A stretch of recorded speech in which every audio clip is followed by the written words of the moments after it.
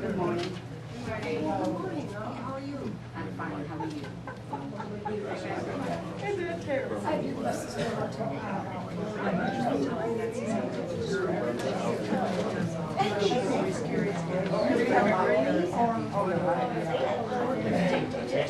That's the water in there again.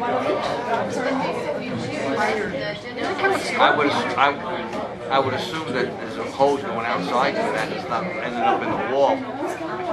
Because I think that's the condensation. We heard that Tuesday. And our committee was sitting here to hear water run.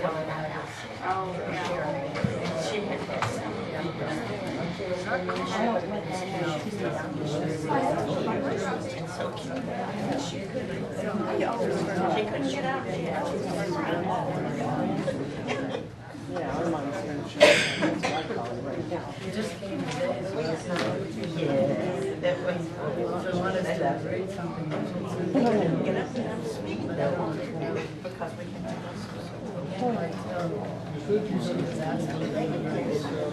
That's how you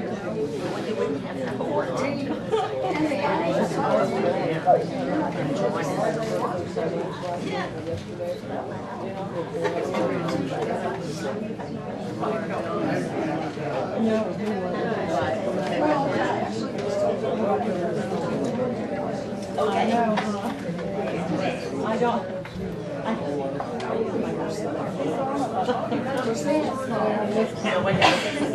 So you're renting out your place?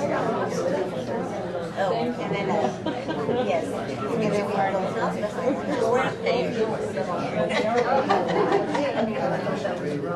so we don't think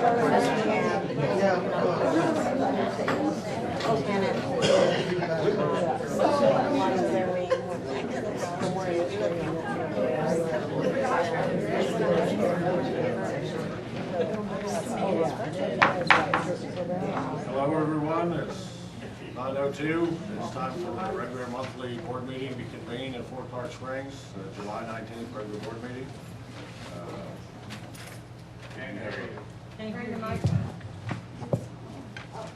It's 9:02. It's not on. Hello?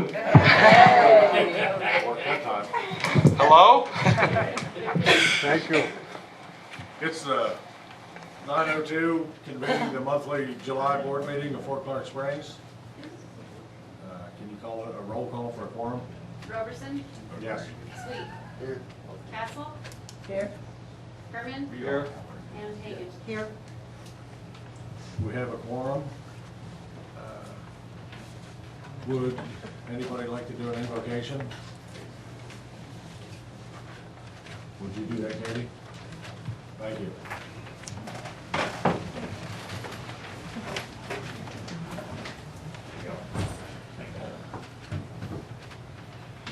Lord, we're gathered here this morning on this beautiful day at Fort Clark Springs to conduct the business of the fort. We pray that our board acts on behalf of all of the members here to their benefit. We pray for all of those who are attending this morning and their families and all of the unheard prayers that we silently raise up to you. We ask all of these in Jesus' name. Amen. Amen. Pledge allegiance To the flag of the United States of America and to the republic for which it stands, one nation, under God, indivisible, with liberty and justice for all. honor the Texas flag. I pledge allegiance to thee, Texas, one state, under God, one and indivisible.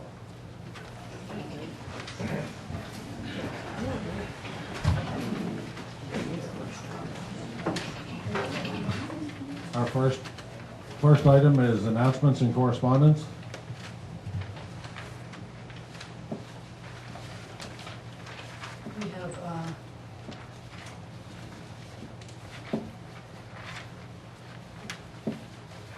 We have, three letters. One of them is really a complaint that needs to be, Light. good point.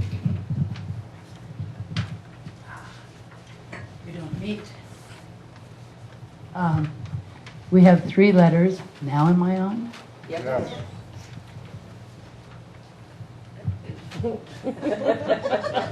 I usually try to spill something and you're in my way. Okay, we have three letters. One of them is really a complaint that needs to be responded to by Jody and her staff, so we'll pass that on. Another is from Martha Padron.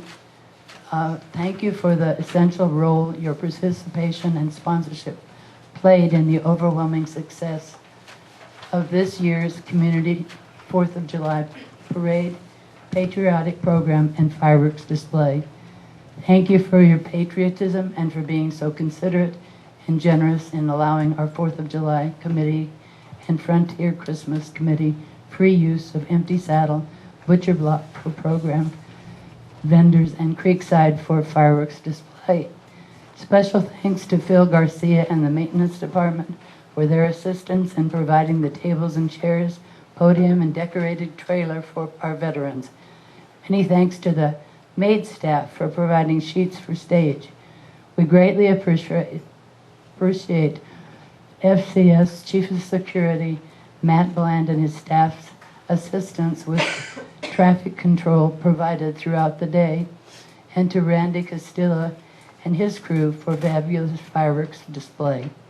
Your valued participation and sponsorship in this community event was critical to its success, which helped make America's 238th birthday a precious memory for the citizens of Fort Clark Springs, the city of Brackettville, and Kinney County. Thank you for your commitment to our community. Sincerely, Martha Padron. How many of you attended? I hear it was a raging success.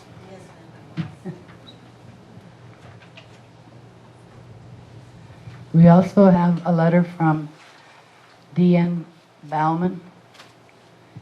In the interest of transparency and the Texas Business Organization Code, the undersigned does hereby demand that all documents of whatever kind for the following items be made available within 10 days of your receipt of this letter. Copy of Articles of Incorporation for the Homeowners Association alleged to be in operation at Fort Clark Springs Incorporated in Kinney County, Texas, and is filed with the Secretary of State's office in Austin, Texas. This document is a public record and required to be available at any time during business hours for public viewing. This information should be readily available to directors and members and the public upon request. This letter is such a request. If the board encounters any difficulty in making these documents available, please immediately notify the undersigned about that difficulty. Sincerely, Deanne Bauman.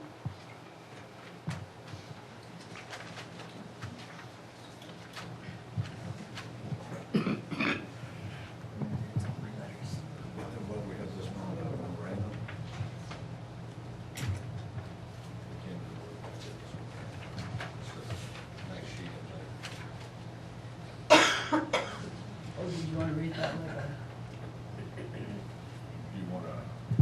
we asked last time for a legal opinion on how much we could clean up on somebody's lot, because we had some neighbors who complained about that had a lot of junk and trash on it. And the problem was who decides how much is junk and how much can the fort do without becoming liable for it if they damage something on it. So we got an opinion on that from the legal firm. I don't know, do we want to read that? Does anybody want to hear what I'd be glad to read it. It's a little bit long, so settle in. The Fort Clark Springs Association, Inc., the association has a resident in Unit 22 that is in violation of the Declaration of Protective Covenants for said unit. The association has previously notified the resident in writing and fined the resident for failing to keep the resident lot free from refuse, junk, excessive growth, or objects. The issue is whether the association can enter the resident's lot to remove the refuse, junk, excessive growth, or objects at the resident's expense. Then there is the rules and analysis and the conclusion.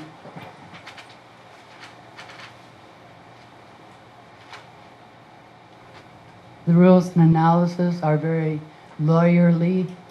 I'll give you the conclusion if you don't mind. Yes.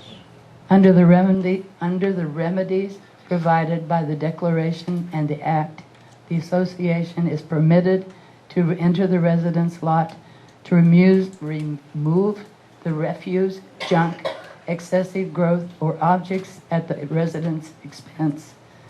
However, before doing so, the association must give written notice to the resident by certified mail, return receipt requested. In addition, the written notice must inform the resident of his or her statutory right to a hearing. If the association seeks to levy a fine or recover its expense, the written notice to the resident should include the amount of such fine and an estimate of the expenses in the notice. The association's failure to adhere to the Act's requirements could result in a liability to the association for damages. I think probably we did everything, but we didn't notify them of a hearing, did we? Have a hearing? No, So we have to redo that? not by my understanding, you have to notify them of a hearing. That's, They can ask for a hearing with the board. but In addition, the written notice must inform the resident of his or her statutory right to a hearing. Okay. I think that's the only thing that we didn't know about before. Right. That's why we asked, to make sure that we didn't do something illegally. Yeah, and we'll have to make sure we have, I guess the expenses are not just the fines that they've incurred already, but what the total cost of the cleanup is estimated to be, right? Correct. So if we send them that with one certified letter, then we should be all set to proceed, and if they don't respond or do respond, we should be able to Proceed. go forward and clear it up. there's also a letter from Pat Sullivan. This relates to agenda item 11, so I wondered if you wanted me to read that ahead of time. Go ahead now. I'm having such a ball doing this. Dear directors, I strongly urge you to bring forth for reconsideration the tabled agenda item number 20 from the June 21st, 2014 BOD meeting, Fort-owned properties open to members. It is my desire and that of many of my bridge playing friends that the Fort Clark Adult Center be opened at reasonable times upon request of any member. The center does not need to be open Saturday afternoons on a permanent, regular basis, which was never requested. It need only be available by request. It should not be a difficult matter for security, as it hasn't been in the past, given proper notice to open the building for use and re-secure the buildings upon completion of that use. It is unfathomable that an association such as ours should have facilities like the Adult Center unavailable for use by its members at reasonable times. Once again, I urge you to vote putting forth this policy. Adult center available by request for use by members at reasonable times. Sincerely, Pat Sullivan. Patricia A. Sullivan, sorry. We are taking that up in agenda item 11. Next would be our reading and approval of the minutes of June 21st, 2014.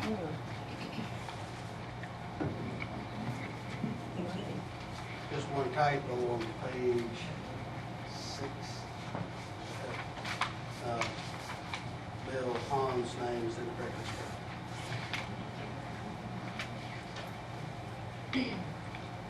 I have one small typo on that page too. I'll show it to you. Could we have a motion and a second? I move to approve the minutes from July 19th, 2014, regular meeting. I Second. second it. I'm sorry. No, go ahead. It was June 21st, wasn't it? Oh, well, I'm sorry, I'm reading today's. Sorry.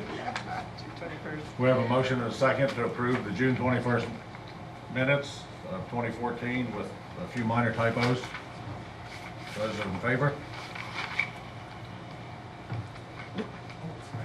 All voting in favor? And now we need one for the June 16th workshop meeting, correct? We need to approve those minutes?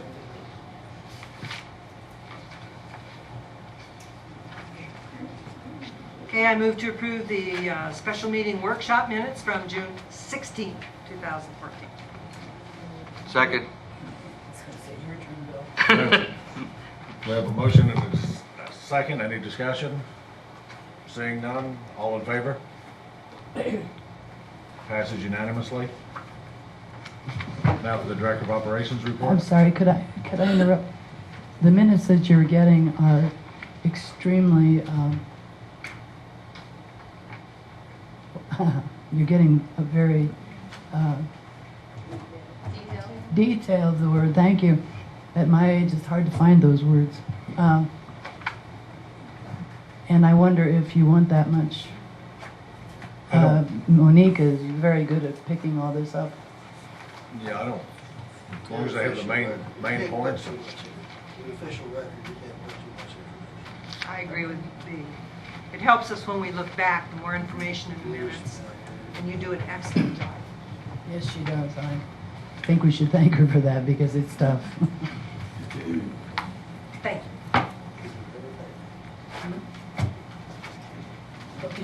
The Director of Operations report. Need to move? Oh. That's why I gave it to you first. That's why I moved it. Good morning. Good morning. Happy Saturday. Yay. I think this mic is on. Is it? Okay, good. It's been a busy month of mowing. Obviously, we can tell that we still need volunteers to help mow. Taking them right now. Anyone? No? Okay. It's been a busy week of cleanup. We've been running crazy with trying to keep up with mowing, trash, tree limbs. TCEQ's been out a few times. Right after the flood, some people had called with some blockage in the stream, mainly behind Unit 1. Got all that cleared up, and while they were here, since we saw them so often, at least once a week, we offered them an office. They didn't take me up on it. So anywho, we took them down to the Red Bridge to get some more clarification about this thing of letting water out at the Red Bridge. And I guess there's been some misconceptions in the past that we can hold water, we can't hold water. And the official thing from the state is that we cannot block water. If we have water running through the spring, we do have to allow flowage out of the lagoon just up from the Red Bridge. So we can't just completely shut off those dams to hold water back. We don't, nor do we have to open them all the way up and let all the water go out. We just have to have flowage that runs through. So anyone who's concerned about that, just want to help clear that one up. Yeah, because those dams have been there for such a long period of time. That's what, we haven't in recent history put those dams in. Right. And it, you know, they've been put in for, I don't know, 50 years or more maybe. So we've historically been impounding water. I mean, that, you know, what if, you know, Daniel Boone put it in there, Santa Ana, it's been there for a long time. It looks like we would have a leg to stand on there, that we're not impounding any more water than has been ever impounded. It's historically been like that. And we don't, the water runs out as much as it runs in. Roby, We haven't put a new dam in. Roby, it's my understanding the ranchers downstream Right. were set to sue us. And they may well, that's why I was asking about this. I don't understand, you know, we've had several droughts, and I don't know that this has ever come up before. Yes, it has. Yes. It has. Yes, it's been a big deal ever since the drought has really hit. Well, this drought, but I Even wasn't here. previous droughts. Right. Absolutely. And if we let the water out of the Red Bridge Pond right now, it'll go downstream for 20 minutes, and then that's it, you know, because Well, we you're have letting that it surge. go through. We're not opening up the entire floodgates on both sides. As long as we have water and we're allowing some movement of that water to go through, then we're all good. And we can't just shut off that dam completely. You see what I'm Can we saying? Yeah. postpone a little bit Yes. more and let the, It's closed as far as we're allowed to close it. And then we constantly have to go down there and remove the limbs and the debris. That's another thing that he said when he went down there to look. He's like, you need to get some of this debris out of the way. And that's what we did. State owns the water. Ranchers have water rights if they have to, you know, water their livestock. So they override us. We can't just hold it all back. Right, and I understand we couldn't put a new dam in to stop water from going to somebody that's historically having water. But it looks like we should be able to impound that water that's always been impounded and not let it out. Because if the creek stops running and we let that water out, it won't go very far before it won't go downstream. It doesn't matter. If we have water coming through, we have to let it go through. No, That's just how it is. I don't know. There's no way around that. Garland, you had That issue was addressed when I sat on the board, and the opening that's at the Red Bridge right now was set with TCEQ, and we can't change it. I mean, that came because Mrs. Conley down, ranch down below us, filed a complaint with TCEQ, and she was at the meeting, and it's been like that ever since. Well, Peggy, you're in the Kinney County Water Board. Yes, well, and now of course, our area of control is groundwater, which is well water. We are not surface water, but I do have some information because most of the surface water rights that were granted for the state of Texas occurred like in the 50s and 60s. We have a family property out on Pinto Creek, and my dad himself applied for surface water rights and was denied because they were all allocated. Most of them, I would say, pretty much in all areas of the state, were allocated back then. And the only way you can get them now is to buy them or purchase the property. So yes, it does, you know, and one of the things that we're looking at, and that the state's going to be looking at, and I will tell you from now, is how the surface water and the groundwater interrelate. And that's going to be a future thing as we move forward on how to do with drought protection and, you know, how we're going to address issues of the needs for water. But they're looking at that more closely, and that's going to be something that is actually in our requirements for our groundwater and the wells, how we impact surface water, because it all interacts. But yes, you know, and I'll point out something else, you know, down in, I guess at Aransas Pass or wherever the wildlife refuge is that has the whooping cranes, they are suing SAWS in San Antonio because SAWS did not release enough water to go through. It changed the salinity of the bay and has decreased or caused deaths in the whooping crane population.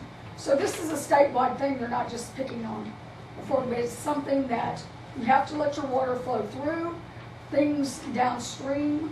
You know, there are issues with rice farmers in Houston and the people at Lake Travis in Austin. So it's a concern statewide. Isn't there didn't somebody out there on Mud Creek build a pond here a while back, a lake or big tank? That has been there now. I will tell you, well, a big tank, I'm not sure about that. You are allowed, under guidelines of the state, if you, you can build a tank for agricultural purposes, and you can actually use groundwater to fill that tank. Now, you cannot take your groundwater from a well and pump it into a creek unless you have a bed and bank statement from TCEQ, or a permit rather from TCEQ. And that may be why they got to do it for agricultural uses where ours is not. You can, and it doesn't have to be like a real formal tank. It can be, you know, for ag use. But there is, you know, there are, I'm sure Jody knows the water master, as she's dealing with TCEQ, but it's something that's been in place for a long time. Well, and the fort's been in place for a long time. That's what I was thinking. Oh, You know, yes, we should that's have, you know, some rights on that. Well, I'm 80 years old. I was here during World War II on the fort. I know when the dam was built. It was built for you to go down and have a garden down. And everybody that lived on the fort was supposed to go down and help. well, and there's The a, garden. So it was built for that purpose. But I did believe that the rules say have to let the water down. Just run through. And it's healthy for the pond because it's a change. And I just wanted to give that information. I just don't want to have to drain it unless we just definitely have to do it. I mean, it looks like we have some sort of fight, dog, in that fight to do that. But we're You know, not, we can't stop all the water. If there's water running in, we should let some out. you have to. But we shouldn't have just a mud flat out there unless, of course, if the creek quits running, then Well, we're that's what done. happened right before the flood, is there was no water running. It wasn't running over through the spillway because we didn't have it coming out of the stream. So nobody ever drained it other than the sun taking it. Well, but until TCQ came down here, we did have that dam shut more than it is now, probably. I don't know, we never did? No. Okay. Not since I've Okay. been here, no. Could I make one additional comment about that? I know you're not to that agenda item, but that, you know, with the moving of the gauge, using that those gauge readings are one way to monitor what the spring flow actually is. Because if you don't have the spring flow from the spring, then you can't be, and you have the data to prove it, that's your defense. So people can't say you're holding water when you're really not. It's a lack of flow coming from the spring. Right. So accurate readings are very important, especially, I'm sure Ms. Jody knows, when you're dealing with state entities. They want to look at correct, accurate, scientific data. And that's really the only way you can defend yourself. Debbie? Also back in 2011, 2012, they actually pulled the boards up and lowered the flow of the water coming into the spring area over there, where we had to drain the whole pond area down to a certain level past that back in that time that they were going to start finding us so much a day. And I don't know if that had ever been done previous to that time either. It seems like we got kind of rawhided over previous times. Maybe the laws have changed and we have to do it, but I just don't. The thing has been there historically like it is now. We haven't changed it. We haven't made new improvements. We haven't raised the banks. We haven't raised the floodgates. It's been like that forever. And it looks like that would count for something. I guess we'll just have to. Sir, I'm sorry, I don't, in the world of water, really nothing's grandfathered. Times are changing and it's gonna get worse as Texas population grows and if we keep having droughts. So I really don't think that they would allow anything to be grandfathered. Thank you. Okay, so. One more thing. Yep. On the water, I remember Matt Mendelson had a big desk, and it was this high in papers. And the request came through from the state, what do you want to use your water for? And he didn't fill it out. He didn't even see it. And he filled it out for agricultural use, for watering golf courses or gardens or something like that, would probably be okay. but he didn't, so he got number 7 on the list. It's the only thing he could get was a recreation use. And that doesn't rank very high as far as the uses of the water, at least to save our pool. Now, having said that, I think we need an attorney who is up to date on water laws in Texas. And we had one in here a few weeks back, and I think, you know, we could consult somebody like that. Any attorney can look up the laws, but one that's already been in there fighting with it, and this particular man did work for Saul's at one time.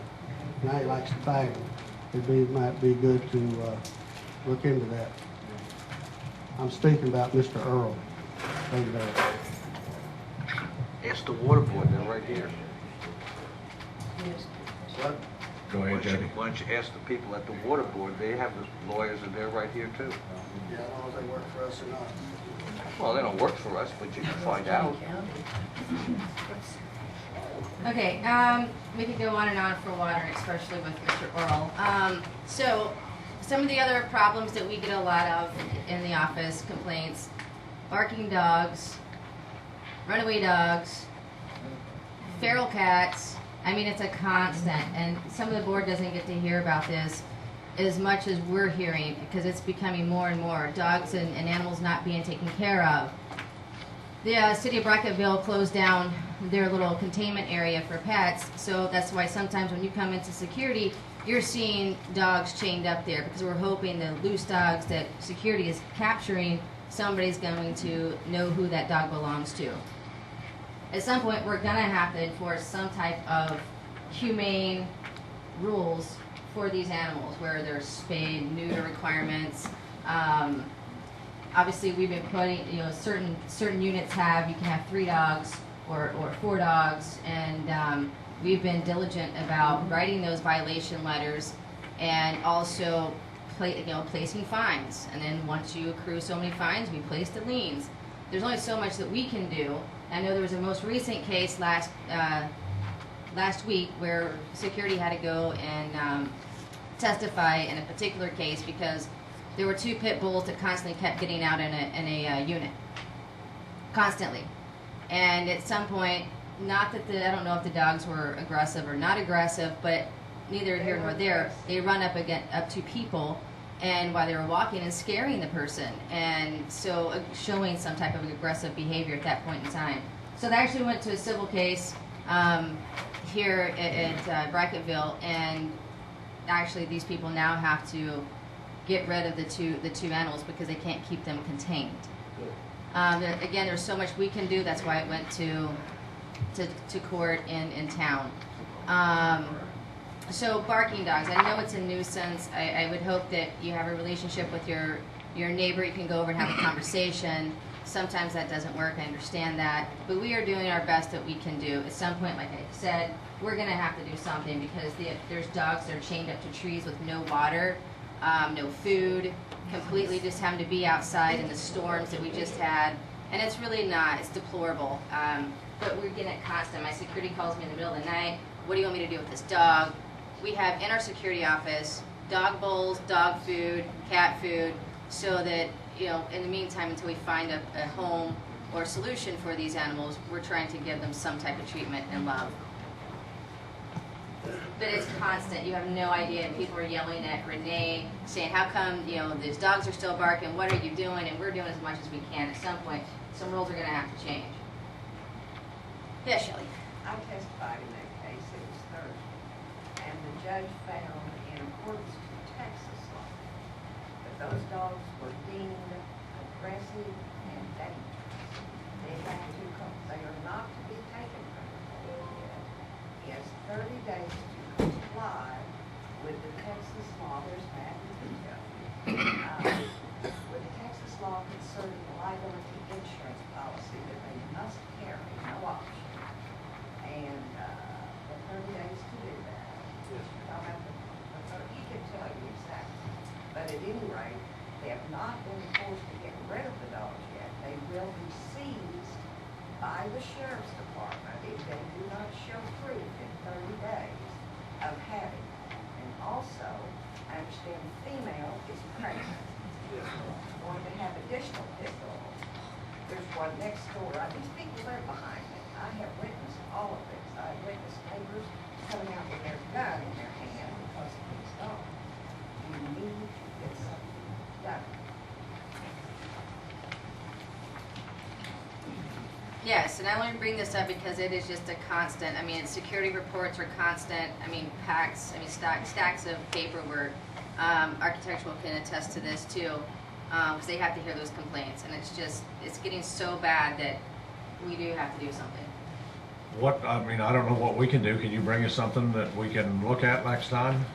I mean, I don't know how you. They have to show their vaccinations. Yeah, you do have that. Is supposed to have a copy of their vaccination at that office. There's one of these dogs that is not vaccinated. There's three they had papers on and one they did not. And I couldn't hear anything because the court is so bad about the hearing between your evidence is right here. But I believe they made the excuse because she's pregnant. She's not vaccinated. And part of that rule that could be changed is just like we enforce that has to be some type of size fencing that the dogs have to be in. Again, I think that we talked to Angela Hahn at some point about turning the dog park into not just the dog park, but underneath the pavilion, you can put some cages or a holding space. That way, if we were to capture your dogs, we have somewhere to take it that's humane and until somebody comes and picks it up. There's a lot of things, we can get into that subject at another time, but I'm just bringing it to the forefront. The other thing, some part of that would be the CCNRs, which allow the number of animals Right. per unit. Some people are abusing that privilege. If you're allowed 2, why do you have 4? That type of thing. So maybe trying to send notices out on the enforcement of the CCNRs may help some. Sure. I'm going to go back to the TCQ thing real quick. After the flood, this is why I couldn't, it was kind of frustrating, because after the flood, we had a lot of trash flood in through the channel, coming, through town, through the spring, and a lot of it got kind of built up right behind Unit 1. And it was literally 3 days after the flood. We had our board meeting on Saturday, Tuesday TCQ was here.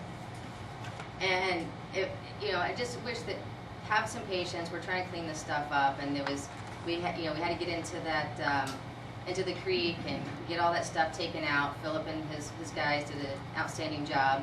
And then a little bit, once they opened up that area, trash goes down there. There was another dam that some other member had built out of rock that was not natural, so we had to go, they came back and made us tear that down. Then there goes the trash on down. Well, now guess where it's held up at? Lily pads. Lily pads. So when TCQ came out Thursday, we go down lily pads and we're like, I'm not putting my guys in this. There's snakes, there's just no way. So at what point do we kind of stop calling on ourselves in a sense and just let us have some time to clean it up? So just kind of keep that in mind. But we do comply. This went way longer than I anticipated. This is already a long agenda. Just going to go over financials for the month of June real quick.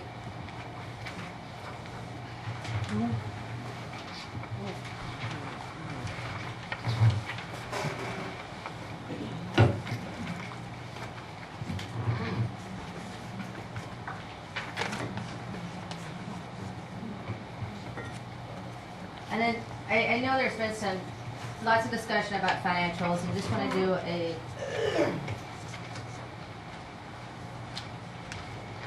kind of get people who haven't been attending for the past 2 years kind of up to speed. And 2012, whenever I came in at the end of 2012, we went through lots of transitions and financial issues and trying to get things cleaned up. I know, Mr. Roberson, that you would like to have 2012 versus 2013 versus 2014 monthly comparisons. No, just last year to this year, current year to previous year. Okay, so the thing with 2013 was we went from, it's almost impossible to do because that information is dumped into, some of it's dumped into the DOS system, and it's not reading with the QuickBooks system. So as we, move forward, and what I've been doing for you guys is, since I created my Excel documents back in 2012, now granted, you're going to see a lot of inconsistencies because things have changed, because we have evolved and we have a new accounting system and a new accounting person. So what I've done is completely went back and done 2012, 2013, 2014, month to month to month comparisons.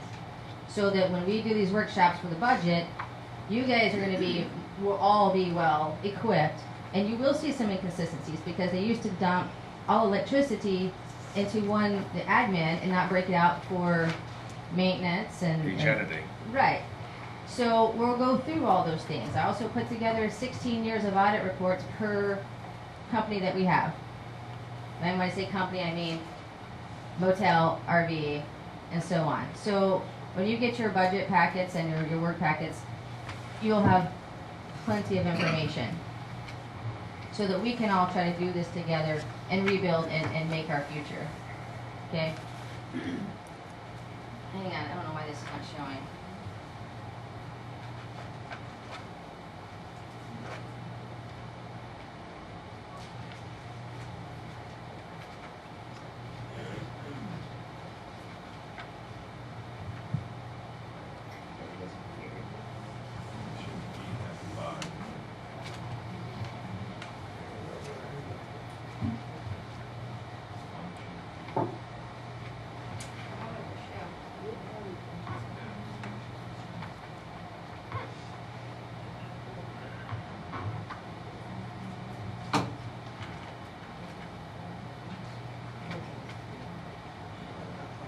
Do you have any options yet? Doesn't want to talk to you.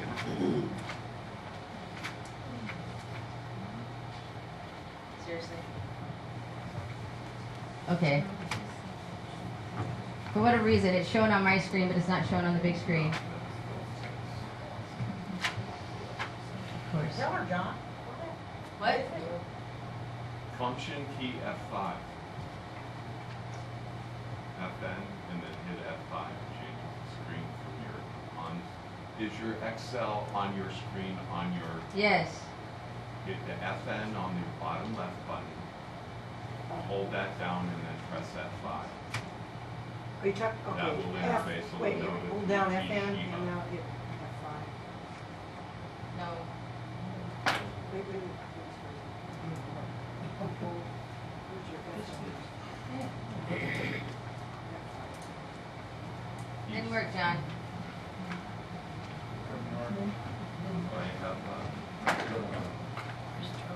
Okay. So. Leave the light off so you can see your screen. Well, it's not even going to show up. I cannot believe it. In fact, we're loaded, it's going to show us there's a problem.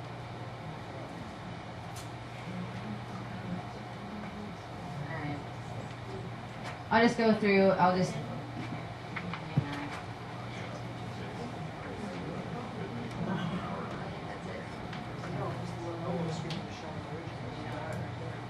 All right, income totals for admin are $112,000.56. $112,000.56. My God, Joey.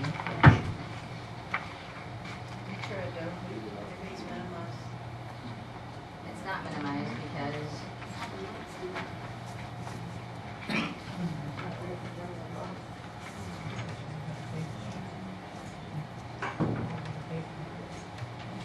This is a joke.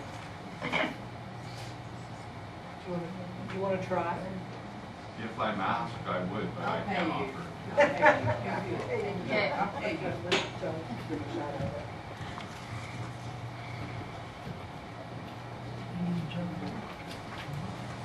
True. There's that. There's F5. F10 on this one. Function F10, see the screen differentials, those little things. Now keep holding it. I'm all there. That should change it. There, second screen, move to screen only, second and screen. There you go. Oh, you have a touch screen.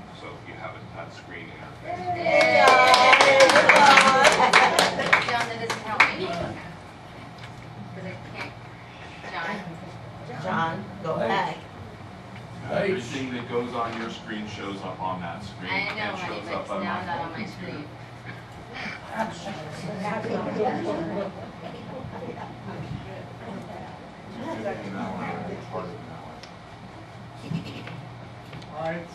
Lights.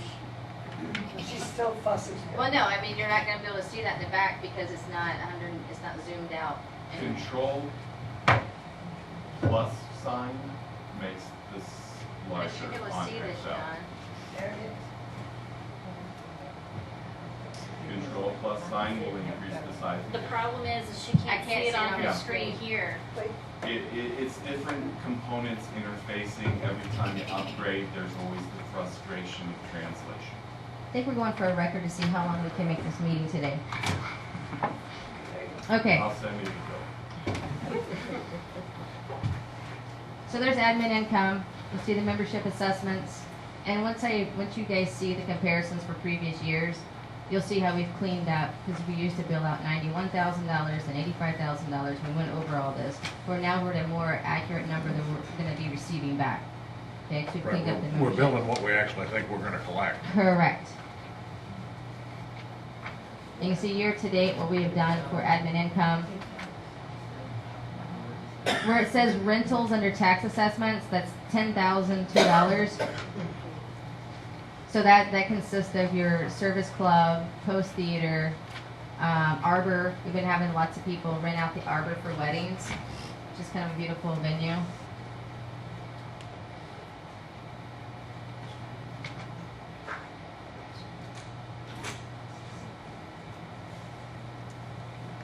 So this is just strictly admin expenses.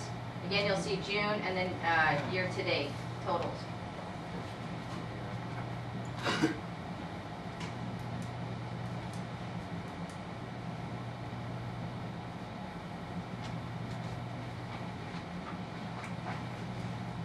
Under marketing and advertising for the year, we've spent $26,000 roughly. And we'll be sending out our road crew probably sometime in August.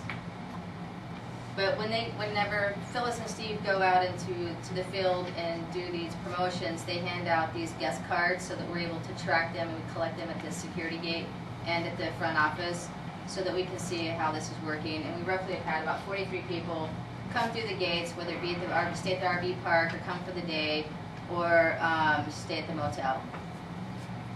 And again, that's a small dent, but we haven't been but to maybe 7 shows. 7 shows.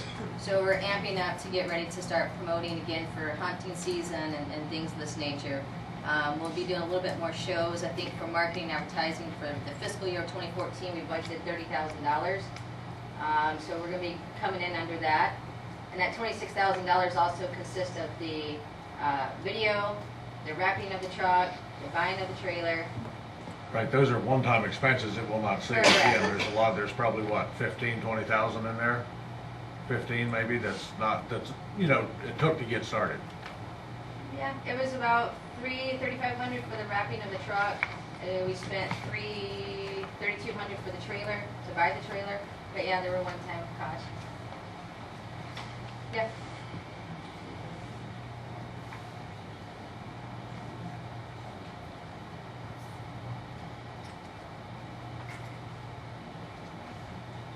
It's not moving.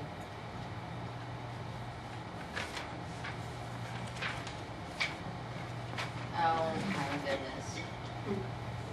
Is this for 1 month? For June. Yeah. I'm from the other day. John, What did you do? it won't go to the next page. No, John. How's the arrow? I bet I can't see my arrow. I know.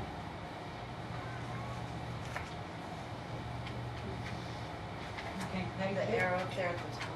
I bet I can't get to it. I have a Page black 2, screen.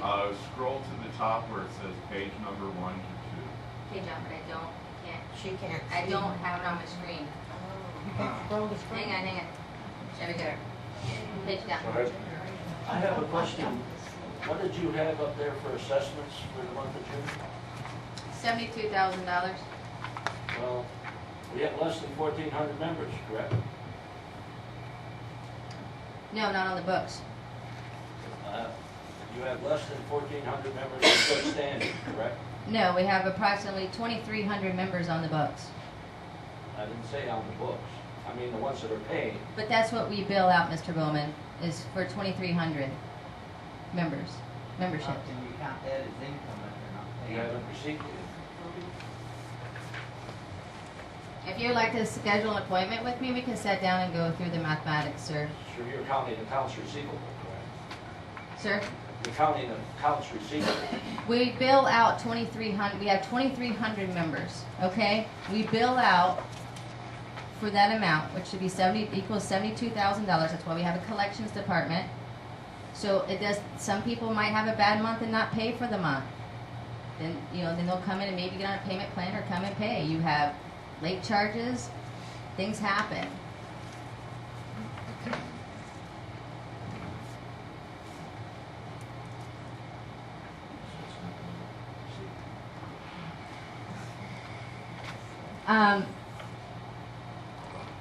Under here where it says depreciation expense, again, that's not something that's physically coming out of our bank account at $25,000. Nor the bad debt expense, which is $10,800.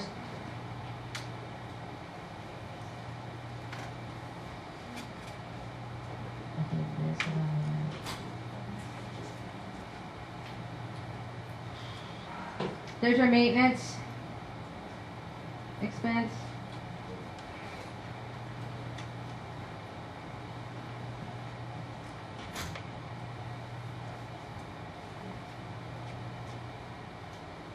Landfill, I want to point out, year to date is $20,000. That's like a lot to do with the roll-offs that we pay for. You have an exorbitant amount of people throwing out white goods, which is something we need to take into account moving forward. They're constantly getting filled up, and there needs to be some type of increase in pay. Charging members who are throwing out exorbitant amount of product. Yeah,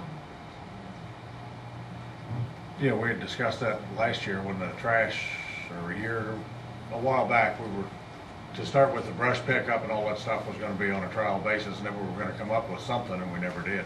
Well, we did, and we're getting better at charging, but it needs to be something that the board is gonna back to and enforce and put out there. Okay.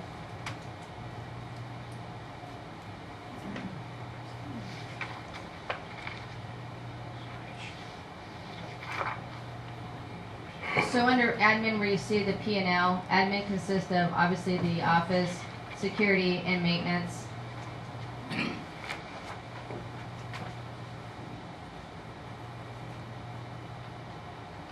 And when we started comparing 2012, 2013, and 2014, payroll taxes have gone up a lot. Payroll did increase because we adjusted pay, because a lot of people were ungodly underpaid, like 15 years underpaid. Golf course income.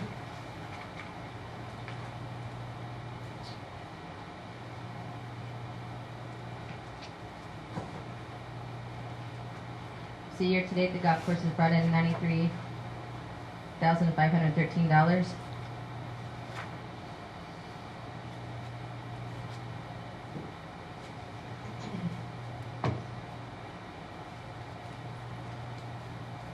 Tournaments has almost brought in $6,000 for the year. Hopefully now, since we have a manager in place, we can start working with the golf committee and producing some more golf tournaments that's going to help the bottom line for income. And the last month, there seemed to be a lot of discussion about the golf course water. The augmenting water that's at the sewer plant, no, there's no charge for that. But we also have meters throughout the golf course, the putting green, meters on certain greens that the augmented water doesn't get to. Also the water at the golf maintenance. And then we had discussed that we would probably start the fiscal year, take off the par 3 water. That averages about $700 a month. That adds to that total golf course water. So we separate it out, which between the par 3 and the 18-hole golf course, it averages about $1,500 a year in water, which you go back over a 4 to 5 year span, and that seems to be the average. It's $1,500 between both golf courses. So I think we're talking two different languages as to augmented water versus knowing that we have metered water out at the golf course as well, 18-hole. Right, you had said, and I don't know, last month that the reason the golf course loses money is because we have to buy water from mud. You did have to buy water in 2012 whenever there was no more sewer water, and I think that was roughly, going off of memory here, is to $1,500 extra. Yeah, because the copy, I got some papers from mud that showed, versus what you sent us, and we can look at them later. Right. Whenever, I mean, there was differences, and I'm not sure why. I'm not sure, both of you have bills. Well, that was an augmented report, I think, that you got audit, Yeah. which is from the recycled water. And then I gave you the bill that we get on a monthly basis for all the water for the entire fort. And then we go and break it out. Right, you broke it out, and there was still a big disparity between them, but.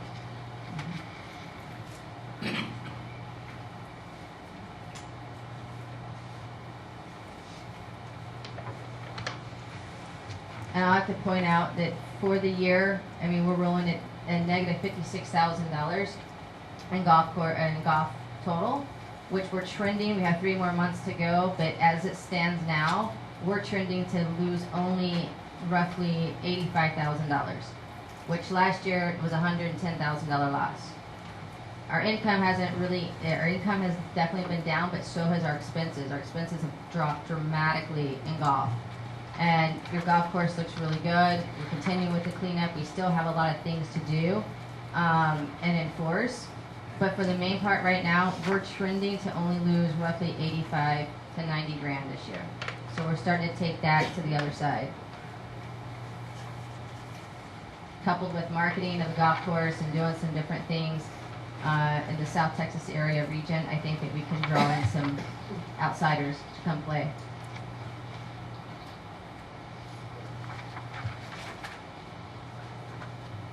Motel's been averaging pretty good with income.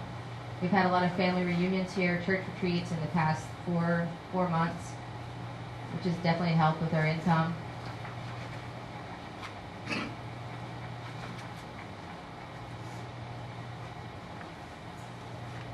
And on P&L for motel, it's only made $24,851.12 so far. We did $33,000 in renovations in Patton Hall, so that's obviously going to throw us off this year when we look at the overall, when we do our budgets. We still have to come up with the money somewhere to finish the project. I know at some point we're going to have to get some new mattresses and box springs, which is going to be expensive. We'll do it in increments. That's something to look forward to. Those mattresses are just, they look like crime scenes.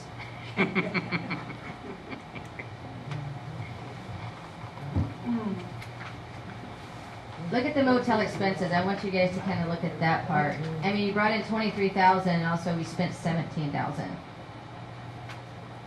and that seems to be the trend month after month, with a little bit of profit each month. They got some different ideas on that. We'll talk about those as we get to budget time.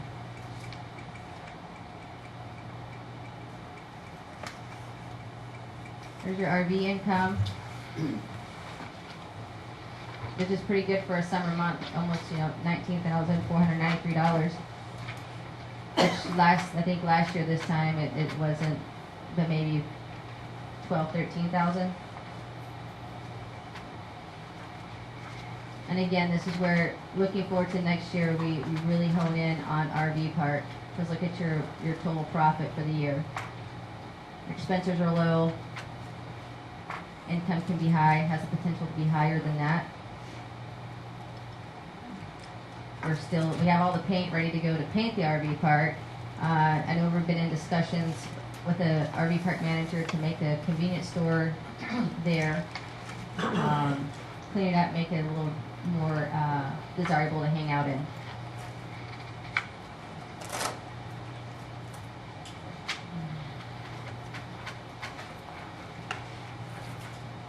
When it comes to recreation, our income is way down.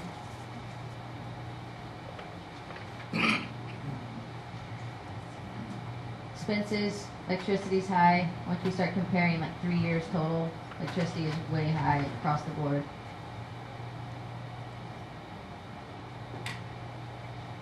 And I think in anticipation for the next year, we really clean up the adult center, paint inside, put the laminate flooring in the Gorgas room. That will cost under $1,000 just to do the Gorgas room. We've already painted the Gorgas room, put a laminate floor in. I think that could help facilitate line dancing and some other things, and kind of really make the adult center the community place that it was designed to be. And that's where members can go and have the come at you will type process, as opposed to open up all your buildings that are revenue generating. But let's make the adult center something a little bit more desirable to be in. Thank you. And clean it up. Thank you for line dancing. Total cash on hand. People, I guess I've heard through the rumors that there's a little misconception there. You know, having over half $500,000 in cash. Yes, the impound fund has been building. I think there was roughly $240,000 in the impound fund. Well, historically in the past, they depleted the impound fund to dig cells at your landfill. Roughly $160,000 last time you dug. With God willing and TCQ willing, we're going up instead of digging. It's time to phase upwards on the landfill, so we'll still maintain some of that money, not having to shed that expense. But your impound fund obviously is designed for improvements. So you guys will be able to look at that money and see where you want to take some of that money and put into some of these buildings, since we are not doing levies and whatnot to put back into those historical buildings. So the good news is you've got a roughly $240,000 in savings, in a sense. We average about, from our general fund, we average about between $240,000 to $280,000 maintaining. That's what we pay the majority of our bills out of. You got $40,000 roughly in the preservation fund. That's kind of been on hold for the past 2 months since the board's going to decide about the committee. But you got $40,000 there that's designed for your preservation of your buildings. And again, your cash flow is building. Even though it says your total loss for the year is $161,000 year to date, understand that depreciation expense is $25,000 of that every month. It's not physical cash that we're paying. Okay? Nor is the bad debt expense at $10,000. We have to put these things in there, obviously, for accounting purposes with the auditing firm and how we file our taxes. Okay? So there you go. That's it. Don't know the gym.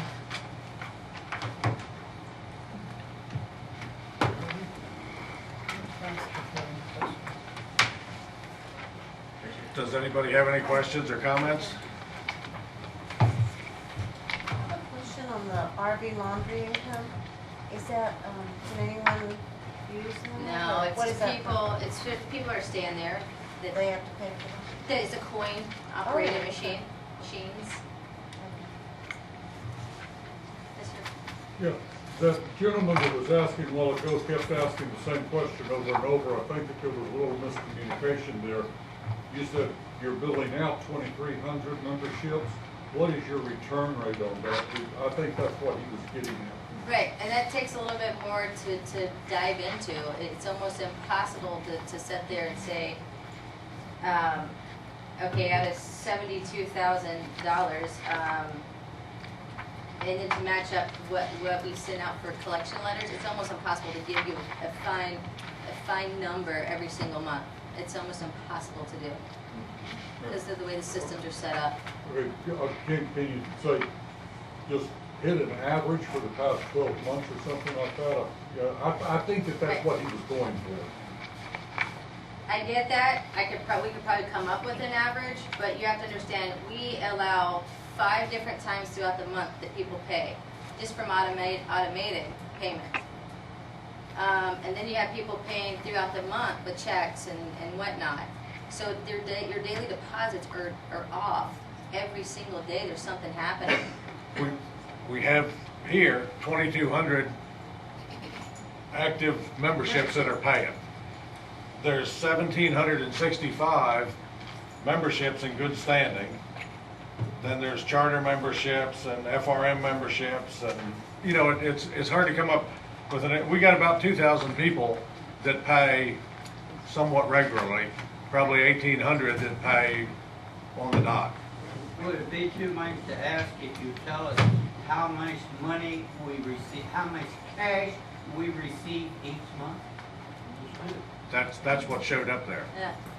We got, because if you divide the memberships out, if you. I don't know about divided membership, I'm asking how much actual cash that we receive each month. 70, that's what's on there, 70, 75,000, 72,000, 75,000 in cash from memberships. $111,000. And that's all of admin together. That's all income together. That's, we got 70-some thousand in membership dues, and then 30,000 in other things. People that haven't paid for 10 years. Can't you tell us actually how much cash we take in there? Yeah, 70, what was up there, 72, 73,000. Okay, well, I'd like to see it on the printout for the members. I would too.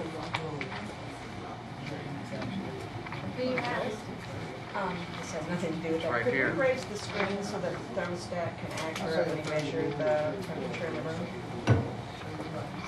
Is it too hot? It is warm in here. Should be hot. Thermostat's behind the screen. Why do we still have a property tax?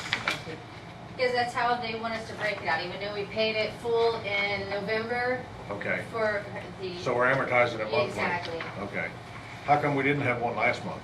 It didn't show one last month. It did. It didn't in your printout, but it is.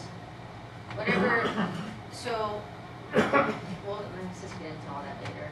Okay. Okay? Yeah, it showed the month before and then this month, but last month Yeah, it and showed, that's been didn't show caught that. and it got put in. Okay, yeah. In answer to the gentleman's question back here, it would appear from this sheet, if you just look at the total income, they call it gross profit, I call it gross income, I'm sure is what it is. If you add that up, sir, you'll come up with around 161, 162,000. That would be your total income for the month. And of course, out of that comes all the expenses. And I would assume that you, maybe I shouldn't assume, but it seemed part of your financial statement, by the way, it was a pleasure to see some of those details, thank you.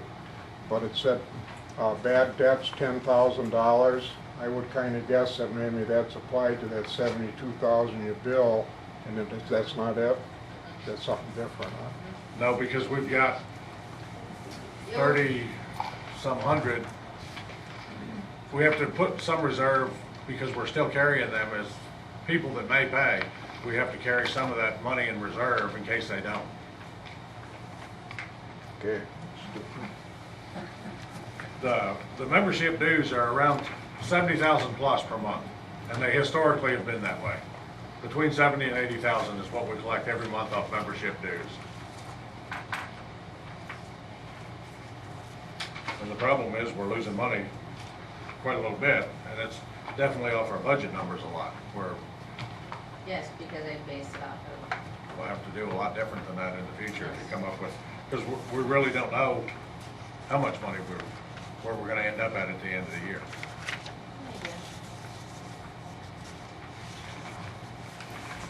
Roby, can I ask one question? I really appreciate this Lost Moors Corporation profit and loss on here. I see it for the month of June. Do we have any idea what it is year to date?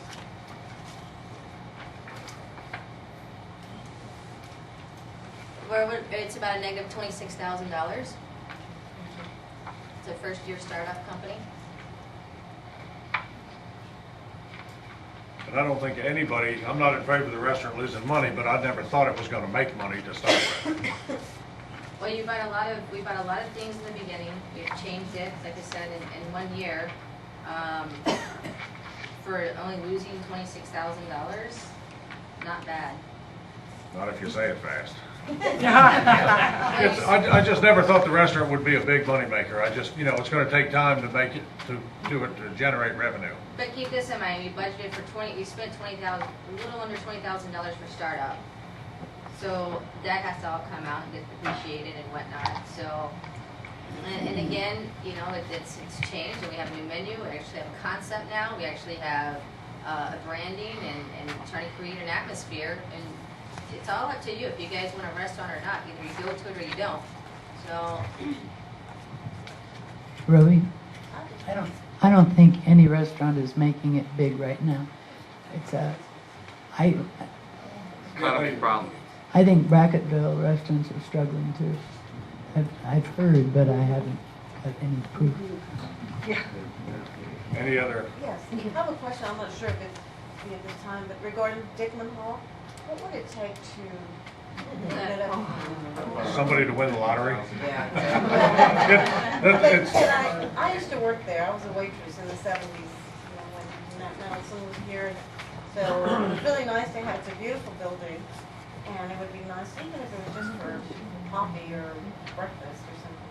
But what would it take? How could we find out what the cost would be to, or Didn't you what have a is figure needed on and that? what, just to give us an answer on that. It's something we're trying to work on and have been. We need to get how much of it to open. The one thing, the utilities in it pretty much have to be done to start with. The heating and cooling bill is what's killing it to start with. I mean, it just takes so much. It's like the adult center. It takes so much just to heat or cool the building. And that's a big cost that, keeps you from making money on it there. It needs to be looked at hard and try to figure out where we can do something on it. It's something that won't happen overnight, but hopefully it will Yes, happen. sir. But we could start somewhere. I'd be happy to serve on a committee, but we have to find out if really interested in trying to do something. Thank you. If nobody's got anything else, we'll go to the committee and organization reports. The architectural committee. The architect committee meets every Tuesday at 9 o'clock here in the boardroom, and want to thank Bill Herman for attending as a board member.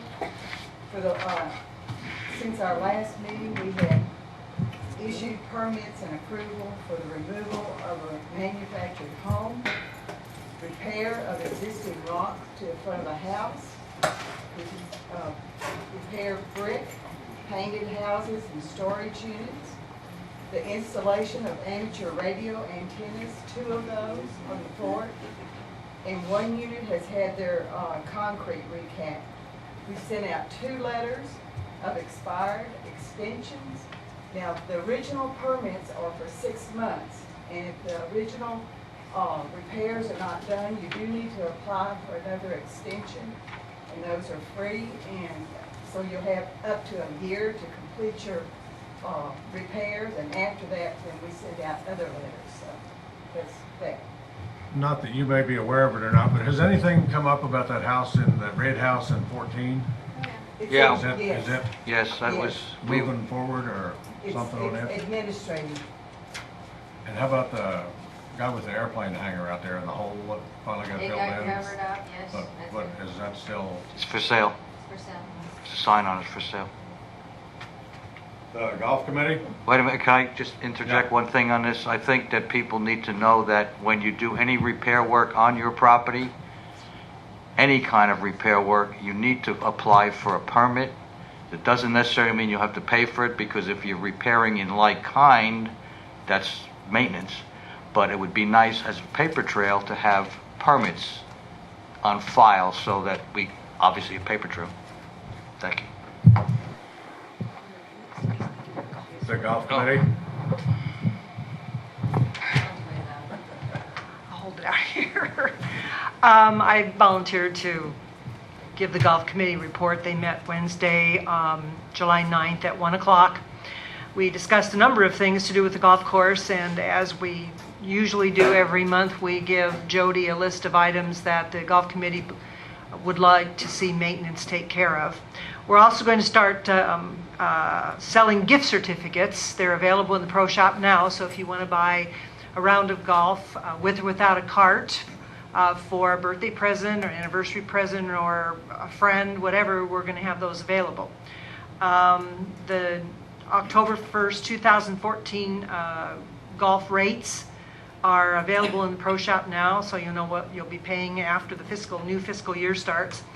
The committee's also working on several ideas for specials to bring additional players to the course.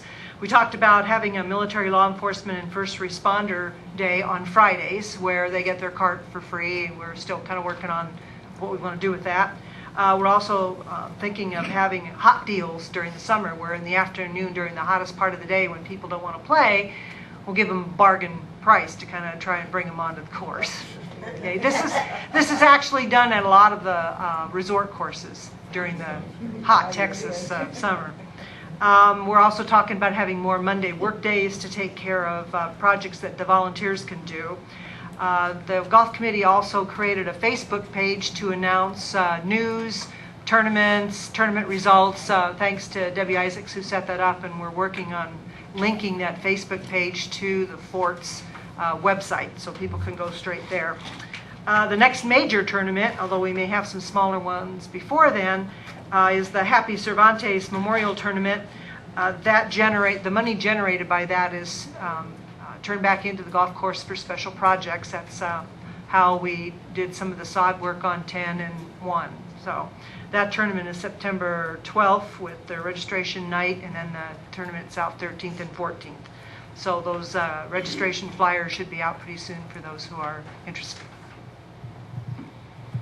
Thank you. And I think there was some comments that the guys that played from the Air Force Base were pretty excited about the golf course, and I think there was some talk about inviting the base commander over to see it and maybe giving him a whirlwind tour and do something special for him so that when he gets here he broadcasts the word.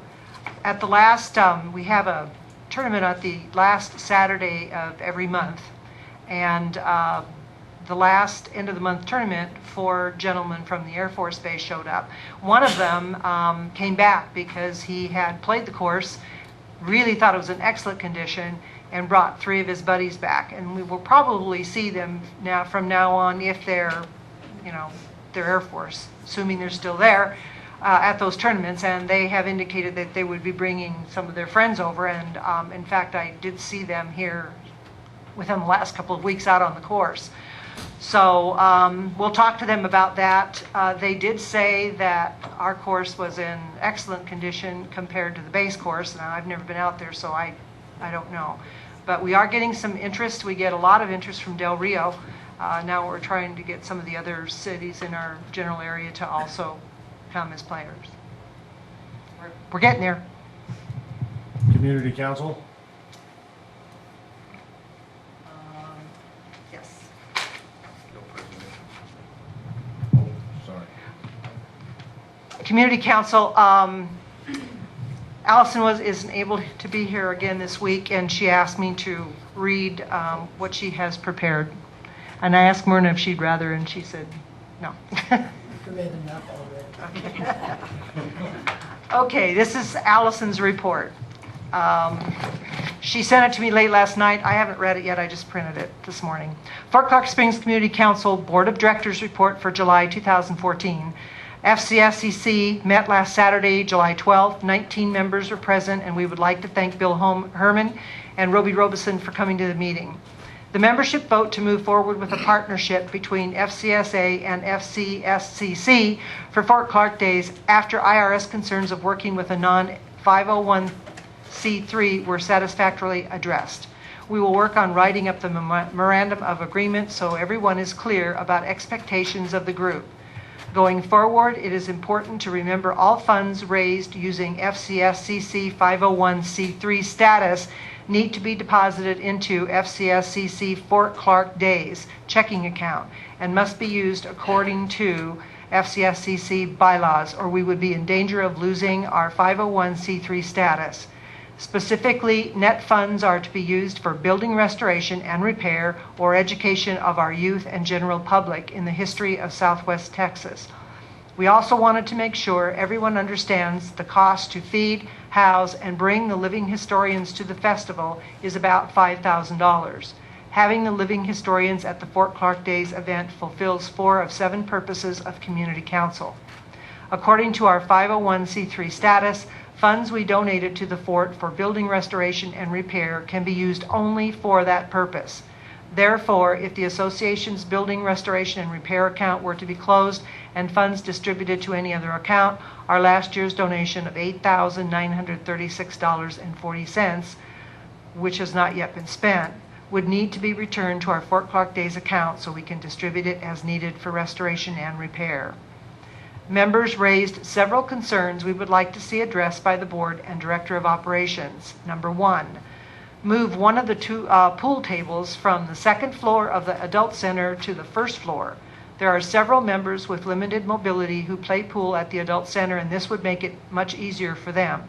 In addition, there are air conditioning issues on the second floor. Number two, reactivation of a recreation committee and/or community get-together activities such as potlucks, fish fries, etc. The purpose of such activities would be for community building and not fundraising. Number three, more than once a month e-newsletter. Going back to weekly would be ideal. Number four, littering of FCSA grounds is covered under Section 24 of the Rules and Regulations.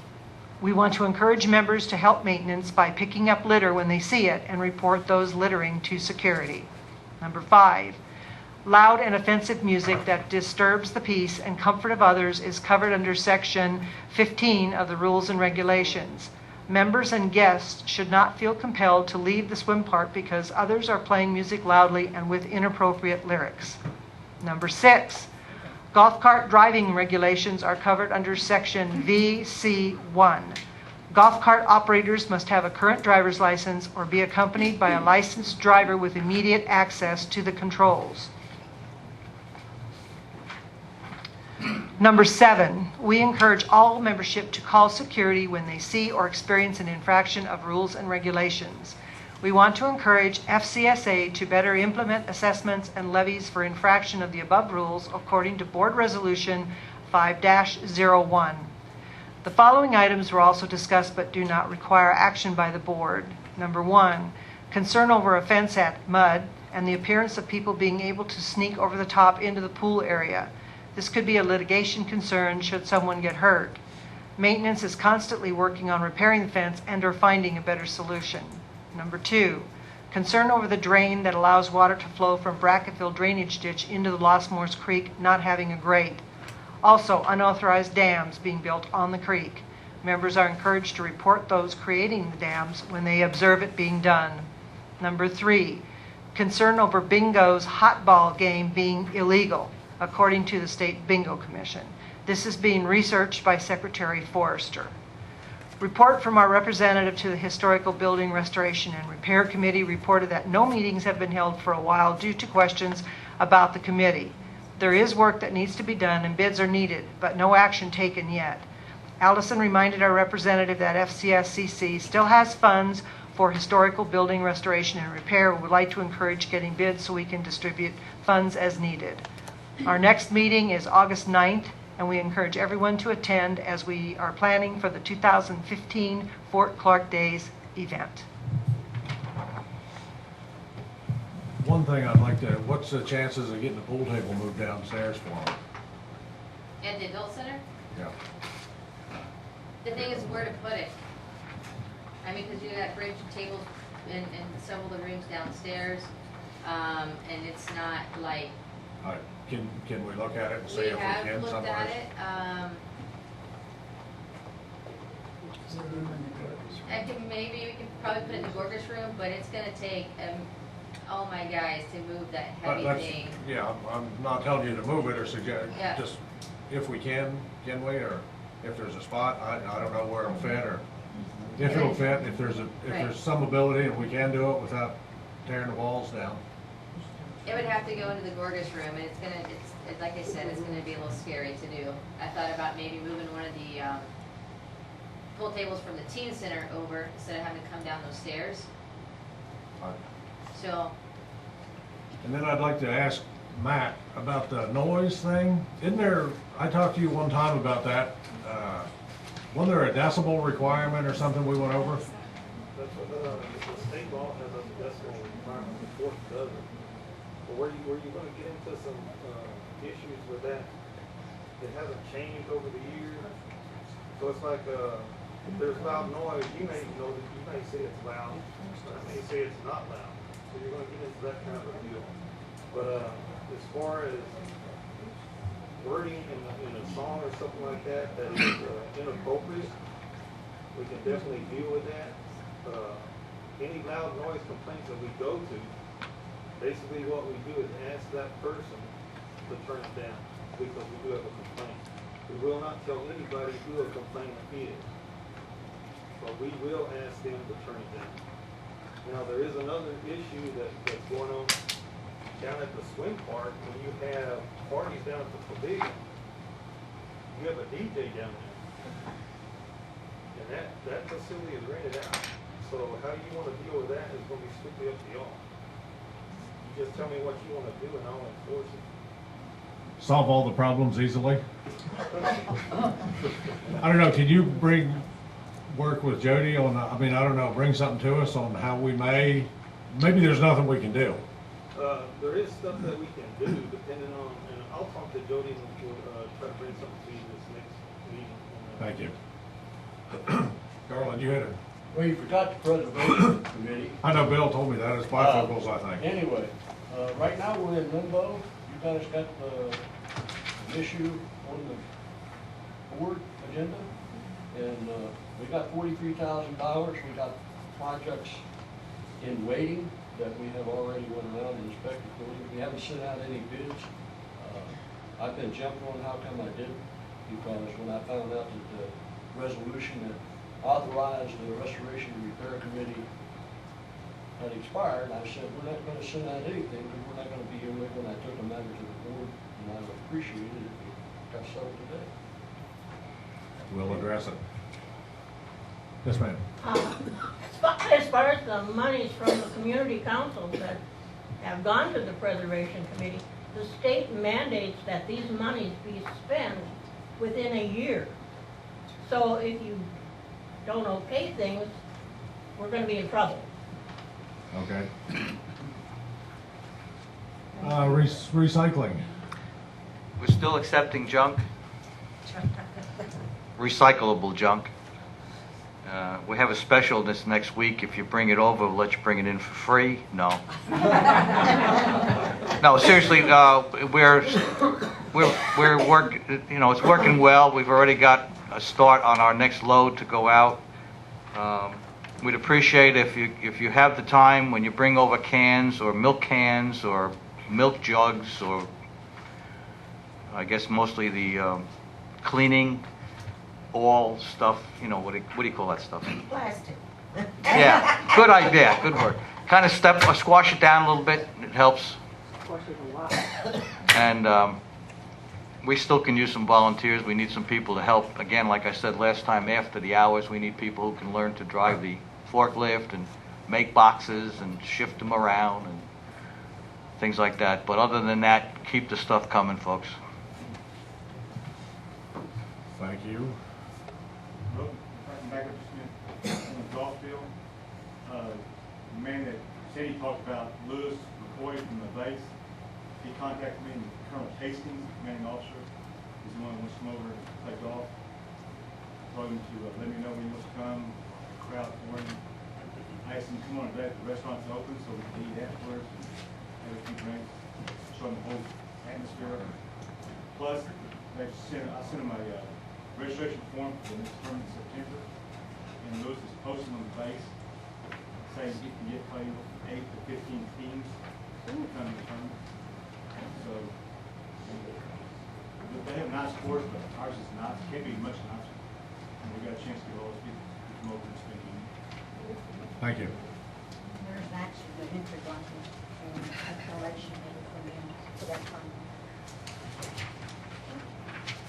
Those are already done. I just had received, it was in this Your morning. entry, yeah, it's the form. I didn't have time to copy it this morning, I'm sorry. Okay. The next item is discussion and approval, document that gives the DO power to sell property to $25,000 rescinded.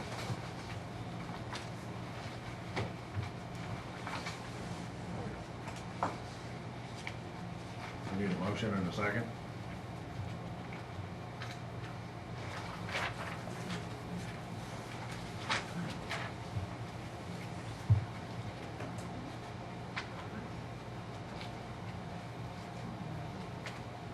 I would make a motion that we rescind the current authority of the DO and go back to the ones that we had several years ago, I think It's a different issue he's talking Is that the difference? It's different. Oh, this is the, right. First off, I'd like to see the resolution that authorizes. It's in there. We need a motion and a second to discuss it. I make a motion, we rescind the power of the DO to sell property up to $25,000. Do we have a second? I'll second it for discussion. So any discussion on this? How is this different from the title requirements that we talked about last time? The title requirements, there was a trustee, that was for handling foreclosures. This is to sell property. This is for the, remember Vanek was here last time explaining, it's your, we have it right here in your packet. I was just looking for it. It was for, it's assigned for the title company. And it's only for if there was a transfer that's a member attached to that transfer. I can't go sell, it could be Roby, because it says president or DO. They can sign the piece of paper for the title companies. I can't sell anything that has not, or just transfer, it's a transfer, it's not me selling. So again, my question is, how is this different from what we talked about last meeting? It's not. It's not. Okay. Well, sometimes my mind doesn't Why do we have two function. resolutions on it then? Why did we appoint her as a trustee and have this done? This was done with Lee. Well, it appears to be done illegally. Well, there's no notice, no resolution number affected to it, and it was never, it's not in the minutes anywhere. It is in the minutes, it was in the exec session. Roby, this statement of authority to transfer of property is for signature on those documents. It gives certain people, all of us on the board, the DO, and the president of the board, authority to sign the transfer document. It doesn't give anybody the authority to sell property. If it did, that means that you, as board president, would have the authority to sell property on the fort, which you do not. So, because it says right here, it's for the president or the serving director of operations to act for the association in a lawful way with respect to transfer the association's interest described above and held in the name of the association. Does that give, that doesn't give you the right to sell property any more than it does to give the DO, whether it's Jody or anybody else. It's, the document was created, and yes, we were there at the time, and so were you, and so were you, and so was B. When this was created, it was simply to designate for the title companies who is authorized to sign the documents to transfer. That's all this is. It doesn't What give anybody. I'm reading here is, at a meeting of the Board of Directors of Fort Clark Springs Association, Inc., the corporation, the Texas Nonprofit Corporation, duly called and held on Saturday, March 30th, 2013, at which the quorum was present, and acted throughout the Board of Directors unanimously adopted the following resolution. And I'm going to tell you, nothing like that happened on March 30th. That was the date of the annual meeting. That was the day of the annual meeting. There was no damn meeting to approve this. This is the 22nd of April, 2013. Are we looking at the same thing? I don't know, I'm reading what this says. Go ahead. Just as a point of information, your bylaws resolution and amendment 04-06 prohibits the DO from selling any property over $1,000. It's a transfer. I know, I'm pointing out they're concerned about selling, but you have an amendment that prohibits her from selling. Right, but the certificate of resolution to sell real property. With membership attached to it, it's a transfer. I looked in your packet, Brianna provided. There's in your packet, it's a title company requirement. Right here, it's in your packet. What did we do prior to doing this? That's what you did do. That's what they did. Ron Stewart was we took the exact same thing that Ron Stewart and that current board did, and that, so to transfer, to sign over membership attached property. Previous to Ron Stewart, they had not done any foreclosure. Previous to Ron Stewart, when Ron Stewart was here, and Bill Hahn and whoever else was on that board at that time, was the first foreclosure that had been done in many, many, many years. And they made Ron Stewart the person that could sign off or even go to the courthouse to do the foreclosure. But foreclosure is not selling or transferring. But once you buy those properties and you get them in, how are you going to? Then right, that's a different, the making her the trustee is different than this document. Right. Because as the trustee, you're allowed to go to the courthouse and exercise the liens and all that the fort is filing. That's a lawyer each time. Right. This is different, and on this Right, additional. that's what I was saying. This is not the same, as you told Myrna before, this is the same documents. They're not. They're two completely different documents. Right, and she corrected me. But on this additional requirements from the title company, it says on number 12, the company requires a certified copy of a resolution of Board of Directors, Fort Clark Springs, a corporation authorizing the current transaction and naming the officers who are designated to execute the necessary documents. It doesn't do anything, it doesn't give anybody, doesn't give Roby the authorization to sell property, it doesn't give the DO the authorization to sell the property either. It's Roby. simply who may sign those documents for the title company.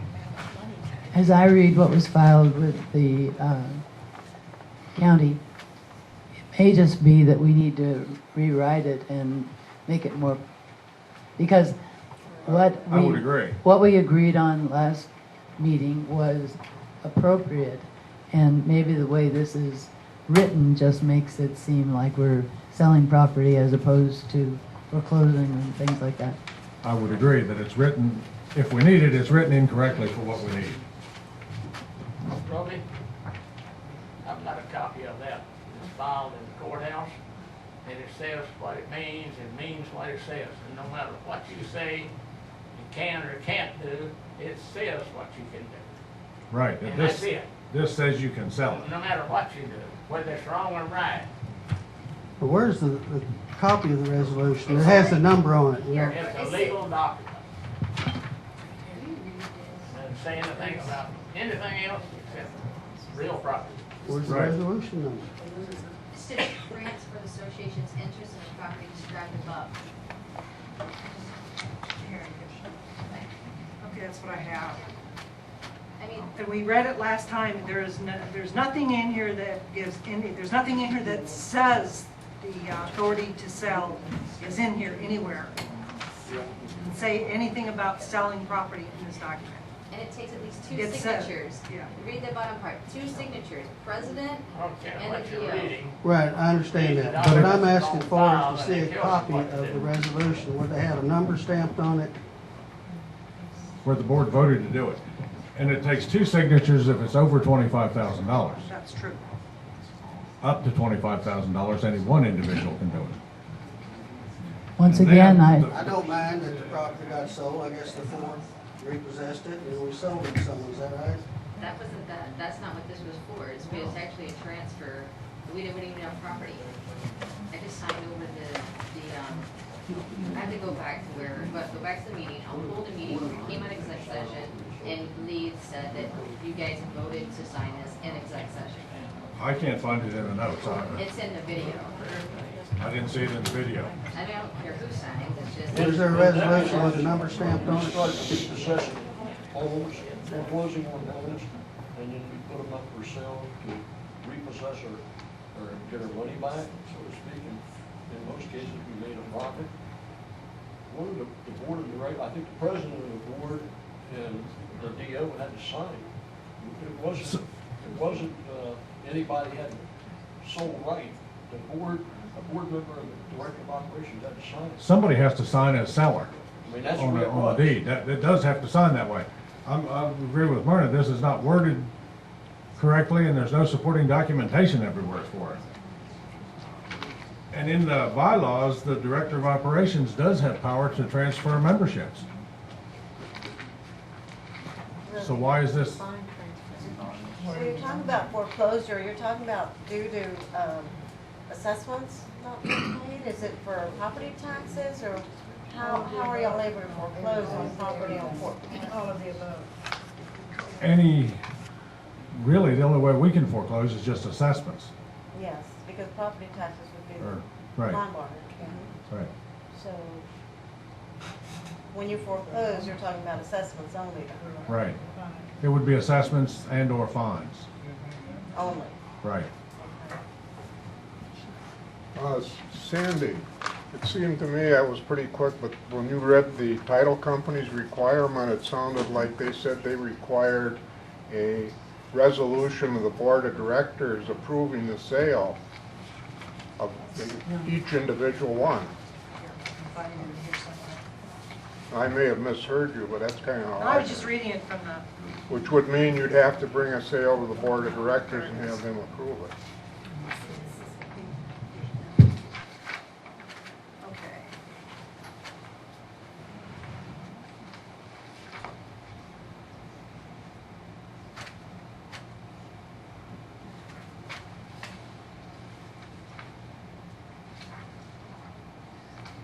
Certificate of resolution to sell real property, April 5th, 2013. For Clark Springs Association, Inc., Texas Nonprofit Corporation.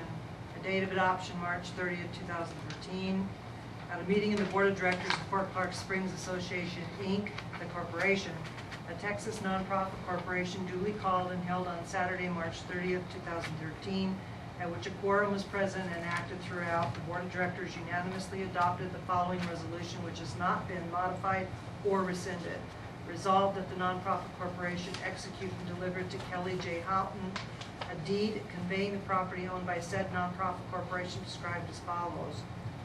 This is... No, I'm saying I'm talking about the letter from the title Okay, company. the title company, number 12. The company requires a certified copy of resolution of the Board of Directors of Fort Clark Springs Association Corporation authorizing the current transaction and naming the officers who are designated to execute the necessary documents. It says the current transaction, they require that resolution from the board for that current transaction. In my experience, you normally need that where I came from, the transfer title. Excuse me here, We have a homestead. Our property is our homestead. Who can foreclose on that? Can the foreclose on that for lack of payment? that depends if we're an HOA or not. No, ask her. She says no. I have a question. They can put a lien on it if they can. Yes, they can. They can put a lien on it. If we're an HOA. Texas state law exempts an HOA from the protection of a homestead. They can foreclose. Okay, I would like to see the rules and corporations of the home, if we are a homeowners association, I would like you to publicize the document that says we are registered in the state of Texas as a homeowners association. And we need to find that, yes, I'd like to see it too. I have it in my office. Okay. If you want to get on topic, I have it in my office. No. Because the question I have, if they're current on their property taxes, but they're in arrears on their assessments, can you not penalize them or take services away or restrict them from? We can, but our bylaws say that if they're, I didn't know how y'all could foreclose on someone who's current on their property taxes, but not on their. if they're behind on their assessments, we have a mandatory obligation to foreclose on them. And foreclose would mean sell, Take their, right, foreclose their property and, even though they're current on the, right, because they owe us a debt. It'd be like they're current on their property taxes, but they haven't paid the bank. You have to offer them a payment plan, though. Right. And we do. Yes. I pulled that off of the documentation the other day on a closing with the title company pulls out. That document right there goes out to everybody that buys property on this fort. If you'll read it, and it sets the date and the time that it become effective.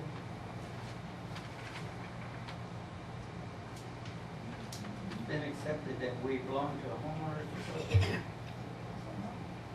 I'm just going by that. It says we are a homeowners association, and it was done at a meeting on certain time in 2002. And it's registered in And the it is state. registered. It's Well, I'm registered not- in the state of Texas as a homeowners association. Yeah, but this doesn't say anything about what it talks about homeowners association, not who's signing the property. No, he's asking if we're a homeowners association. Well, and That's the that's documentation. not what we're actually talking about right now. I mean, What that, discussion is number 8. There you go. This is getting out of. We're getting tangential. My main concern is who has the right to foreclose on my property. anybody that's owed money on it.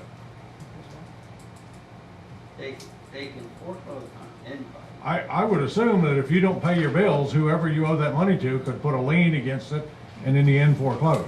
I don't know I that. would think they could No. follow mechanics down. No, not because it's his homestead. If he owes the grocer, the butcher, the candlestick maker money and doesn't pay him, and they file a lien on his homestead, that lien can hang there, but they can't foreclose on it. Yes. But HOAs in Texas Can are foreclose. exempt from that protection of the homestead law.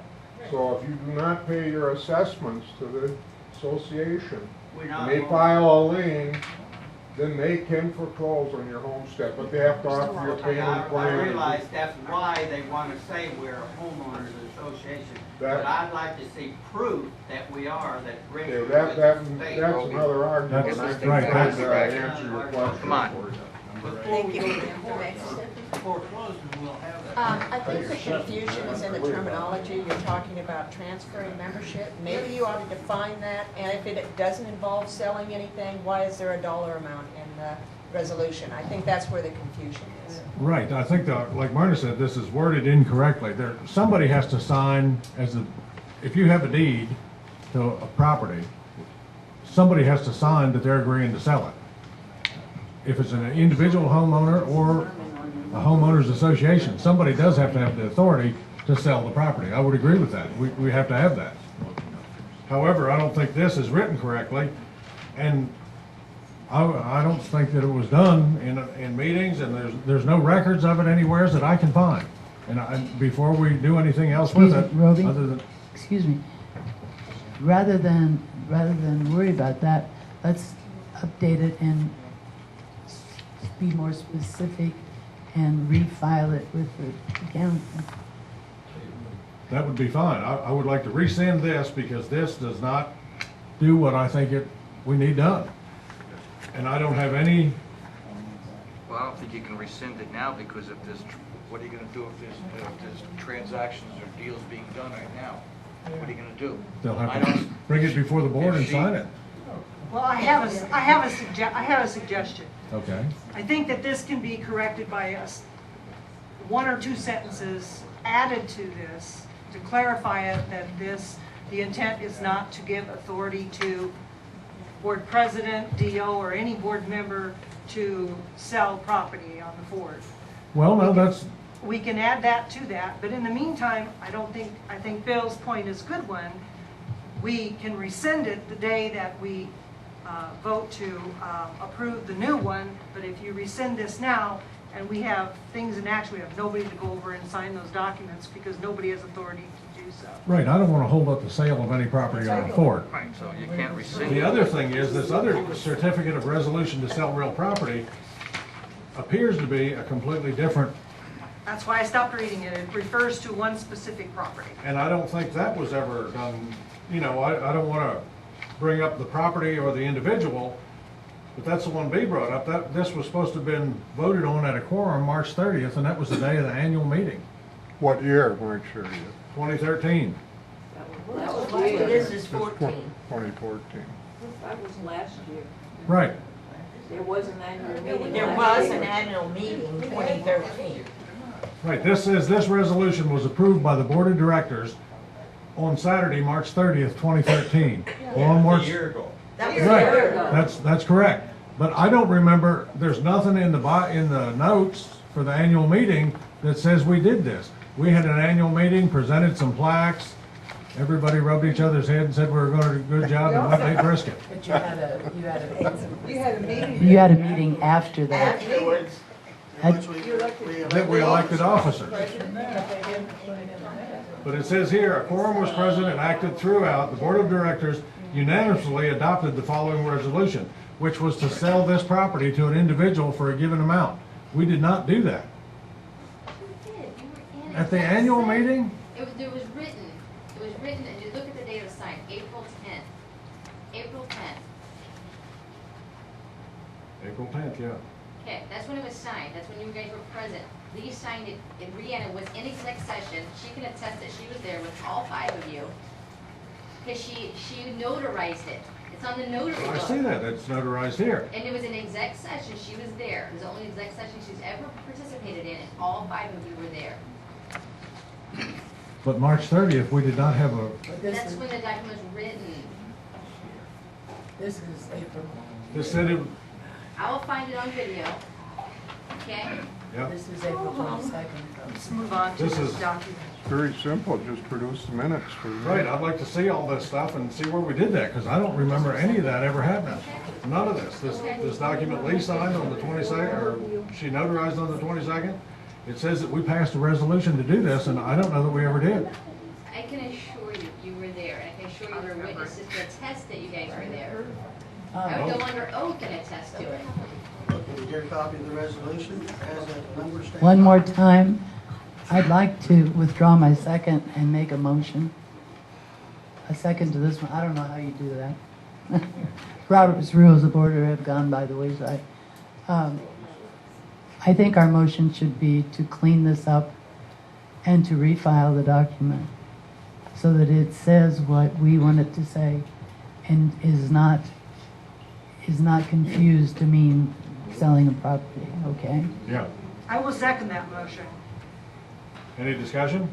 I'm not sure what that motion read, but good luck, Monique. I don't know how we'll do that. Maybe the whole thing should be tabled until we can sit down. Because he made a motion. There's You have a absolutely. motion on the floor, and there's a You have second two to it. motions on the As the floor. second, I will clarify the motion. What Myrna is saying is that we take this piece of paper, we clean it up so it reads and is not confusing, and then we refile it. And that's the motion I second. Any discussion? All in favor? Well, all opposed? You voted twice. Oh, I pulled my hand down the first time. Sorry about that. Because I would like to rescind this one and force us to do the other one quickly. But it does need cleaned up and it needs to say exactly what we want. Well, You want it's a voted to date? do what the You want a motion says, date so in let's that go on. motion? Is that what you want? Next You want topic. a date in that motion? No, it'll be fine like it is. I'm sure we'll work on it hardly, diligently. We will have it by the next meeting. The next item is create an executive committee with Dee and Myrna to appoint an ad hoc committees as needed. And the executive committee would appoint a chair and appoint all the ad hoc committees. To create an executive committee to appoint ad hoc committees as needed. Okay, I'd like to start. We need a motion and a second. Motion for, To discuss and approve. To approve. I think we just need a motion. And since I'm in it there, I don't know if I can make that motion. Yeah. You need a motion to have this Discuss. executive committee? To create an executive committee. Okay. I will make the motion to create the executive committee to appoint ad hoc committees only, which I'll remind everybody is committees that come together for a certain purpose and that disband as soon as that purpose is met, preferably within a month. Doesn't go on and on and on. We have a second? We have a motion and a second. Okay, we want to create executive committees to look at the golf course, finances, recreation, whatever committee the executive committee would deem necessary. They could form a committee to report to them, to report to the board. If we wanted a committee to look at the golf course and bring to the board, what do we need to do? Do we need to plant more grass? Do we need to have more sodas? Do we need to raise more dues? get more members, how are we gonna do it? That's what they would explore, the ad hoc committee would explore and bring back to the executive committee, which would then come to the board. I'd like to get away from the golf, though, because there is a golf committee, and if they're not doing their job, we need to tell them that, but right now, it looks good to me. No, and that would be. So up to get the away executive. from golf, and I have a committee in mind, so I'd like to even do this right now. Dan and a group of people worked very diligently to work on it would be Article 4, Section 3 on elections. And I'd like him and I'd like to work with them to clean up what they've done so far, to make it, nearly as we can tell, meet the qualifications that are required by 209, and get it ready to send to the legal people for final approval.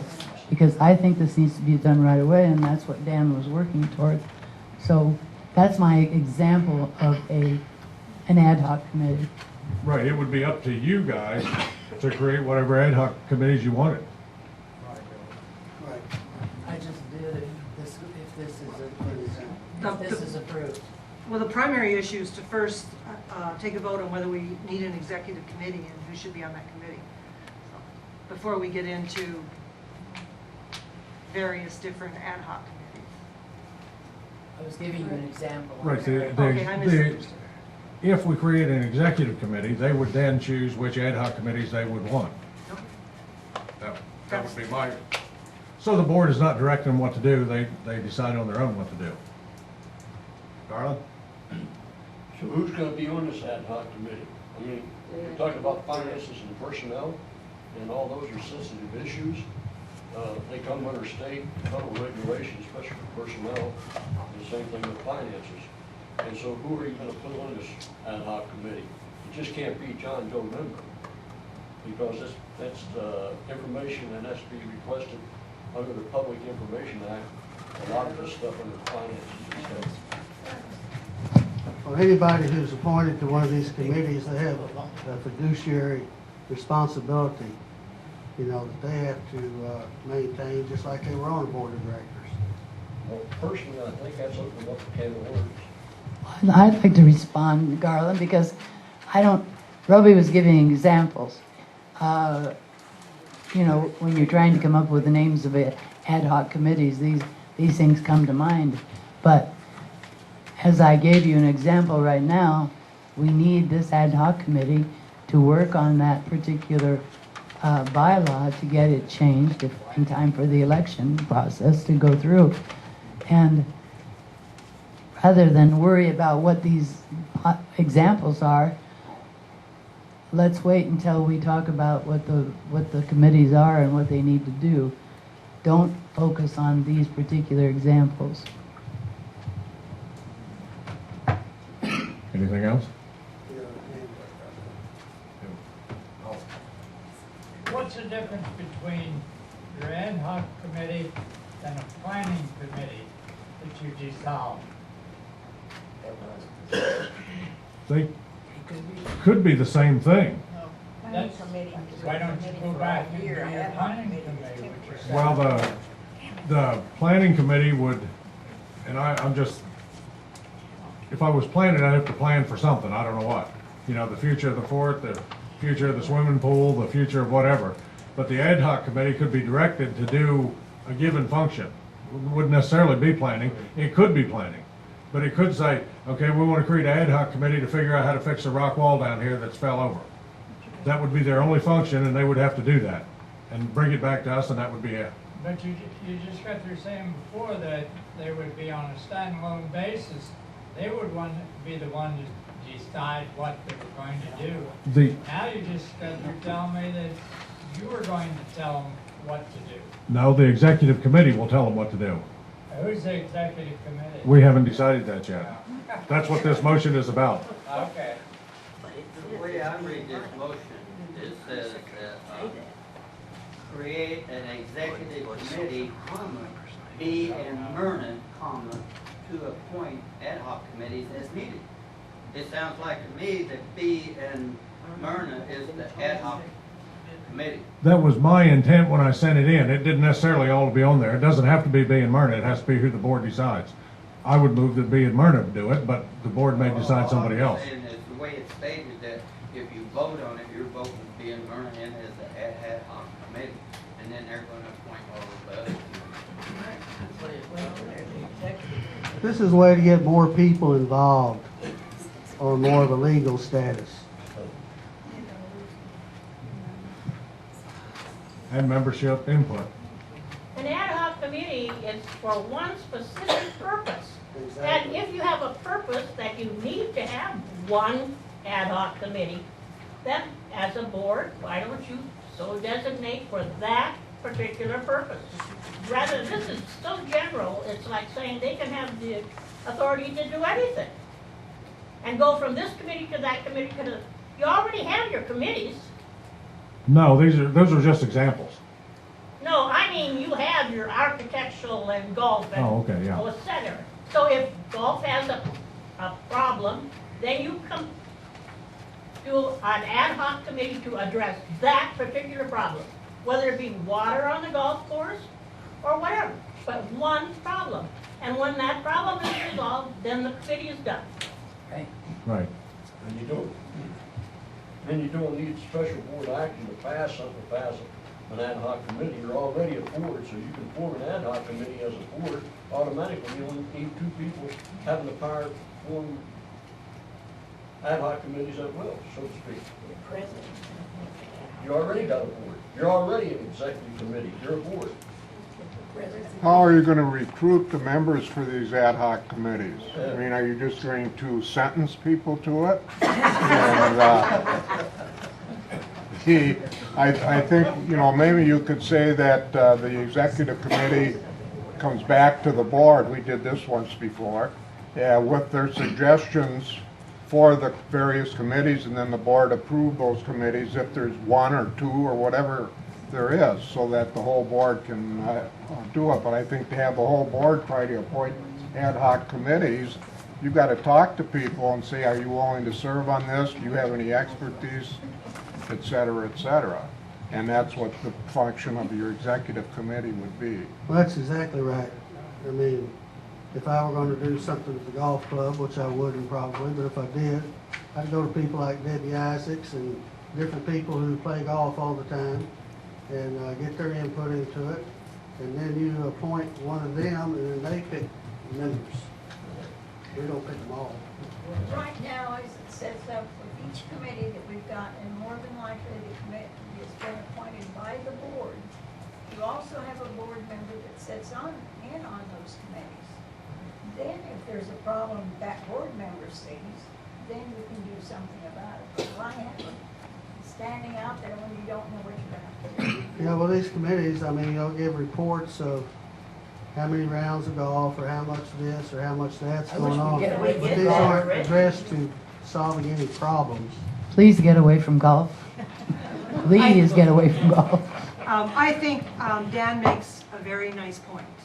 I think that the goal here, if we're going to do this, would be to vote yes or no to create an executive committee. Let them take a look at specific issues that need to be addressed, and then make recommendations back to the board about what committees they feel would be helpful to address certain issues on the board. And then the board can look at those and decide which of those committees we agree, ad hoc committees, and then set a specific time limit. These are for 30 days or 60 days, and after that the committee is dissolved.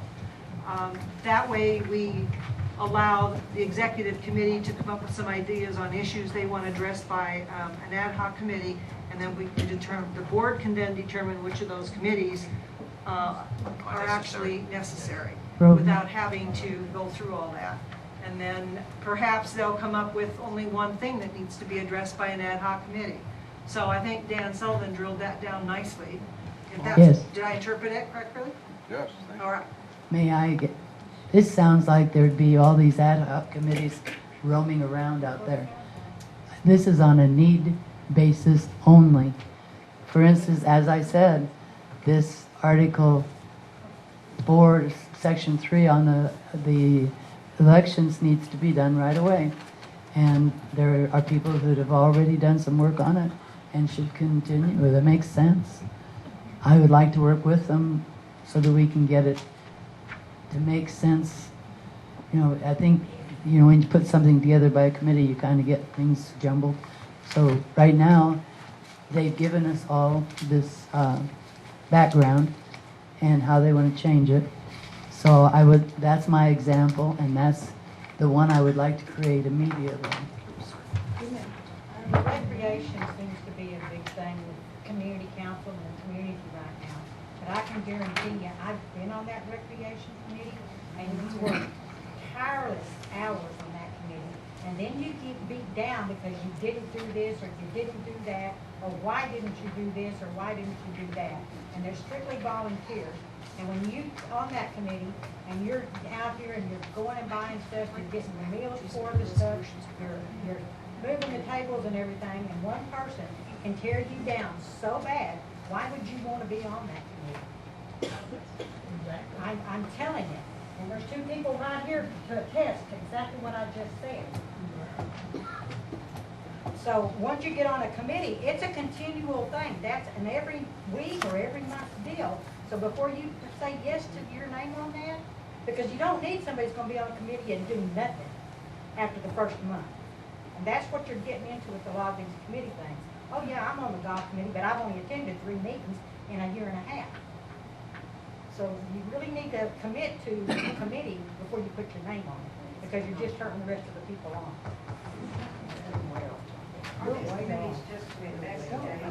Well, we have. Don't we need to vote on this? Yes, we have a second person and a second. Why can't you make a motion today that you are going to vote on an ad hoc committee consisting of, to investigate whatever elections, whatever it is they're talking about.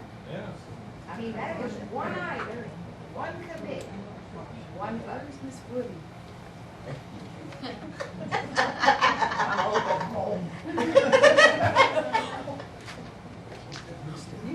Well, I think what Dan said and Sandy reiterated was what the intent of this is that, I don't know if the board needs to approve everyone or not, but that'd be fine. It didn't work out very well before. They got a lot of crossways information back and forth, and that's why I thought that if the board approved an executive committee and let the executive committee do what they wanted with the ad hoc committees. That way it didn't have to come back before the board for approval for this, for approval for that. However, this is where we're at now. This is why we're having this discussion. But they don't approve of I want to just anything. mention to you that I've been on 5 different ad hoc committees for the United Medical Center. And the way that functions through Robert's Rules of Order, and maybe we need a parliamentarian to keep us straight, is the president of the board picks the issue and appoints the ad hoc committee. They finish their project, do their research, they bring it back to the president of the board. He then shares it with the board. That's the way an ad hoc committee, it's a single issue thing. One subject only. The president of the board appoints the ad hoc committee and picks the subject. Now, if you want to disband and have another ad hoc committee, go look at another subject, that's fine. But when I'm on an ad hoc committee for them, they say, go find a site for a new clinic. And it has to be this size, this size, this size. That can't go look at anything else or talk about anything else. And when I finish, and that ad hoc committee that finishes that project, you bring it back to the president of the board, then he shares it with the board. If it's not what you wanted, that's up to you all to decide. But you don't get off in all these tangents. You don't, it's not any subjects. To me, you put this on here as examples of what they would do. Well, that doesn't necessarily mean that's what you would appoint this ad hoc committee to do. But it's only a single issue, and you appoint it, the ad hoc committee, and you pick the issue. Now, that issue could be a consensus of your opinion. Well, I didn't want it to be dictatorial, and I wanted to Well, create. then a consensus of the opinion of the board. But that's the way it works. I like the video, are we ready to vote on it? Any more discussion? I'd like to withdraw my motion, because it doesn't have a second anyway. Put Yes, that it one does. there. It had a second. Myrna did. I Well, she withdrew my withdrew. second. Oh, she was. And then made a motion. In place of it. Using the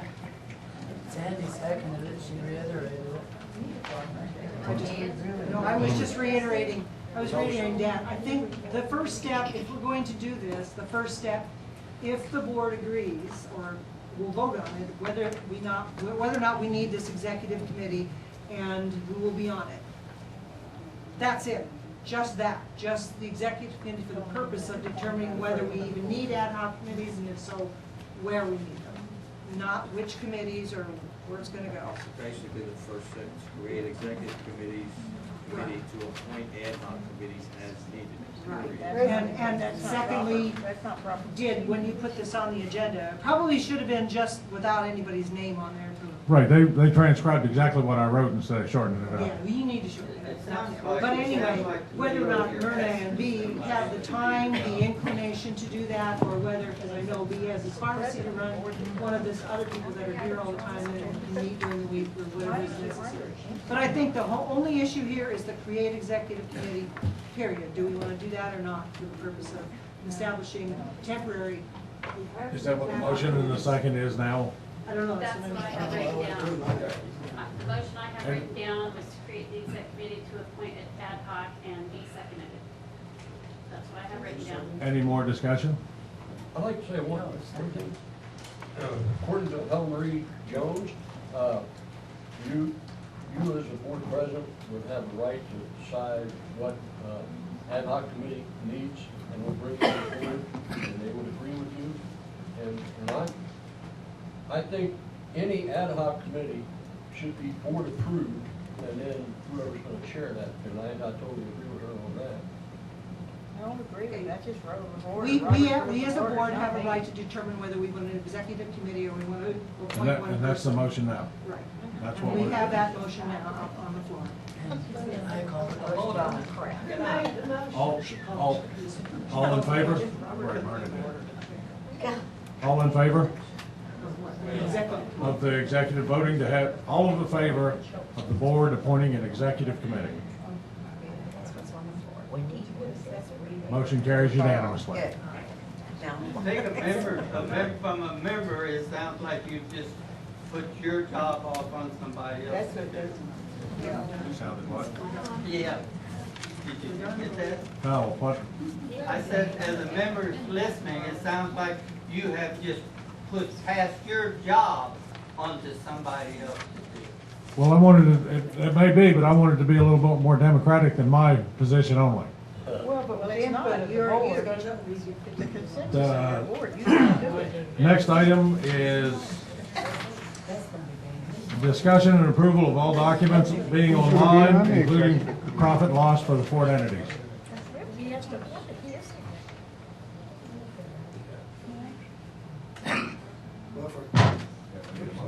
Purpose of discussion, that's number what?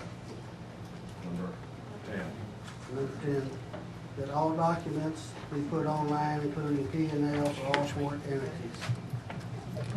Do we have a second? We don't have enough memory. I'll second it for discussion. We have a second. I think all the documents need to be online for the members. However, in our bylaw, in the HOA law, if we decide we're going to run by that, okay, we'll have a break.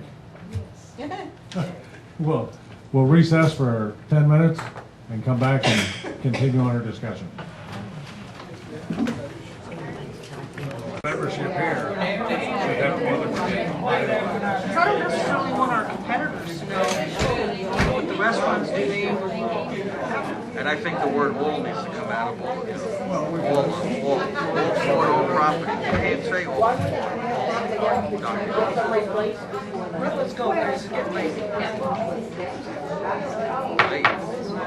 It's 11:27 and we're going to reconvene from our short recess.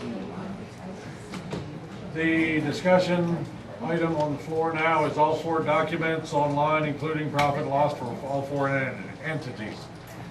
And the reason I have that on there is there's several places in the HOA code that require us to have documentation online. All our dedicatory instruments, any instruments that we use to run the fort with. If they're not recorded, they're no good. And if they're not online, if they're recorded, they should be online. And there's some in here about the payment plan. There's several different pages in this book, 4 or 5 of them, that specifically state things like your payment plan has to be listed online. So those are all the documents that we use to govern the fort. We can't pull one out. If it's not online, we can't pull it out of obscurity and say, oh, well, we had this recorded and nobody knew about it until we found it today. All of our documents that we're using to run the fort need to be online. And I think the profit and loss statement. I don't think we need to have a line item for every single expense or revenue, but we need a general profit and loss statement for everybody to look at online so they don't have to wait to the meeting to get it. That way they can look at it and ask questions. How come this is this way? How come this is this way? Why are we losing money? Why are we making money? What's going on with our finances? Because right now we're in fairly dire straits with our finances. I think you need to take the word all out of that for a while. I think you need dire straits to explain that, really. Go ahead. What? It's open for discussion.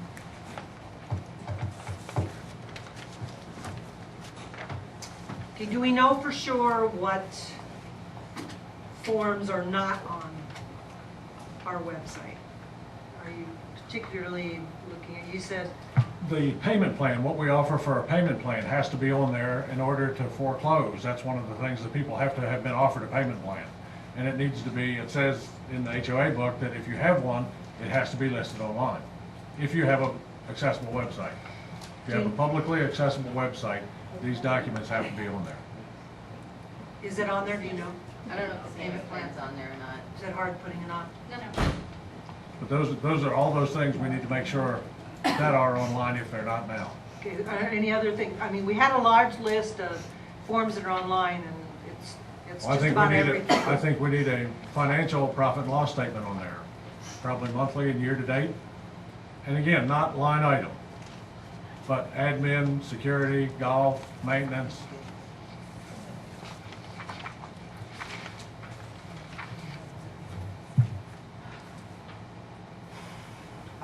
That I think would be hard to manage.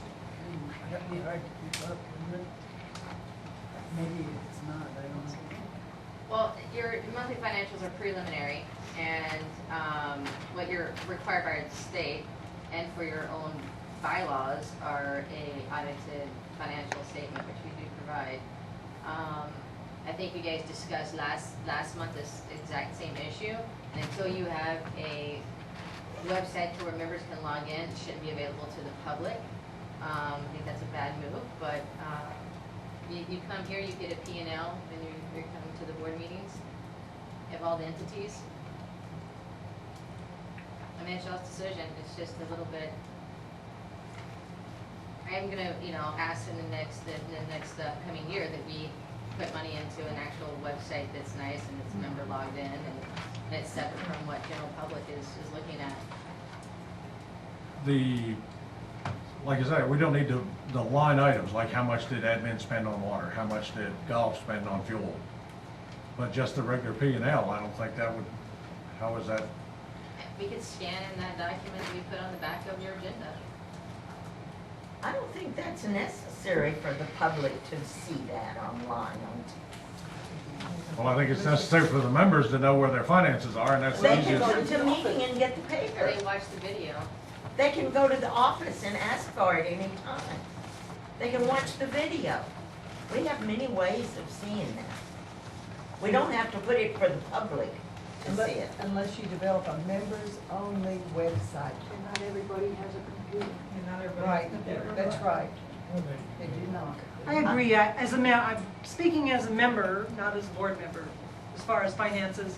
Personally, I don't think that the general public who's not a part or a member of Fort Clark Springs really needs to know what our financial I don't situation is, and especially when it comes into things like the restaurant.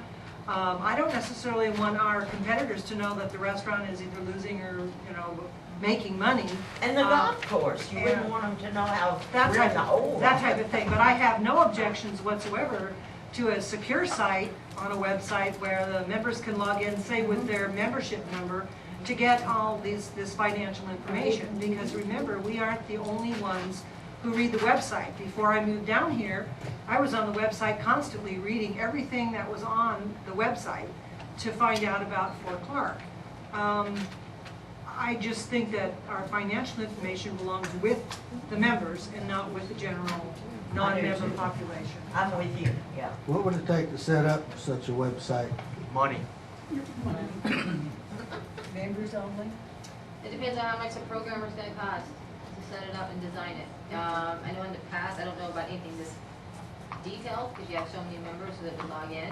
You'd have to brainstorm with the programmer. I know just to make a professional website, you're looking at $5,000. Now to get this detailed as membership login, I don't know what that's gonna cost. I can ask and start bidding. Yeah, get some bids. I have only two things to say about that. One thing is, if I was looking to move here, and I did what she did, and I saw how far we were in the hole, I wouldn't join. I wouldn't come in. No. It's gonna hit our advertising if we put that on. And I think that's special information. I don't even think members should be able to get that unless they come to the office and ask. And then they can look.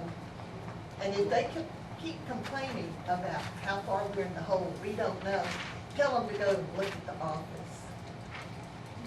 And I really think that that should be a private thing. And so some things we could put on there. I'm even not sure that I want the minutes on it for the meeting. I know. I don't think that that is going to help us with any type of advertising that we do so we can build membership. And that's me as a member. And I just wanted to give you that. Yes, I know. I don't want to. I said I wasn't going to even speak, and I've spoken twice. But anyway, I think that we need to support our board. We need to know what they're doing, and we need to be here when they have their meetings. But not when they ask 3 hours. That's too long. Yes. But I really think that it will hit our advertising. No matter how much we spend on it, when we put that kind of information out for the general public, it will not do good. I don't necessarily disagree with the lady. But first of all, I maybe didn't hear things too clear. If you're going to go ahead and do this and have a member-only access, I would say that you could have that on our same website and just have that one section member-only accessible rather than creating another one if you were thinking creating a whole different website. I don't think that's necessary. And I'm not necessarily for or against this.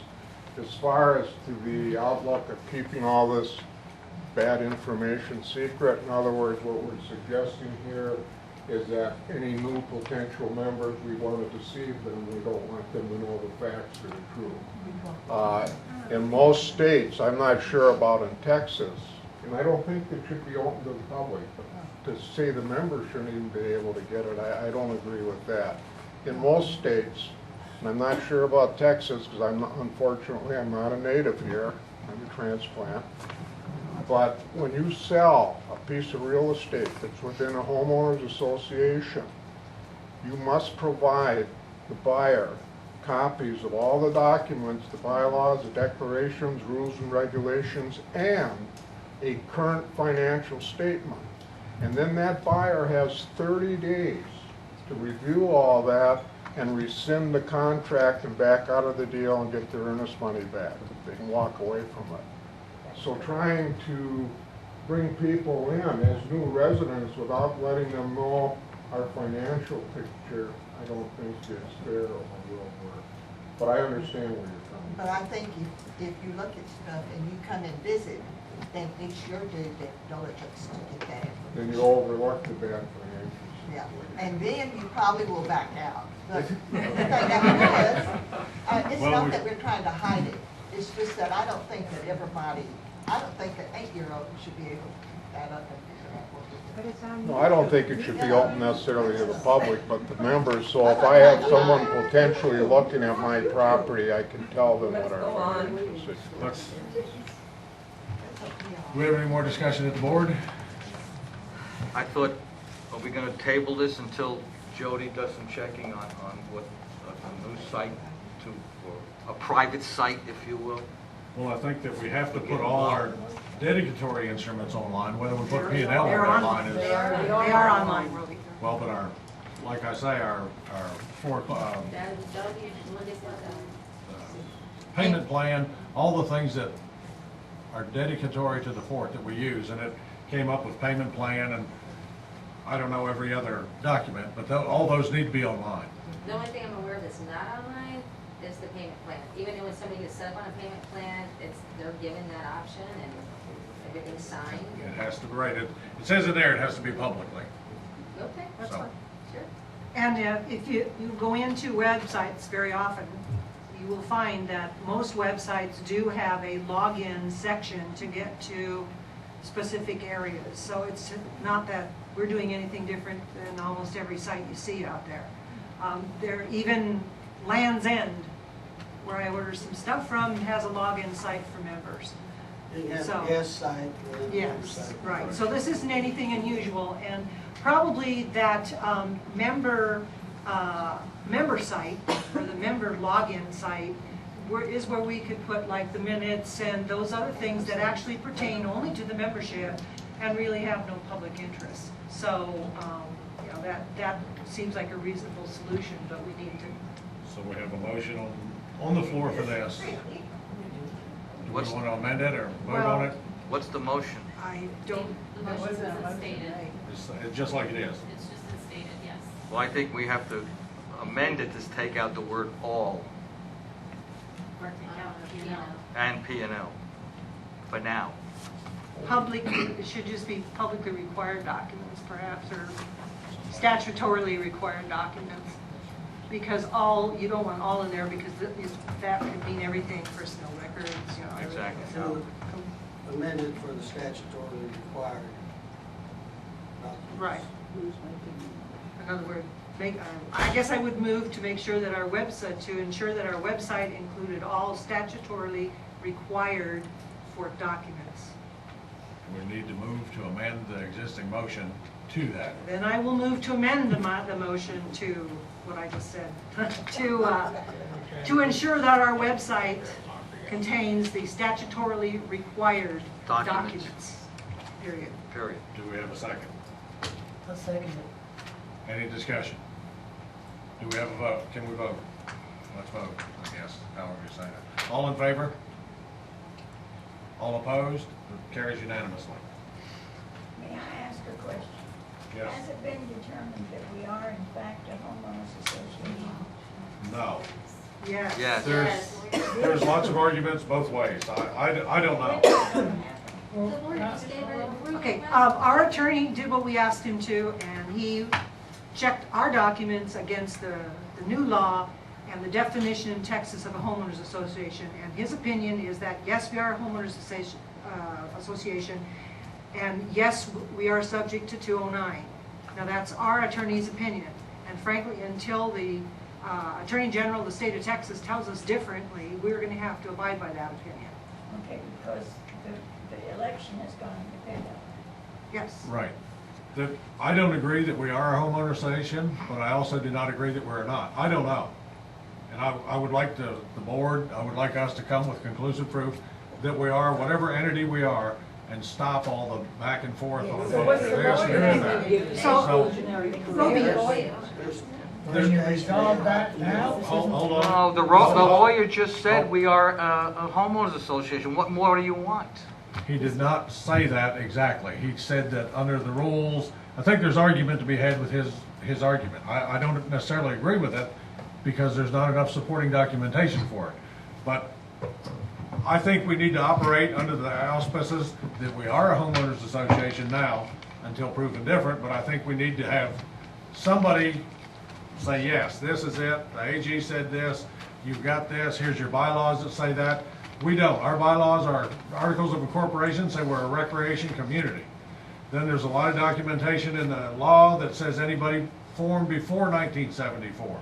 Because a lot of these laws came out in 2000. They even changed, now we're operating under the Business Organization Code, and we were formed under the Not-for-Profit Corporation Law or Act, which was then changed to the Law or Act. It was one, then changed to another, and then just recently it was deleted in its entirety, and the Business Organization Code takes care of it. It's too confusing for me. I don't know. How can you even be an association without knowing?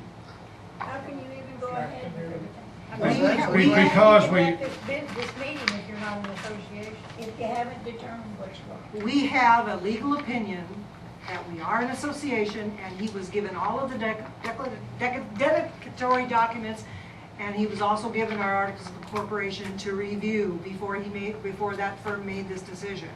So because we asked him for a legal opinion, we have received a legal opinion, and that's what it is. Now, if somebody disagrees with that legal opinion, they should probably spend their own dollar and find out and or go to the Attorney General's office and have him make an independent decision. So we are operating under our attorney's opinion that we asked for. Year after year. Eddie said they went back to files because this came up back in 2006, and he pulls the same paperwork. I can go and find documentation from Tully from back in 1990 something. That was the exact same argument, and his ruling is yes, that you are an HOA. I mean, I can pull all the files. I mean, Eddie told you point blank it was an HOA. So, I mean, to our, the board agreed to send this information to our attorney to make a legal opinion, to give us a legal opinion, and he did. And we are operating under that legal opinion. If the Attorney General's office comes back with a separate opinion and says we're wrong, we would have to deal with it at that time. If it's that simple. Hold on a second. Garland, you wanted to say something first or not? Well, I moved here in 2003, and ever since I come to a board meeting, I come to a lot of them. And this issue has been decided by the board and voted on numerous times, and in every case, it has come out that we are HOA. And to bring it up again is kind of like, you know, wait a minute, dam it up and we let the water out, dam it up and we let the water out. I'm sorry, we're an HOA. It's been said that all the way back through our documentation, and I don't think we need to either get new opinion or spend more money to do the same thing that we just got done again, period. If we are HOA, Hold on a second. Hold on a second. This is a You town will. hall meeting. Hey, let's go back to being a board meeting. Come I on. was just going to say, I know from experience, because I attend all of the meetings locally, that the law firm that we use does make mistakes. Nobody's infallible. Things happen. They did make a decision that they ruled on one way in the case of the city. They were incorrect, and it caused quite a bit of quite an issue to have to go back and correct that. So nobody's infallible. Perhaps, I don't know if they have somebody in that law firm who specializes in homeowner associations. That would be the person to talk to, somebody who specializes in that area. Because I know that even from the Attorney General's office, one day you can call and get one opinion, next day you call, get somebody else, you get a different opinion. So I think what you need is somebody who specializes in homeowner association law, who can actually clarify where we fit. Okay, right now we have to operate under this. We ask for the opinion of these people. I have commented on this before, and it's a fairly large firm. They have multiple associates there. I'm sure they did we have to trust they did their due diligence, because one has shown that they haven't. Just because any of us, including myself, anybody out there, has a differing opinion, if they're not an attorney and haven't done their research, their opinion really isn't, it's appreciated, but it's not valid legally. So we have what we have, and that's what we have to operate under at this time. So continually bringing it up doesn't serve any purpose. And frankly, I'm not really sure why it keeps coming up and why you don't want to be a homeowners association, because the benefits are huge. So, but that's just me. but let's move on. Roby, let me say one Well, thing. let him make, really, we're not, this isn't on our agenda, and it's not what we're talking about. So let's go on. That's So really- let's go on. really Let's need- go on. We really Let's need go to on. kind of go on. We need to operate under the auspices that we're an HOA now, because that's the most opinions we got. I don't know if it's right or not.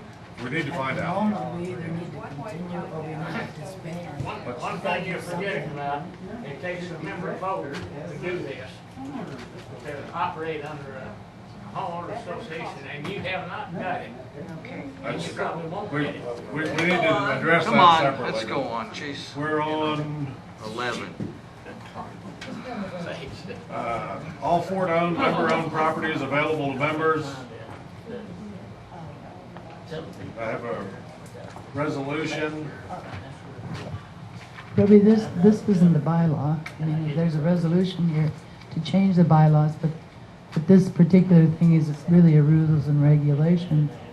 It's not even, I don't know where this comes from, but it's an important thing to allow members to access buildings, but they have to be specific made a motion? buildings. Can't just be any buildings. Nobody, we need to have a motion and a second. Yeah, but you're right, not all buildings.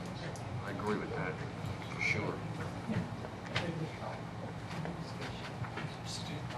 What do you want to motion on? To discuss and approve or deny.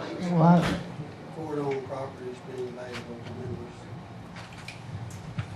I'll make a motion that specific court-owned properties be available to members at reasonable times with rules and regulations specified ahead of time so that we don't run into problems. Do we have a second? Is this a motion to discuss? Yes. No, that was actually a motion to do, you discuss it, then you voted for it or against it. Well, I second it, then we can discuss it. No. No, motion's been made. I'm sorry, but once the motion is made is when you discuss. Exactly. Right. You seconded it? You don't need a motion So to discuss. we have a motion and a second. Is there any discussion? Yes. You put this one in here, Roby, so perhaps you would, be able to give us a little more detail about what your intention was with this. The argument that's been going on back and forth about the adult center, when it was open, when it's not open, I think now the facilities that we're renting on a regular basis, that are for rent, I think these need to be probably excluded from this because they're available to rent. But entities like the adult center, for example, I think should be open at reasonable times for the members if they request it ahead of time. Not come down to the office at 12 and say at 12:30 we'd like to use the adult center. If the facility is not open, whatever regular hours the board and the fort has determined that it's open on, 9 to 5, 3 days a week. If somebody wants to use it, one of those days that it's not open, I think that if they're a member, they should be allowed to use it. On a rental basis? Now as a member. If the people want to line dance somewheres, if they want to have a birthday party, if they're members, it's not available to the general public. So as Members. a member, you're saying if I want to use the Post Theater, I can go use it? No, that's a venue. No, that's a rentable facility. Yeah, I'm that's talking a- about right now I'm talking about the adult center and the green room. Because you say all Fort You have owned to property, add- that's what I'm saying. You have to Well, add. that's the why we're Gordon's having room. discussion. One at a time, guys. You have to add the Gordon's, there are certain areas that you want to keep it centralized so that you're not eating and cooling, whatever, and so forth. There are certain rules and regulations you need to follow. For instance, I think allowing alcohol at any of these things would be a no-no. I think our, But I think we're talking about the non-revenue generating facilities. One is the adult center. One is the club room at the golf course. The RV park, I believe, has a room. And the teen center, since we don't have the money now for the new gym in the teen center, that's open, or should be perhaps open by reservation. for use by members at specific times. I don't think any of us really have an objection to this as far as that, but it's not a resolution item. It's a day-to-day, it's a scheduling item of our venues, our buildings. And it's something that doesn't need to be handled by a resolution, just needs to be handled when we decide when we want our buildings open. And they are available. And they're, right, available. And I guess we should ask, the adult center has been open on Saturday afternoons now for a month. How did we come out? Jody, can you tell us how we came out with that survey? Well, the one Saturday, obviously, the bridge group played from noon to 5, and so you had about 13, 14 people then.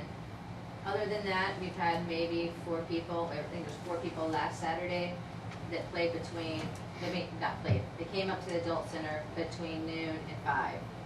Weekend before that, before the bridge group, there was 3 people. So it's Jody? Yes, ma'am. We really need to run this again when the Winter Texans are here, because I think there'd be more use, for instance, of the gym in the afternoon on Saturday. We can do seasonal. I mean, the No, thing just, is, just another, Yes, you know, ma'am. this was a trial of just keeping it open. And I'm saying we need to do that again in the fall, a trial of keeping it open. and we're open again today. It's open Yeah, today I until understand. 5. It could be covered again next weekend if we so choose. But if the hours are 6 days a week, 8 to 5, the green room is open until 7 to 6. So it's available, so I don't know what needs to go past that. We've had a problem for the last 2 or 3 months with the adult center. That's been a topic of conversation over a lot of things. I don't think we need to keep facilities open and keep people there and keep air conditioner and utilities on if there's only going to be 3 people show up. I think if somebody wants to use the adult center or the green room at some time, they need to be able to request and use it. If it's a group, you know, not just one, like I want to go up there and play, what do you call that card game you play by yourself? Solitaire. Solitaire. We're not going to open the adult center for me to go up there and play solitaire or play pool by myself. Not going to happen. But if there's a member group of some sort, you know, if my sister-in-law wants to, she's a member of the fort and she wants to have a quinceañera up there or something, or a birthday party or something. If you're a member of the fort, I think that they should be able to use those facilities. If you rent those buildings out, you're cutting yourself at your nose. But member, I don't know, the bridge group. I mean, what if there's a line dancing group? Anybody that wants to use those buildings that are member-owned facilities, the members should be able to use them. I don't think we should staff them all the time. We shouldn't keep them open all the time. If somebody wants to use it, they should go down to security and put on the calendar. I don't think security has anything to do with it either. It should, if you're gonna let the members use these facilities, I think you have to look at it in the same terms as if you were renting the facility.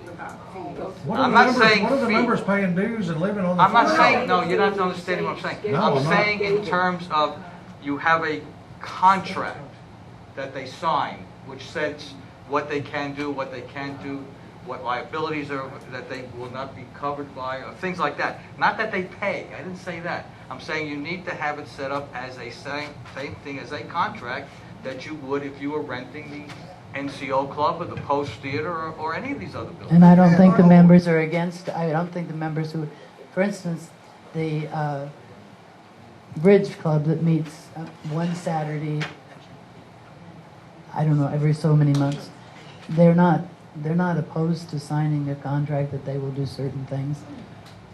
And we're not going to rent it to them, we're just... Right, but at least so we have something in writing that we know it's at least... Right, and that makes sense. But I also... File in the office somewhere, there's some hold harmless agreements. Our event coordinator, we provided the whole packet. And again, if we're open 6 days a week at the adult center, it really should be a conflict for in 3 more months when the bridge group gets together on Saturday from noon to 5, it won't be an issue. Land dancing won't be an issue, you know, next season if we have a laminated floor for them to dance on. Here's the hours, because our gym is open until 9 p.m. on weekdays. So they really should, so on Thursday nights, if they're line dancing, it shouldn't be an issue. you have an attendant there that we've been doing and paying for, nothing extra incurred there. So, and if for anything special, if you have a birthday party, well, that's why we have buildings that we rent out. Yeah, but a member shouldn't have to pay. Do you know what happened in the past? No. So, okay, so you used to have, before we changed and did a flat rate, we give members a 10% off rate if you want to rent a building. It's 10 to 15. But before, it used to be, so for a non-member, $250, let's say for NCO Club. If you remember, it's $150. Well, guess what? I'm going to come rent the building for $150, get the member rate, and my cousin's cousin's cousin is the one having the party. Do you know how many windows we had to replace 3 months ago because they got knocked out from a crazy party? 5 at the NCO.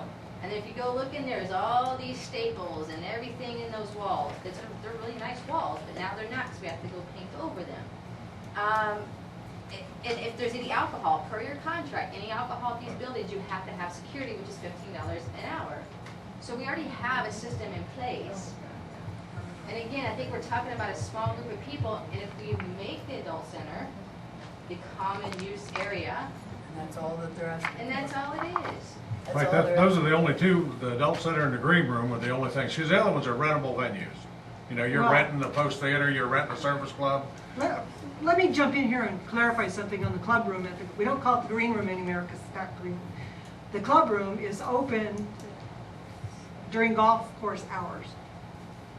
Anyone who wants to use the green room now I did it. The club room during that time is welcome to do so. We don't schedule that room. It's generally used by golfers, but it has been used by the restaurant for overflow before. It's been used, we use it for tournaments and so forth. So that room is actually available, and for most of the day, it's not used. If you wanted to schedule something special for that, the obvious place to go would be the pro shop manager to let them know that you wanted to use the room, say between 2 and 3 some afternoon for, say you decided to play bridge there. That's a problem. Yeah. Well, no, but I mean. But all I'm saying is that that room is The room is open available. all the time. It's open. There's no scheduling required at the club room. So I think the adult center, and I think we should add the teen center to this because it's sitting empty over there, not being used. And what I think Bill is saying is that the only thing we would need is some sort of a reservation form, and we can use the forms that we have right now so that we know who is in the building at that time. And that way, security knows who's in there. We just need to know who's in the building. And I think the other question that we need to address here is, like Roby said, do we want the building open 6 days a week, all day long, whether there's 3 people or 30 people, or do we want to make it reservation only and save some money on electrical, HVAC, and that kind of thing? So I think that would be the decision. That's really been the request all Yeah. along. Right. So I think that's what we need to address. Let's start with the adult center, is whether or not we want that open on Saturday afternoons every day, or whether we just want to do it by reservation only. Yeah, the way this is worded is kind of confusing to me, but I'm a little concerned. I'm a member of the Historical Society, and this is all member-owned, well, the museum's member-owned, and we have That was an my problem. incredibly valuable collection in there. I'm hoping that and other member-owned things that have specific purposes Not gonna- has nothing to do not with gonna this. happen. No, Not it was, gonna happen. it was specifically pointed really at the adult center and the Club room. club room that We got the teen- originally. the teen We're gonna center add- and the I don't know RV who stood park. up next, I guess you did.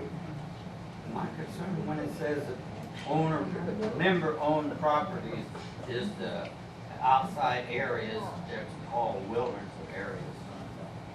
Now, I'd like to ask Sandy, she's an expert on HOAs, what does the HOA rule on closing, keeping members out of common property?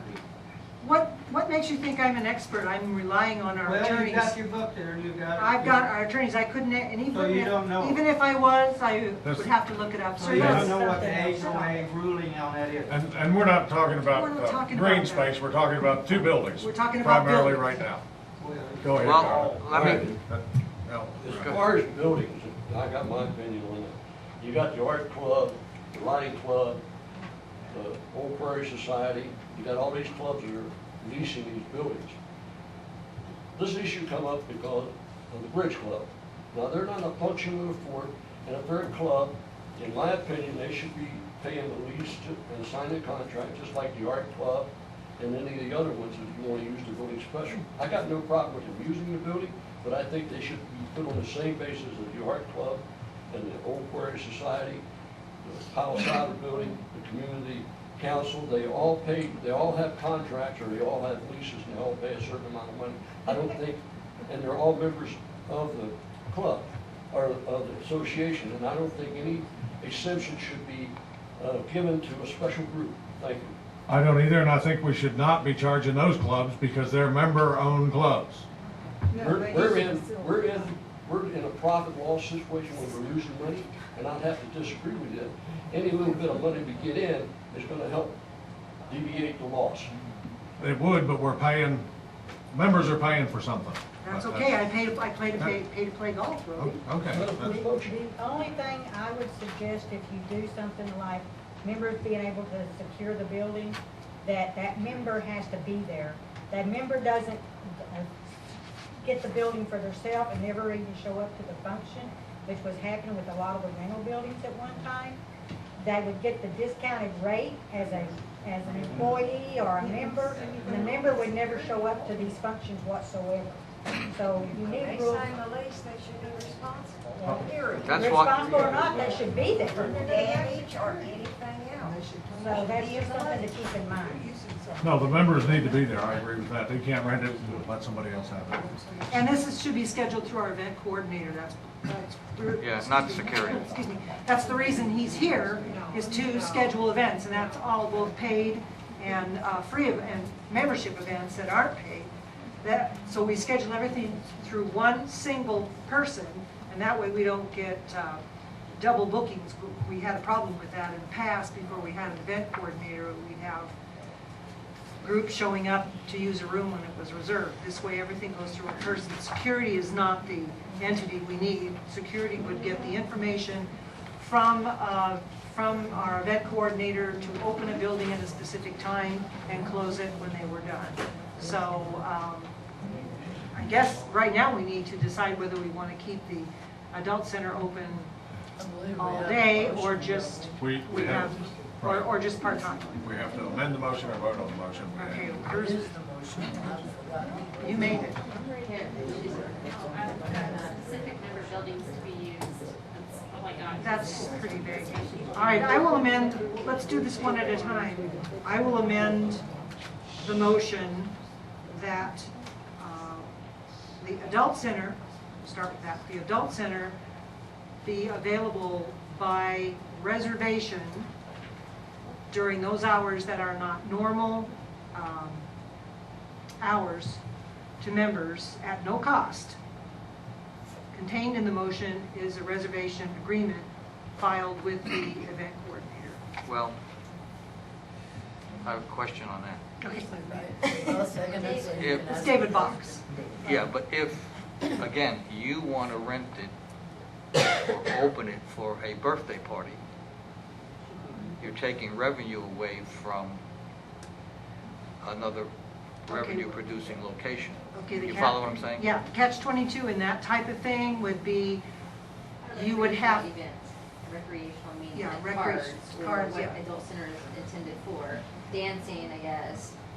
And- Like limit to that, not birthday parties and bridal showers.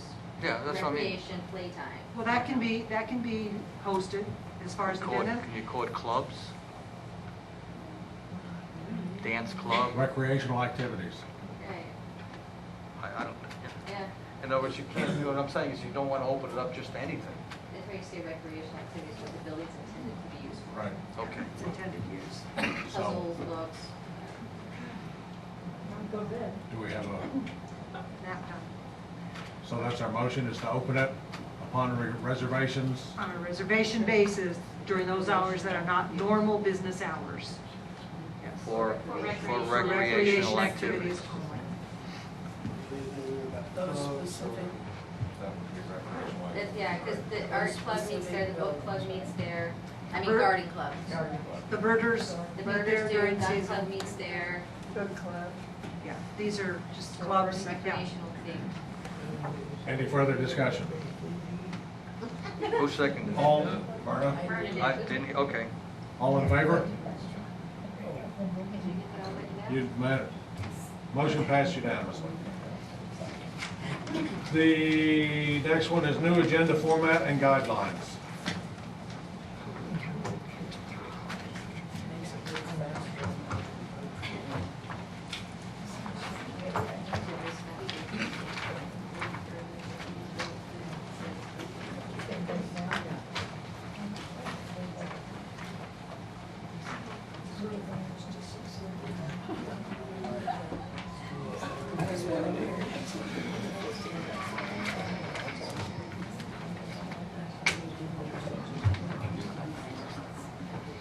I would make a motion that we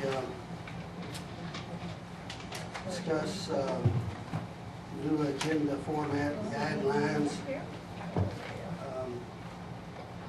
to make it easier for attending the well, I'm gonna leave that out.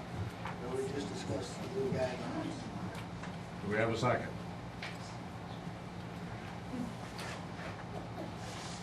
I don't know what we're discussing. Yeah, I'm confused. Well, this is to change this. To change the, there's copies up there, copies in our deal, to change, Which one are we doing? The agenda format or? Yes. it says Or agenda. the guidelines? And guidelines. We need to do one at a time because we may want one and not the other. Make a motion to do one then the other. Format. Make a motion that we discuss the new agenda format. Daily. Do we have a second? Okay, is the motion discussing the agenda format then? Yeah, to change the format. I don't even know where, with the motion, I think it's just something that, it's not law or rule, I think it's something that, the president or any board could request. I can't find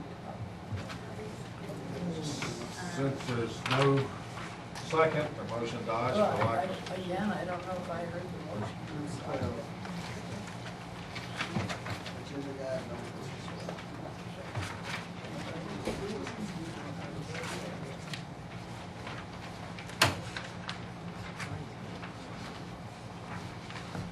Did you find it? Yes, sorry.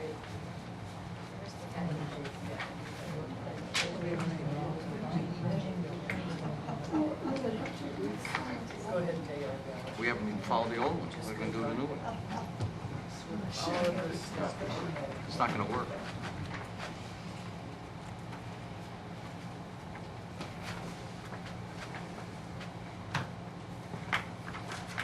Do we have a second on it, or? One more time, I'd like to hear the motion. Okay, the motion is to change the agenda format. There are parts of it I like and parts of it I don't like. So we're just, motion is to discuss it.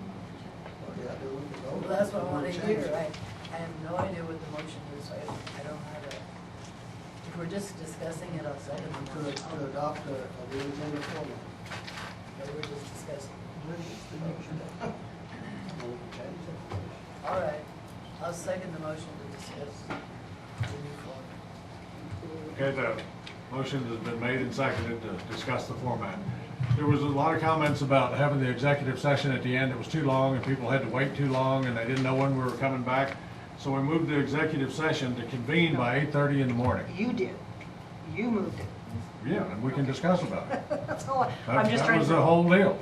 I wrote this with my pen. I know, no, I'm just So- making sure. You said we, and I just wanted So you're gonna everybody to change, know you're that gonna have to it's. change the bylaws. Where does it say we? We have, our meeting is the third Saturday of every month at 9 a.m. Right, and we're gonna, So how you gonna convene a meeting at 9 o'clock and then go into executive session at 8:30? It's real easy. You It come is? over here, Well, we I can- mean, I'm just asking you the Okay. question, you know. Okay, so if the bylaws state that we have to convene the meeting at 9 o'clock, do you want to have executive session at the front of the meeting or the back of the meeting? That way, people know that we're going to be in executive session for an hour, hour and a half, 2 hours. They don't have to come to the meeting and sit here, they can come an hour and a half later. How do you know how long the executive session's gonna last? We've never had one that hasn't been well over an hour since I've been Well, on board. could be 2 hours, it could be 20 minutes. Okay, now, the fault in that, or the flaw in that, is that, obviously, like today's executive session, we have several issues that we have to discuss. We have no idea how long it's gonna take. Having it at the beginning of the meeting makes it difficult for members to determine when to actually attend the meeting. Also, it stretches the rest of the agenda out through the day, so those that don't want to stay that long are going to miss the actual meat and the body of the meeting rather than the summary of what happened at the executive session. And I think that we should give preference to the members and allow them to hear the body and the meat, the important part of the meeting first, rather than have to wait around and miss the important part of the meeting just to hear a summary of the executive session. As an executive session is confidential by law and by law, it should be at the end, because all we can give you is a summary of what we talked about. So it makes no sense to put it at the beginning and to make people wait for a summary. And then it drags the meeting out for those who want to leave. This way, the executive session, if they're not interested in what the summary is going to be, they can go ahead, go home, and leave. So I would leave it at the end where it is right now.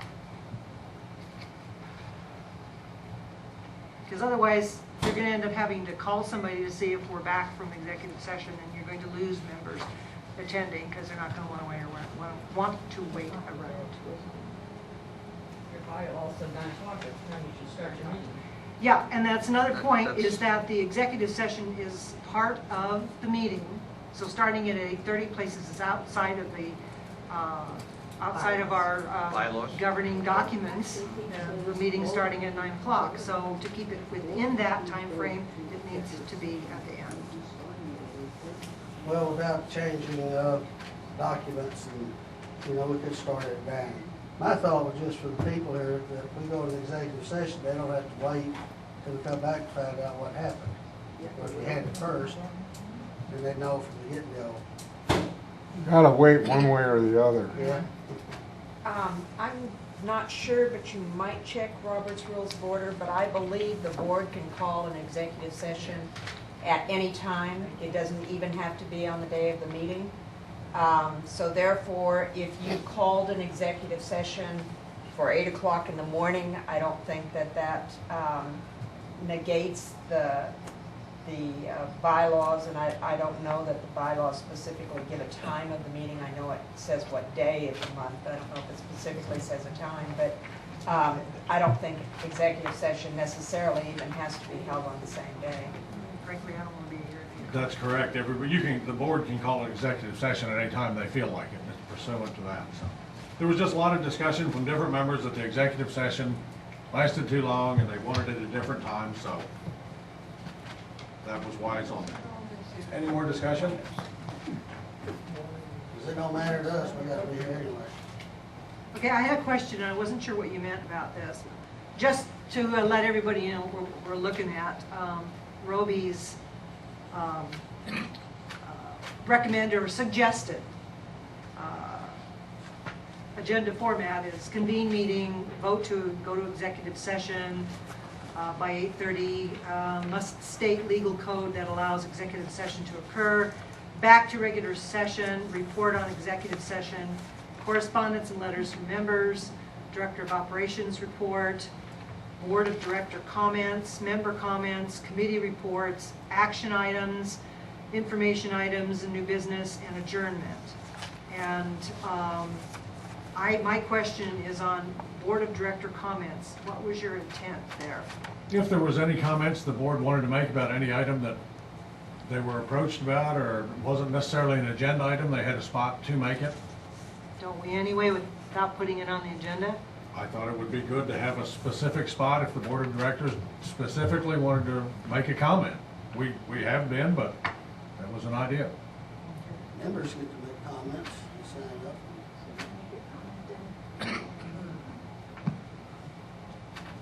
Any further discussion? Well, again, I'll restate my point. I think the action items in the agenda are the meat of the business of the day. And by putting them at the end, I think you're going to, those members who actually want to hear the action items are going to have to wait till the end. And like Dan just said, you're going to have to wait either way. But again, Roby, the executive session is a summary. It's generally done in about 3 seconds, but the executive section. No, action items are what generally everybody in the rest of the free world calls discussion and approval. They put down there that these motions, actions will be taken on. But this is at the end. Well, it's after committee reports, which is where they are now. I'm saying is that the Yeah, but you're putting executive session in the middle, in the front of that. In the front of it, and it needs to be at the I mean, end. it's already 12:15, and we're only, what, halfway through the regular session? Can you imagine if we were in executive session still? Yeah, I don't, we discussed about, you don't think it's a good idea to have the executive session? Session at the beginning. No, I think it Okay, belongs at the end. I understood that. Any further discussion? Seeing none, do we have a vote? Everybody in favor? Of this particular one? Right. No. Of what you have written? Everybody opposed? You didn't make a motion. You don't have a motion. They made a motion. The motion was to discuss it. Well, there really isn't a motion to discuss. You make a motion. But Myrna said that's strictly to discuss. Yeah, you can't make a motion to discuss. You make a motion on the item, and that allows for discussion. Then you vote on the item. Whether you clarified what I was seconding, because I heard B say that we were going to discuss, and that was his motion. So I seconded that. Okay, well. So I'm not sure. All right, there so is a we need motion. the motion to either approve or disapprove of the agenda. Evidently, the agenda is not going to pass. I don't know. This could go on till midnight. I would like to call attention to the standards that you've written up. Well, that's a difference because it's separated. I know, I like that. Okay. So the motion died that we had about approval of the format and guidelines for lack of a second. Then we seconded a discussion motion on format. I guess that, I don't know what happened to that, but we're not having any format. You need a motion for. Now we need a motion to discuss the guidelines. You just said there's no need. Oh, please, ladies and gentlemen, please. I'm skipping lunch. Bye.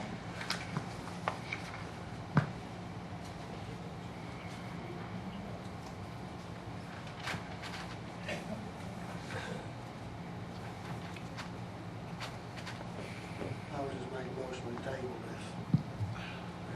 this. Let's not table it, let's just approve it or disapprove it, or discuss it.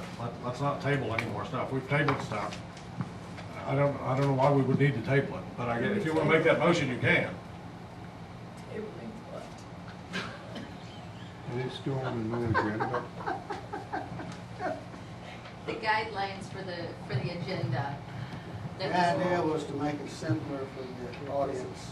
I would members. love to have these guidelines, because that would mean that every one of our agenda items would have been, had attachments and so forth, so I would know what the hell we're going on. And I got copies of the guidelines and agenda sitting up there for everybody. The guidelines say, it's a paraphrase. So you're not even, Roby, I don't think do we honestly need this, to vote on this item? I didn't think so, but you were adamant about there was no way the agenda could be changed without a vote. No, I'm not talking about the agenda. I mean, as far as the agenda guidelines, I don't have problems with them, except that I think it's a responsibility of the directors to get the information to executive management. They can't act and provide us anything until we get them what they need. But I don't see why this needs a vote. It's not a formal item, it's just something that we are going to agree to try to follow as far as putting our agenda together. I mean, I think you did a nice job putting it together, but not sure it needs a vote from the board to... Why does it have to be electronically? Yeah, I mean, I don't think we need a vote from the board just to pay attention to some suggested guidelines. I mean, Well, I think those guidelines need to be followed adamantly, and if they're not followed, then we don't need to have that item on the agenda for that time. Okay, well, I have no problem because, Because it's allowing 9 days. We need to get agenda items to the executive staff 9 days before the board meeting, a minimum. Roby, you're one of the worst offenders on this. I mean, I'm sorry, you are.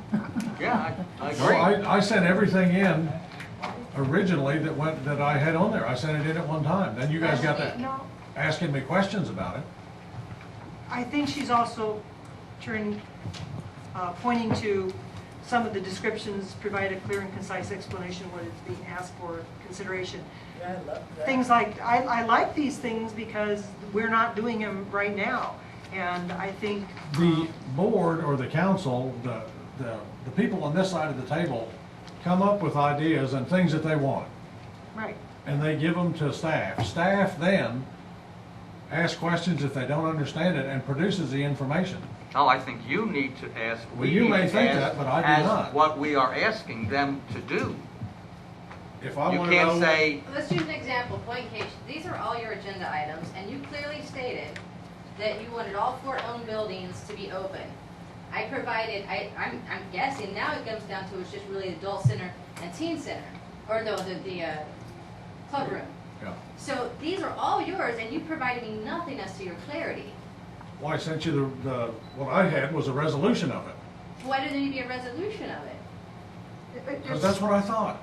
And then these are all your items, and if you guys are discussing what's to go on the item, or on the agenda, and you guys are going back and forth, and then you come back with, this is what it is, and you give it to me the night before on a Tuesday night. I didn't give it to you on a Tuesday night. I sent Monday. this to you, I That's forget, 2 weeks, Thursday. almost 2 weeks ago. No, last Thursday. And so it's basically like it's guessing what is happening here. Like, what do you want? I don't even know what you want. I sent that. Okay, Roby, but the problem being, when you originally sent it to her, you didn't have input from the rest of us. And I don't know if that's what Myrna's reading. You know, we were inputting items all the way up to when it was actually due. The only way we can discuss all this stuff is at an open board meeting or have secret meetings. No. What else are we gonna do? No. Roby, There's secret meeting. when you ask us for ideas for the agenda, which is what you should do, I agree, and we give you those ideas, we're also giving you ideas as to what doesn't need necessarily to be on the agenda. And just like with this agenda, there were several items in here that were difficult to understand because they weren't rewritten. And it's not admin's job to rewrite that. It's our job to write it clearly so they know what we want.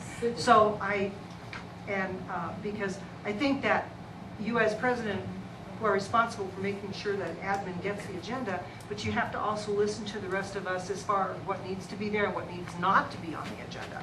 And if this agenda guidelines will help us get that accomplished, then I'm all for it. Well, I think it will, and when I sent in, for example, the all Ford-owned membership, I sent a resolution in, and it specifically stated what that referred to.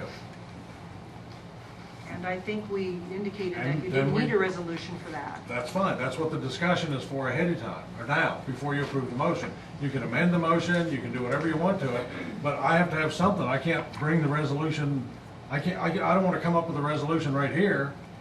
I need to have something on anything I presented my idea, here it is. A resolution amending the bylaws of Fort Clark Springs, a Texas non-for-profit, be it resolved, the adult center and/or auxiliary room to the golf course. The written request is to be delivered by security.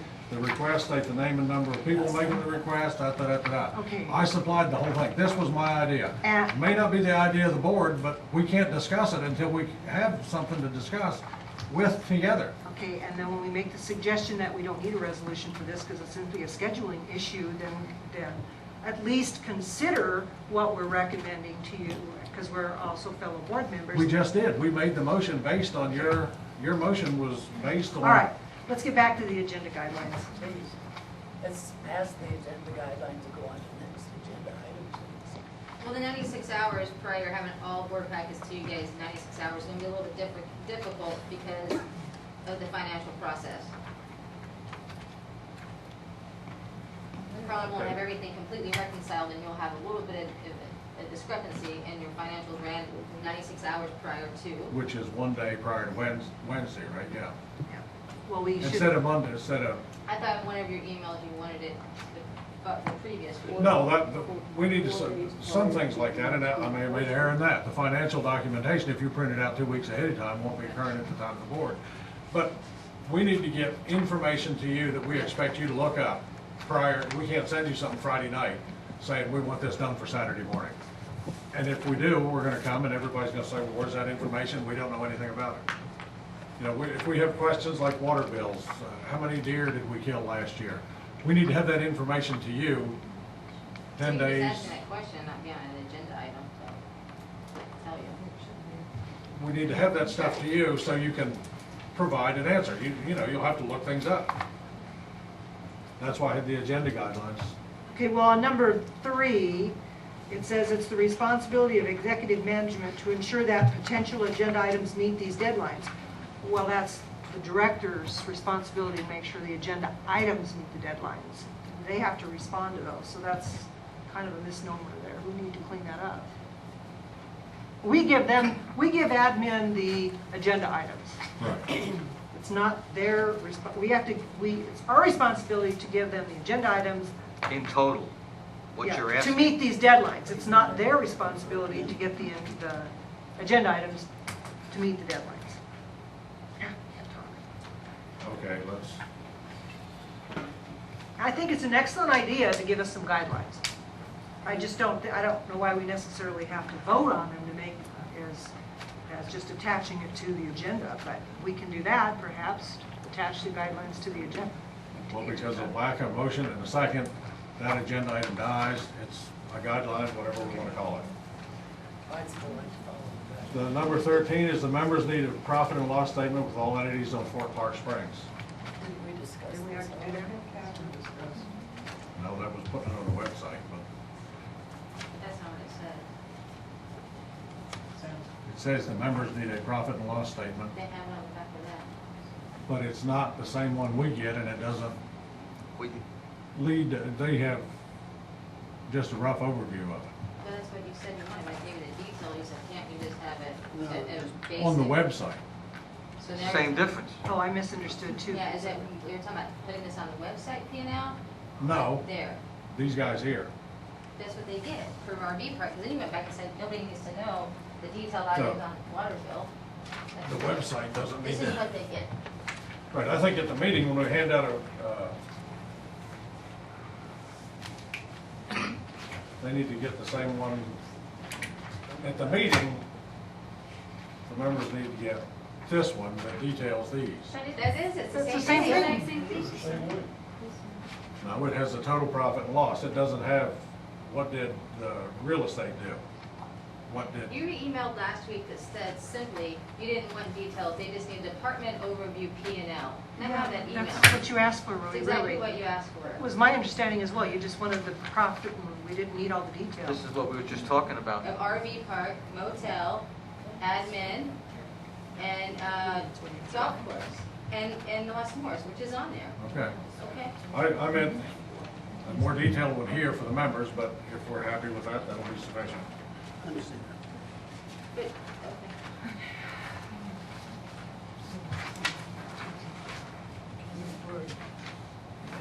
Yes, go next. Please. Yes, USGS flow measurement station approval. Somebody wake her up back there. No, Jody has the information. Yeah, it's in your packet, it's on, there's an email. The one with the nice picture. It says agenda item number 14. What they did is over here, the second page is a picture. This is photoshopped in, is where they're going to put the data station, which is just over here in the front. You know where that slab's at? I guess where there used to be some type of latrine. Yeah. Oh, sure. It's in between the old latrine and also the embankment of the creek. So And it's they- up high enough for maybe to stop erosion. So anyway, that's photoshopped in, and that's where they're wanting to put it. And they're gonna run a trench, I guess, to the, I think that's what it said. Yeah. Said it'd be a shorter distance for the Yeah. trash. And then they're gonna remove the one that's out there now. Yes, it will be moved. Yeah, it'll be the same. It's the same equipment, we're just changing location. Okay. One place to the other. Correct. Yes, Okay. no cost to Fort Clark. Better not be. And the gentleman did this because they'd sent everything to Jay.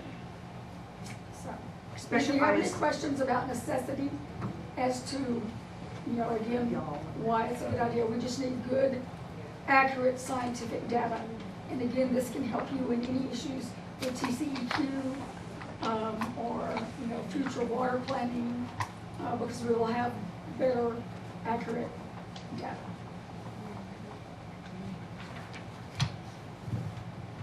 Roby, I move that we accept the placement of the USDS flow measurement station. We have a motion. Do we have a second? I will second that motion. Any discussion? Seeing none, all in favor? All opposed? The motion carries unanimously. Thank you all very much. The next item is discussion approval of the Preservation Repair Committee.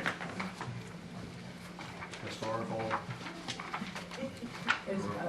Excuse me, can I ask? We have this resolution. Is this rescinding a previous resolution, or is this? Not the way it's stated, no. Yeah, I don't understand where this comes from. The original one that was up was resolution ended in 2012, I believe. Oh.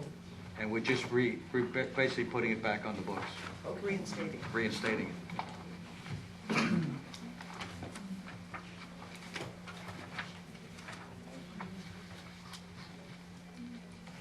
Well, I will move that we reinstate the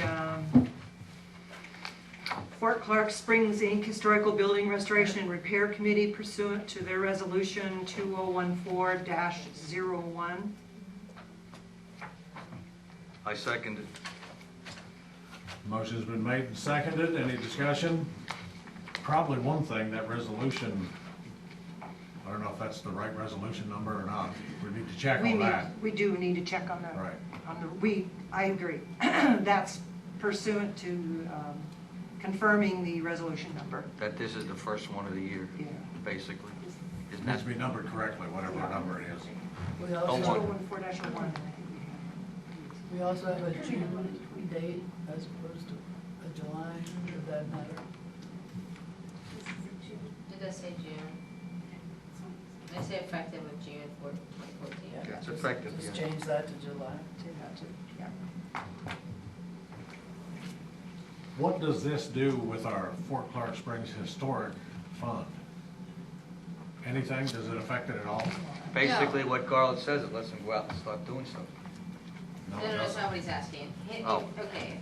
Excuse me. So the big confusion way back when was with the bank account for preservation was made under our tax ID number, Fort Clark tax ID number. Somewhere along the way, that account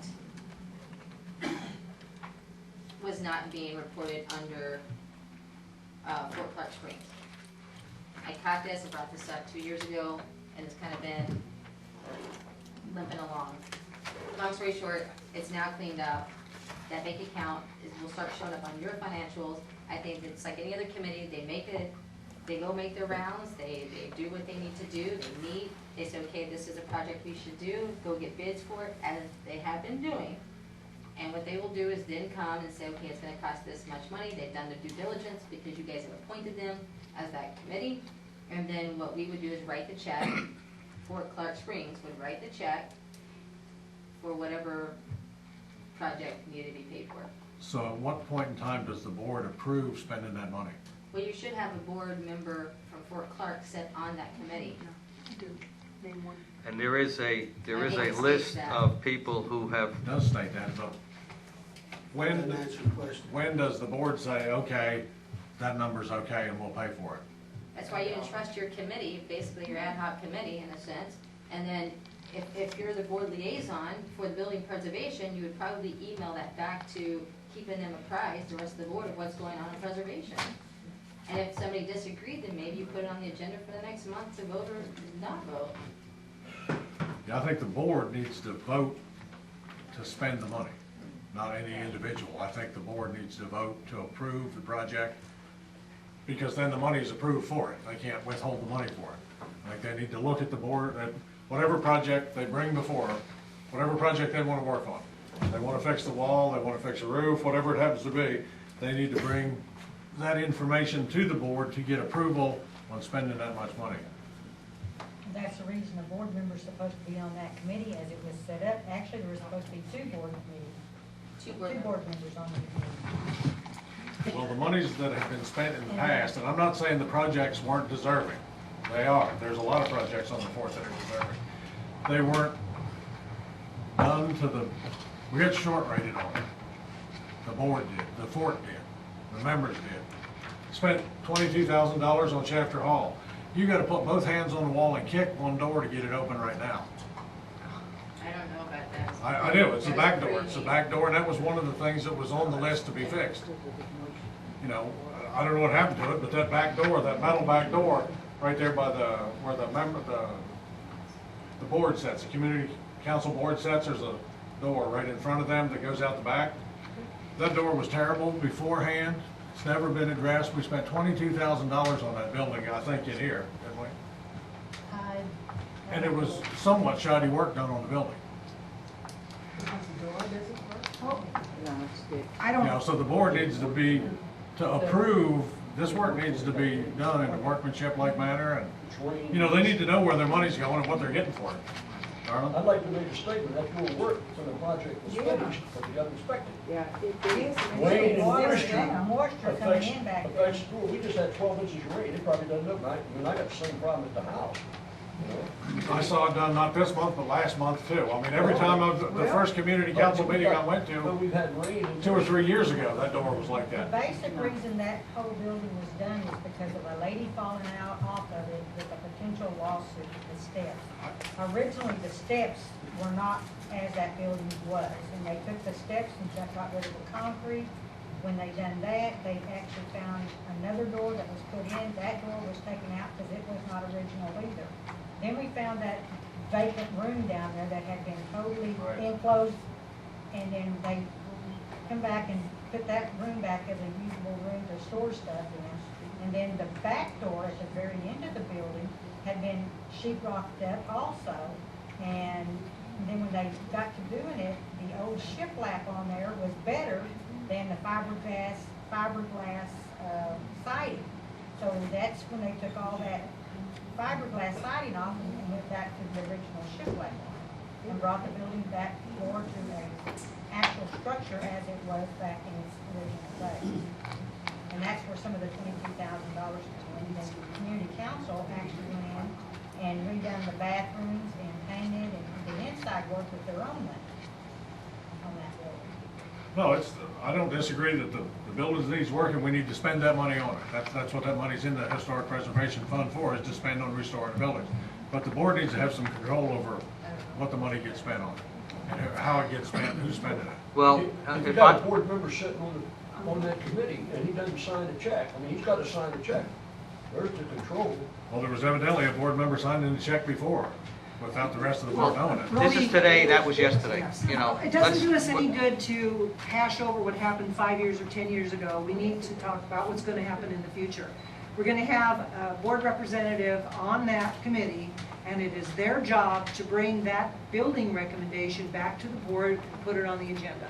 That's that board member's responsibility. That would be fine if that... And that's why they're there. And I think that what we need to do is, today, beside passing this resolution, is to appoint or have a volunteer from the board to be that board liaison for that committee. Now, I think it's unfair to say that you are afraid that the board member won't do their due diligence and responsibility by reporting it back to the board to be put on the agenda. And I think that's kind of an unfair assumption, as long as we have a board member on there. Well, then, let's not worry about before, let's worry about now. Whoever's on that board knows they're gonna have. How about if we learn from experience and make sure that it does get back to the board? That's what I Is just, that gonna be prior to us sending out the bid? We got a project, we get it approved, we don't know how much it's gonna cost, and we send it out for bids. So we, I mean, it's kinda like putting the cart before the horse. No, at some point before we write the check, the whole board needs to approve that Well, project. we can go out for bids, and when we get the bids back, I got no problem if we get the bids back. That's The right. project, Right. that we give it to the board members sitting there, and you bring it in. and put it on the But, agenda. somebody, you go out for a project, it takes you anywhere from a month and a half to get the project organized and get bids in. And then we give it to you, we gotta wait another month to get it approved. It seems like to me that either you or the guy that's sitting on the ad hoc committee could look at it and say, look at the figures, I mean, we do a due diligence when we go out for bids, and we don't take the cheapest one, and we don't take the highest one, we look for the one that gives, and what I'm saying is, you've gotta have faith in your ad hoc committees or your committees, and you've gotta have faith in the board members that sit there. If you wait to have a board approved, which every one of you would have to vote on it, then you're gonna talk about a 3-month project. We've been sitting basically 3 months with no projects. I don't know, but we don't need to operate on it. We don't need to make it so it's difficult for you to operate, but we don't need to give carte blanche to one board member to sign away everything. No, I'm not, that's not what I'm saying, Roby. I'm saying that board member is responsible for bringing, once you get the bids, you know what the cost is, you got the construction package put together, they bring it back to the board. By saying, You can do that by email and see how you. Right, that's what I'm saying, the board should, we wouldn't necessarily have to have a special meeting for that. no, If you get 5 bids and you say these 3 are the ones we want, and here's what we're gonna do, are you gonna write a check for this much when we get done? The board needs to say yes for this one. They need to know how much money's going out of that and that's that board historic liaison. preservation. That's that board liaison responsibility, and I think we all 5 of us are You have a responsible. 7-member board committee who is going to look at the bids, because they know what they want done, because they've checked the buildings out that need to be repaired. They're going to look at the bids. Where does it say that we're gonna do that? There's a 7-member committee right here. Where does it says one of them's gonna report back to the board? That's the board, that's the board member. You Fort don't, Clark Board of Director member, one of the members, Do you- one of this you really- board here has to be at this meeting. do you really think that you need to have it in writing that the board member has to report back to the board? That's our job, but we accepted this when we were appointed or elected to the board. Well, it never happened before. Will Well- it continue to happen in the future? No, let's put before away. And we've got 5 responsible board members here. One of us needs to be on this committee, someone that's able to meet with them when they have their meetings and report back to the board. I mean, you're. And they report to the board every month anyway. So who signs the checks? Who's able to sign A checks? board member and DO Yeah, just like any other check. on the approval of the committee. When are your meetings? The second Wednesday at 3 3 o'clock. It's been so long since we've had one. But first thing, before any money is spent, we actually go through the buildings and the thing from the Kenny County Historical Society. And if it has something to do with keeping our taxes, the lower taxes on historic buildings, that's how we spend our money first.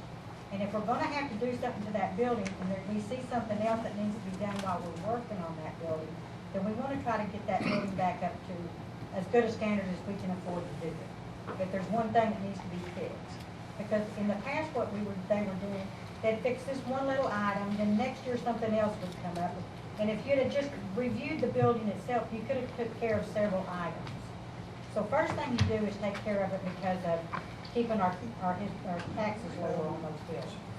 And then it becomes a safety issue. That's where the safety thing came in at Chapter Hall. Because those wooden steps were so misaligned where they were boards and they had swollen and gone back down that you could catch your toe on anything going down, and the lady done that. So that was the reason that got done, but then when you started looking, you had so many more issues with the building. Well, again, in that respect, let me go back to this ramp over here, the concrete handicap ramp that was put on Service Club. While they were doing that, they found a pipe sewer pipe that would have been covered up and inaccessible if they would have put the cement in. The board, at that time, made a decision. Committee, I'm sorry, made a decision to correct that and make it accessible while the guy was there doing the project. It didn't hold up the project. They continued on. It got done. There was a little extra money in it, yes. But they made the decision because it had to be done. They didn't have to bring it to the board, wait a month or two, and so on. You have 7 people that you are trusting to do it correctly. And a board member there to oversee, if you will, or be involved at the meeting to either feel free to say yes or no, or Well, there's talk another about example down here at the butcher block, about 7 people that you trust to do the right thing. They put in what they thought was a French drain down here at the butcher block, and it works by accident. That's the only reason. They wrapped the whole rock deal in plastic. How does the water run through the plastic to get into the rock? Was it plastic or a sleeve? It was plastic, I saw it. I didn't see it, I'm sorry. I had nothing to do with it. I didn't know, I'm not pointing a finger at anybody, it's just those kind of projects, that was, you know, it works now because the ground's looser around the rock, the water runs over and runs around it.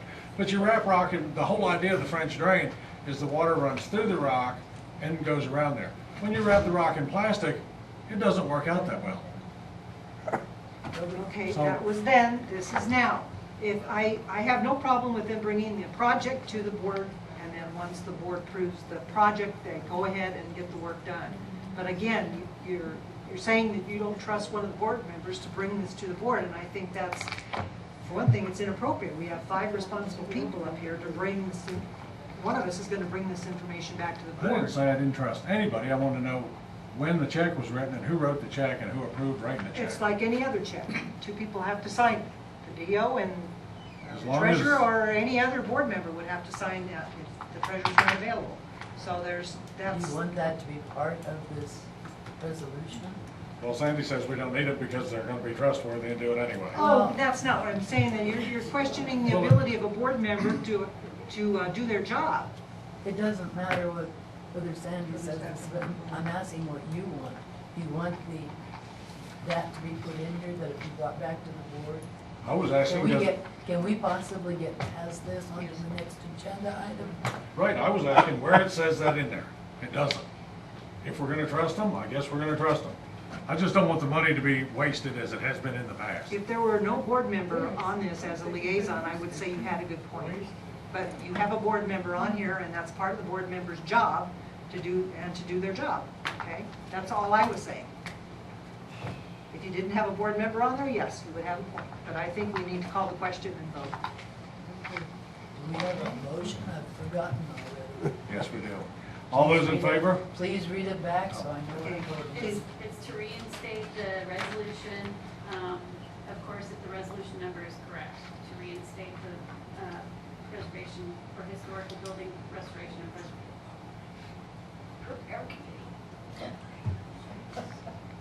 Sorry. I made the motion to reinstate the Fort Clark Springs Association, Inc. Historical Building Restoration and Repair Committee.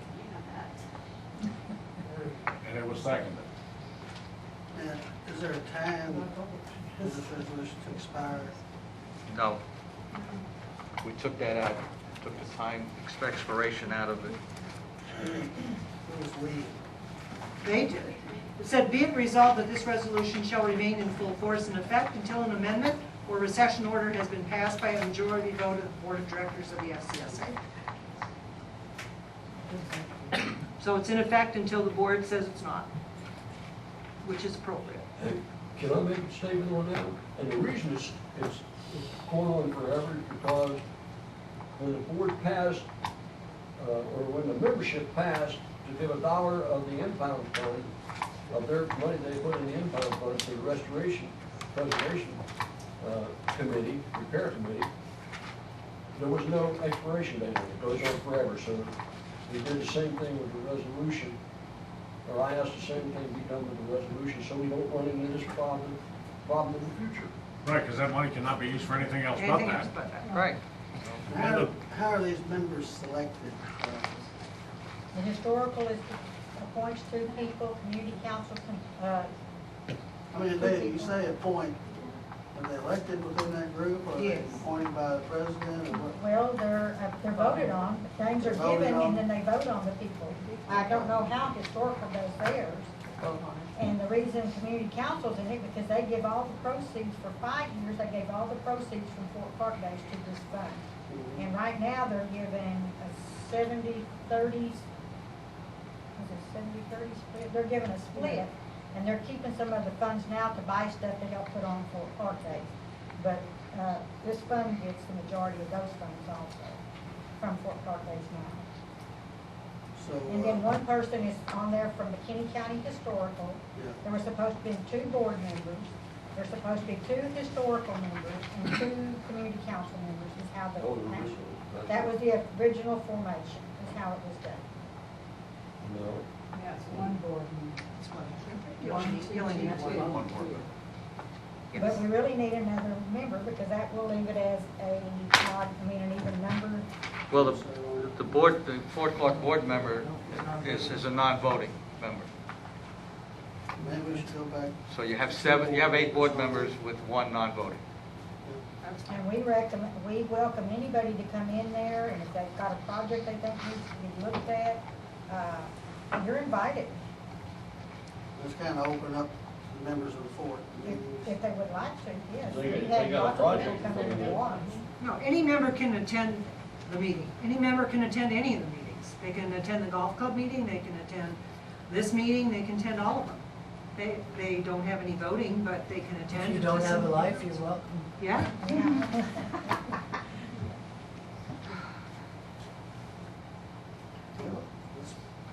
All Call those, the question.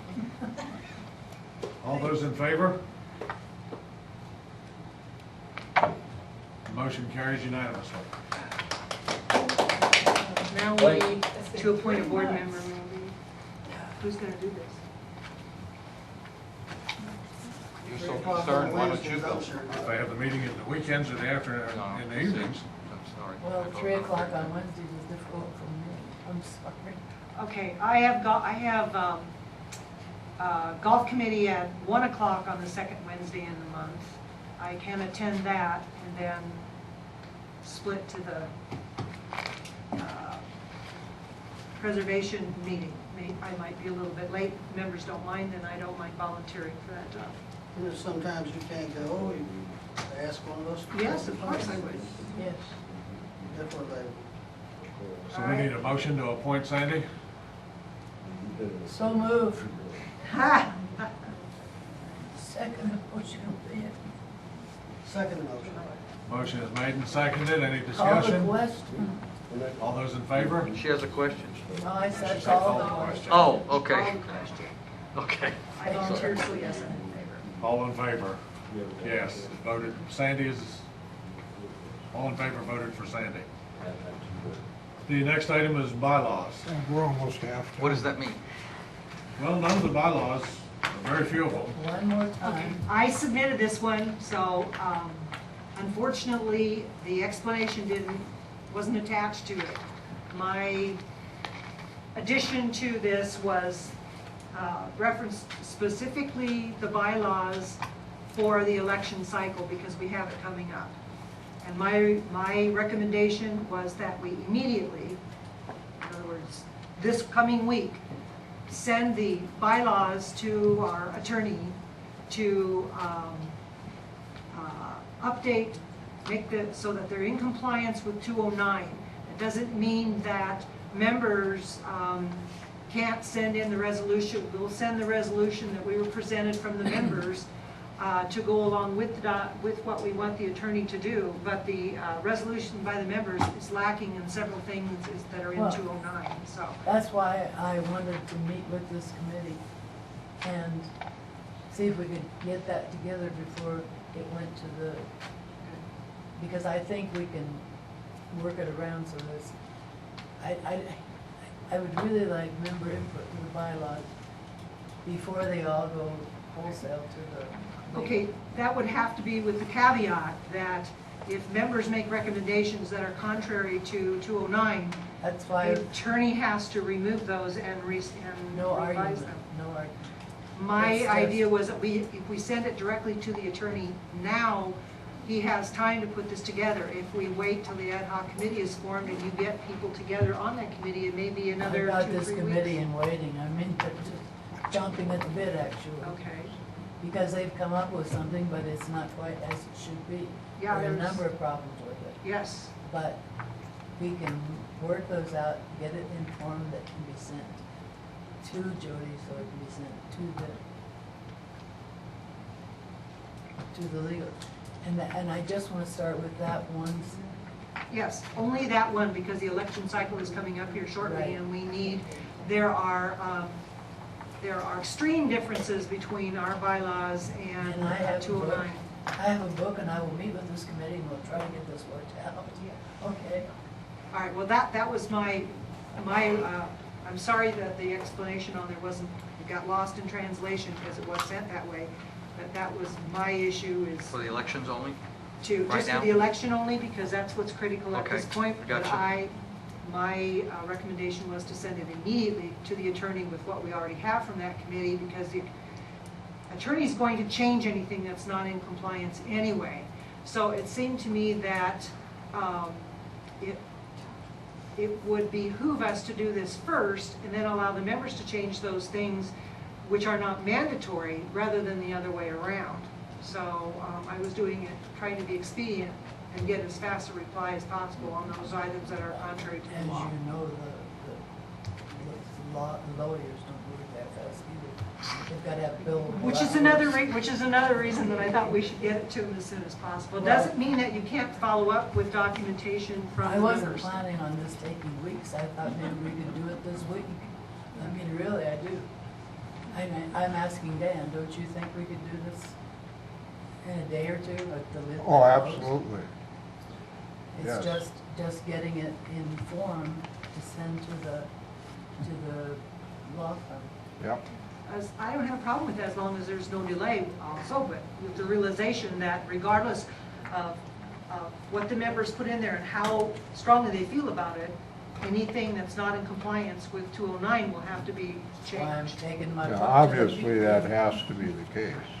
And because of our bylaws originally state the election process has started in September, correct? That's correct. Which is why we gotta get it done right So now. it's got to be read twice before the membership prior to September 1st. I think it only has to be read once at the But I don't August think- meeting, then voted on at the September meeting. According to the bylaw changes that exist now, that's how it is. So I We guess- could even have a special meeting to, That's what I was getting at. We'll probably have to have a special meeting to vote and approve it, possibly. What I was trying to avoid is the ad Well- hoc committee meeting for 2 weeks before we send it to the attorney. no, the ad hoc committee promised to just get it done this week, or we're gonna dissolve it and send it in. That's honest to God, I promise. So our motion is? My motion would be that once the ad hoc committee cleans up, or, excuse me, revises their resolution, that we send it immediately to our attorney Langley and Benak. I'm fine with that. Second. Motion's been made and seconded. Any discussion? Seeing none, all those in favor? Motion carries unanimously. May I ask a question, who's on this committee, or? Well, Dan is the one who, or, I don't know whether you organized it or whether you got stuck with presenting it, but Dan is the one who has worked with the people that, whoever this is. And I will work with whoever they come up with. When we,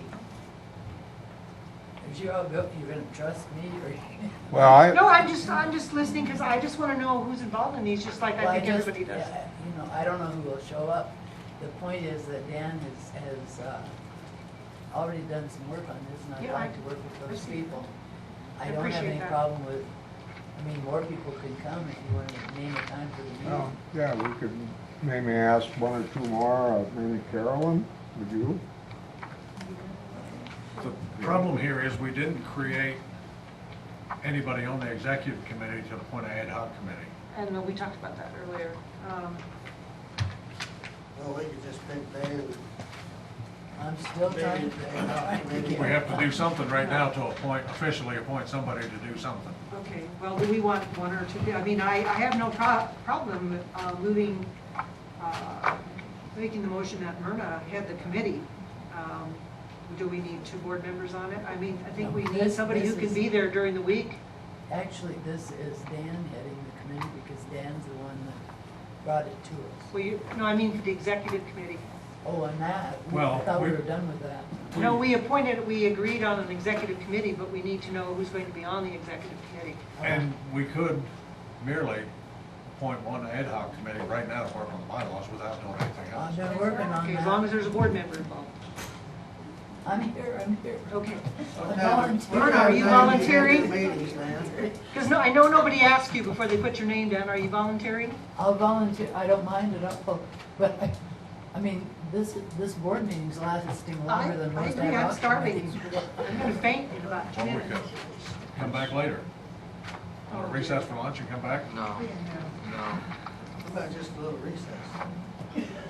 Okay, let's finish this item first. Why don't you appoint the ad hoc committee to look at the election portion of the bylaws and prepare it to go immediately to your law firm, and that committee would consist of myself, Dan Sullivan, and Carolyn O'Block, and be overseen by Myrna Castle from the board as a part of it. She can't be a voting member of the committee. I believe your bylaws prevent any sitting board member to be a voting member of any committee.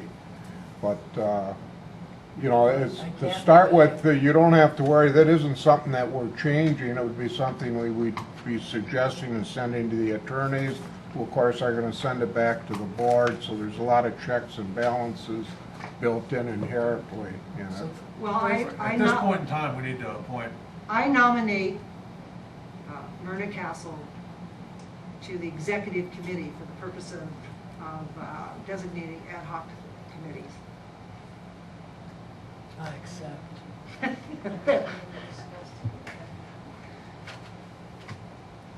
Okay, second. Any discussion? No, we have a Seeing none, all in favor? Motion passes unanimously. My first committee is. Question, can any board member attend these meetings? Yes, but we have to avoid the quorum business. And any member. Anybody should be able to I don't attend. see why not. Like I said, if Dan can come up with a time that we can agree on, Anytime. no, Dan, you're chairing this thing, you've gotta do it. And you don't have to do it today, but, if people are interested, it should be out there so they know that they can show up. It's happy hour time, I like to attend. Yeah. Do we want to have a short recess now? No, go on. No, just how about I'm 5 gonna minutes? take a break, I'll do what you want. Okay, the next item for discussion was answered by Jody. It was, I wanted to know if we did have a contract or not. That was answered. The next item is discussion approval of assistant vice president. Actually, I was so excited by my first meeting, I misspoke. I meant for that to be an associate vice president because assistant has no meaning. And my point in doing this was Bill is the one who is attending all the meetings that typically the president would attend, and the vice president can't attend them because he also is a full-time. So Bill really is doing a job here. I think he realizes that he cannot represent the board's opinion. He can only be there to represent that group's opinion back to us. Right, Bill? Yeah, basically, that's true. So that was my point in coming up with an associate vice president as opposed to assistant vice president. And I don't think this has to be registered at the courthouse, because this is just to get us to the end of this year. It's really specifically because both the president and vice president are not available when those things are meeting. No, in fact, it doesn't. Under Article 5 officers, it says the association may also have, at the discretion of the board, the chairman of the board, one or more additional vice presidents, one or more assistant secretaries, one or more assistant treasurers, and any such other officers as may be appointed in accordance with the provisions of Section 3 of this article. One person may hold 2 or more offices except those of president and secretary. There's no requirement here that we do a resolution, file it with anybody. It's at the discretion of the board. And especially because this is just for a limited time. The next president might be available already. Well, you could still keep the positions from now on too, really. Well, at this point, I'd say get us through the end of the, actually get us through the end of the meeting, but get us through the end of the meeting. Gotcha. Okay. Do you want to make the motion? We better wait till the meeting. Well, we've got a quorum. We've got a quorum. Go ahead. I move that we, what is the word? Point. Appoint Bill Herman as an associate vice president because he is doing for the board what ordinarily would be done by the president or vice president. I will second that motion. Any discussion on appointing Bill Herman as the associate vice president? Did you think I should put a time limit here? No, because it's up to the discretion of each board. Of each board, that's right. Okay. Any further discussion? You want that right? Seeing none, all in favor? None opposed, everybody, it's unanimous approval. The next item is discussion and approval of the historical marker, Seminole Scout Homestead site marker. Okay, I will move that we approve the site marker. The Fort Clark Historical Society requests permission to install the enclosed described site marker on Fort Clark Springs Association property to be located on Fort Clark Road, approximately 50 yards south of the turnoff to the golf course clubhouse. It would be located between the Gold Cart Path and paved road in line with the line of mesquite trees. This recognizes the Seminole Negro Indian Scout Sergeant Isaac Perryman, as it is the approximate location of the 1800s homestead of Isaac Perryman. Do we have a second? Second. Any further discussion? Any Can I hear discussion? the motion again? You are going to make me read that again. Okay. I move that pursuant to the request by the Historical Society. That's what I didn't get, that part. Yes. Go ahead. Do you want me to read it? Okay. No, and now I understand Okay. the rest. As in your board packet. Any further discussion? Isn't there one there? No. No. Seeing none, all in favor? Board votes unanimously to approve it. A discussion item, explain the Los Morris Corporation liquor license and how it got changed or did it. And I put that on there because I don't understand, and never did, exactly what the Los Morris Corporation did. I've been told it was just to hold the liquor license, correct? But in our previous balance sheets here about the Los Morris deal, it carried a $168,000 debt. How did that, where did that come from? How does it not show? And then on the current audit, it shows it's $187,000 now. It was transferred in and out. How does that Los Morris, how did it get from being a Dickman Hall of the liquor license to now it's the restaurant and the liquor license or not, or what? I don't. I mean, I wasn't here when all this happened, so I'm just going by piecing stuff together. Best I understood it from history, that it got closed down in 2003. The liquor license got put into suspension in 2003 when Dickman Hall closed down. The bad debt was from, apparently my understanding, was from unpaid tabs. Wow. That's the understanding that I got from back when. So, since 2003, your liquor license has been in suspension. Okay, but that was still, But it doesn't mean, that didn't stop the corporation, because the corporation's always been going, because we've always been buying beer for the pro shop, which is, the beer is under Los Morris Corporation. right, because it has the beer and liquor license, right, or whatever it is? Well, liquor license is in suspension. And the But reason- it's still under Las Morris. Correct. That's the entity that holds it.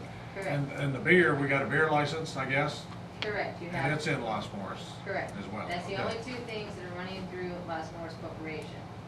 That in the restaurant also. Right, Okay. in the restaurant. And the restaurant. Yeah, yes. So did we have to do any legal financial stuff to add the restaurant to it or not? No, not according to our auditing firm that came in and audited the account. Because now we have, on the budget, the audit, it shows under a column under eliminations, and I assume that's where they take it. If they have money they have to do something with, and they can't just ignore it, or they have to put it somewhere. But there's 187,000, and then 179,000 is investment subsidiary. The 187,000 is due Fort Clark Springs Association, and it's transferred back and forth in and out of Las Morris Corporation. How? Well, what we can do is when the auditing firm comes back down, these are great questions for you to ask him. And Okay. and he can put, I wasn't here when all this stuff happened. Now when we shuffle money in and out, because Las Morris Corporation doesn't have enough, didn't generate enough money to pay for its beer. So what we would do is take, now what we've been doing was done in the past, was we take money from general fund, put into Las Morris Corporation, because all of the entity, Las Morris Corporation, falls underneath Fort Clark Springs, was my understanding, is what I've been told by both auditing firms. Okay. So we'll have to take money and seed into Las Morris Corporation, because you didn't have money really in Las Morris Corporation. We should have done that once, right? Or do we do it regularly? No, now because now it's got Las Morris Corporation account, I think had $20,000 in it for your bank statement. So no. So we put money in at one time to buy beer. Well, beer has to be paid by cash. So we keep petty cash on hand to pay the beer guys every week when they come. But that's Las Morris petty cash. Correct. Right. So we put 20 G's into Las Morris once, or some amount. Well, we seeded it with, I think, 6,000, and it's generated its own income. Okay, From its we beer put sales. some in there for beer sales originally, and then we use that to pay for the beer. Correct. And all these other, Food, now food's coming through there. The liquor license itself is not changed, it's still under Las Morris. It's in still- suspension. It's in suspension. To reactivate it. Which we wanted to do, but the budget didn't permit us to spend the money, spend the money on the restrooms. The TABC has required that we have separate restrooms for the golf course and the restaurant. And we have plans to do that. Plans are there. The construction plans are there, but the money is not there right now, so it has not been done.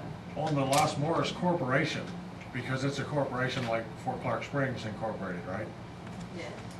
Does it, are the same board of directors on it that are? Yes. Yes. Yes. Okay. I still don't exactly understand everything I know about that. Okay, thank you. The next item is explain the property tax issue and the timely filing of that 50-122 application for historic property tax exemption, personal property rendition, and owners at the airport hangars. Did we do that in time or not? What was Bill Hunt talking about? Again, I answered all these things when you wrote this out last week, so I guess this is how we're gonna do this. Well, I didn't. No, we'll do it this way. So whenever we get this from the Kitty County tax appraiser, it's this whole long list of things we own. And for every year, every documentation said same as the year before, right? So things hadn't been cleaned up. That's the easy answer, same as year before. Okay. And when we got this documentation from the Kitty County appraiser office, I told Monique, we're gonna do this right. And we're gonna make a list of everything that is current and no longer a part of our inventory. Okay? So, we also get a report from Kitty County Historical District grading our historic buildings. So, this was due mid-May. We did clean up everything and do our due diligence and get all that. However, it got missed because of all the chaos with annual meeting May 17th. and we missed it by 2 days. The tax exemption on your buildings, which was $1,500 is what that got you.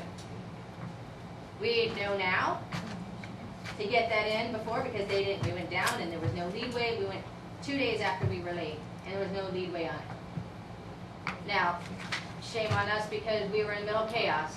We missed it. $1,500 in tax exemption. There you have it. Okay, so the other stuff about the airplane hangars and, I gave you that information. They paid the property taxes on their hangars. so we're not gonna pay property Right. tax on the hangars, the owners of the hangars are. They're responsible for that fee. And that property rendition is you fixed it, and now this year you submitted what we actually do own. Yes. Okay. And we missed the other date, but that's the way it is. Okay, we I have, have a question. Doesn't the board establish the price and how much to rent the hangars for? We pay for the mowing and everything. I do, and I don't own an airplane. But you got people down there that got airplanes that I understand only pay $5, $10, $20 a month. 25, isn't it? It's 25. You pay the property taxes too, and the insurance. And that doesn't even pay for the mowing. Why don't they pay for their own mowing? Yeah. We have yet to discuss, that's been brought up, Jody brought that up a time or two, and we just refused to address it for whatever reason. It sounds like every board that's been in here for the last 20 years has sidestepped it. We need a new contract made up is what we need to do. Fine. Let's plan on putting that on. Once you have With- a habit- With some real numbers on it, you know. And we did clean some stuff up. We sent out letters and we got all the unauthorized airplanes are now moved out of the airport. The biggest fuss now is how are you guys going to charge the airport members? So we Right, did what- our part to clean everything up and got 2 or 3 months ago you did that? back in January. Okay, Yeah. so even longer than that, yeah, because there was a lot of people had storage out there that weren't airplanes, or there was problems that were addressed, but the board hasn't went forward on the rest of their. No, what we need to go forward on are fees to charge. It's a the contract, airport, a new yes. contract. A new contract and some way to get more money out of 1, 2, basically 3 people out there now. So, we're never gonna get the money to cover it with 3 people out there. So, we have to decide whether we wanna maintain airport privileges or charge a whole lot more to try and recoup some of the expense. And this It is would be something. cheaper to close it. Close the airport. So, I mean, this is something we're gonna. Close the this golf is- course too, but I don't think that's a good idea. No. And we need to maybe drum up more business, but it's something that we didn't just forget about it. Jody did what we asked her to do and get this other information from the airport people. But we need to bring them in and talk to them about what they want to do and what they expect from us as far as funding this airport. So this is something that, we still need to address. We didn't really kick the can down the road so much as just not bring it up and seeing that we only have 3 people out there now. It costs us how much? Approximately $13,000 a year to maintain that? $7,000 a year, so 3 people. We're gonna have a serious discussion with the airport, with the people who are out there in airplanes. If we close the airport, will our taxes go down a whole lot? I doubt it because we'd have to redo it. We'd have to take the airport status away from it somehow and replat it as something else. I think as long as it was platted as an airport. Turn it to Greenland. Right, we'd have to redo the plat on it probably to something else. The next thing is lack of people answering phone calls and calls returned, and I've heard several people say it. I mean, I don't know, I've never called the fort, I don't think. If I did call one time maybe, and I got Jody, but I called her cell phone, I think. But anyway, this was in the Uvalde paper. City Hall is back online. They started an automated answering phone system here a while back.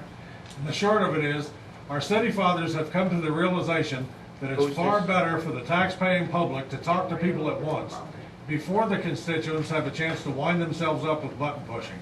Because they had put everybody, you didn't get to talk to anybody. You had to go through the automated answering system and leave a message for this, or push 1 for that, or push 2 for something else, push 3 if you're going to speak in English. And it got the people in Uvalde got hot about it. Generally, most people call the office probably because they're upset. The more time you call them and don't get somebody or have to leave a message, the more upset you get. So I think we need to make a diligent effort to have a real person answer the phone every time somebody calls. That's probably not possible 100% of the time. We do, we don't have an automated system. No. We don't have an automated system. We have 3 people on Mondays and Fridays answering phones, and we have 2 Tuesday through Thursday who constantly answer phones. Constantly answer phones. We have to. And No, we don't There's Miss Sullivan right there. I called for 2 hours for David Box. did you call directly to him? I called into the office. And did they transfer you to They him? didn't, nobody answered the phone for 2 hours, from 10 in the morning to 12 o'clock at noon. I don't know. Somebody answered. I apologize for your inconvenience. But I'm not the only one. This is brought up at the community council. It's over and over and over. But I know we answer the phone. Well, I'm not starting about HRC. arguing the phones. We just need to make a concerted effort. We do make a concerted There was a effort. period of time when Can we I had say phone something? problems. Okay, when I started, I worked in collections, but there were several times that I would go and man the front desk. Okay, we have several calls that will come in, like 3 or 4 at a time, and when you only have 2 people answering the phone. 2 hours. I understand that, but there are times people are requesting information that we have to look up on the computers, or we have to find out the answer to the question. It's not something we can do easily with a snap of our finger. I'm not the only one. I understand that, but you have to understand there are only 2 people there. It's a constant complaint, that's all. Okay. Well, I call. I've experienced it. We try and You get got through 2 as phone much as lines, we can. right? When you only have 2 people answering the phones, you And can they're only both on do the so phone. much without telling people, can you hold on? And you put them on hold, and then go to the next person, can you hold on? And put them on hold. You can only do so much. Well, we also had some problems with equipment that we were during rainstorms and so forth. I call the fort all the time for various number of things, and only ones that I can remember did I received no answer, and it was during lunch, during the lunch hour, and I simply just called back. Now, I think it's a training issue and something that Jody can address again with her staff, but I think that we also have to be patient. We have 2 people trying to answer phones, and again, if you have 6 people trying to call in and you've got 2 lines, you're not gonna get it. Did you leave a message? Nobody answered. Who could I? No answer, rings and rings. I've had the same thing. Was messed up when I Because I- everything goes to a Our voicemail. son Goes to has voice- called- Our son has called to make hotel reservations, I don't know, 5, 6, 7 months ago. He didn't get through. He tried several different days calling. It's constant. I No can answer. assure you that every time I go in there, the phone's ringing, and my ladies Well, are I answering can the assure phone. you, then I can give you the exact date, from 10 to 12, nobody answered the phone. Well, we'll take your concerns into consideration, Mrs. Sullivan. We'll get on it. I have called and it rang, and then eventually, I'm not saying how long of a time frame, I got the voicemail. I didn't get any. Well, I'm just saying, and it said, And you know, I'm just saying, all it didn't, nobody answered. all the phones were busy, Just leave a message. Is that the day we went to Mexico? That's some toddies that day. Well, we need to try to solve that however we We do. can. If you can only, if 2 hours out of the day is 1 person there for lunch, I don't know. My concern with it is you call and the person that answers the phone, they don't identify themselves. Yes. At Fort Park Springs, they answer the phone, they'll say, this is Chato, this is Mary, or Juanita, or whoever's answering the Yeah. phone. I mean, this is where your first sales Yeah, membership goes. absolutely. You have to be a cheerful voice. We can take this apart all day long. Is Yeah. that gonna generate money? You know, No, I just wanted to read that. guys, that's an easy fix to have someone answer the phone, Fort Clark. Good afternoon, Fort Clark, this is Sandy, or this is Chuck, or whatever. So that's just something that we can ask our employees to do. And if you are having a phone problem, then I think it's a good idea to write down when that happened, the time of the day and the date, and possibly call back a little later to report it. Maybe there is a phone problem that we weren't aware of. Maybe we lost some equipment function. And so by letting us know when these things happen, you help us to track down, to research the problem. And it may just be that it was when one person was on duty and there were 6 calls coming in.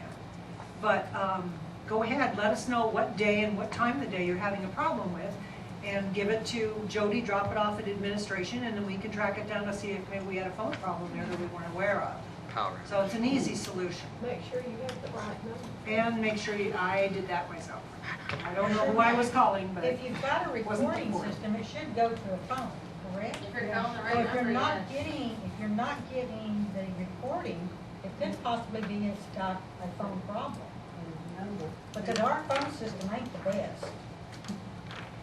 Well, sometimes you. Okay, moving on to the cost of water at the golf course, mentioned at the last meeting that, you know, you were saying we were buying a lot of water and that, we got, You already covered that earlier. Already discussed it.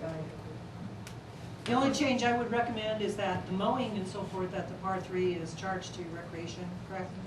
Water should also be charged there. There's really no logical reason, other than we just haven't made the decision to do so, to charge the water on the par 3 back to the 18-hole golf course, but it's something we shouldn't change until the new fiscal year.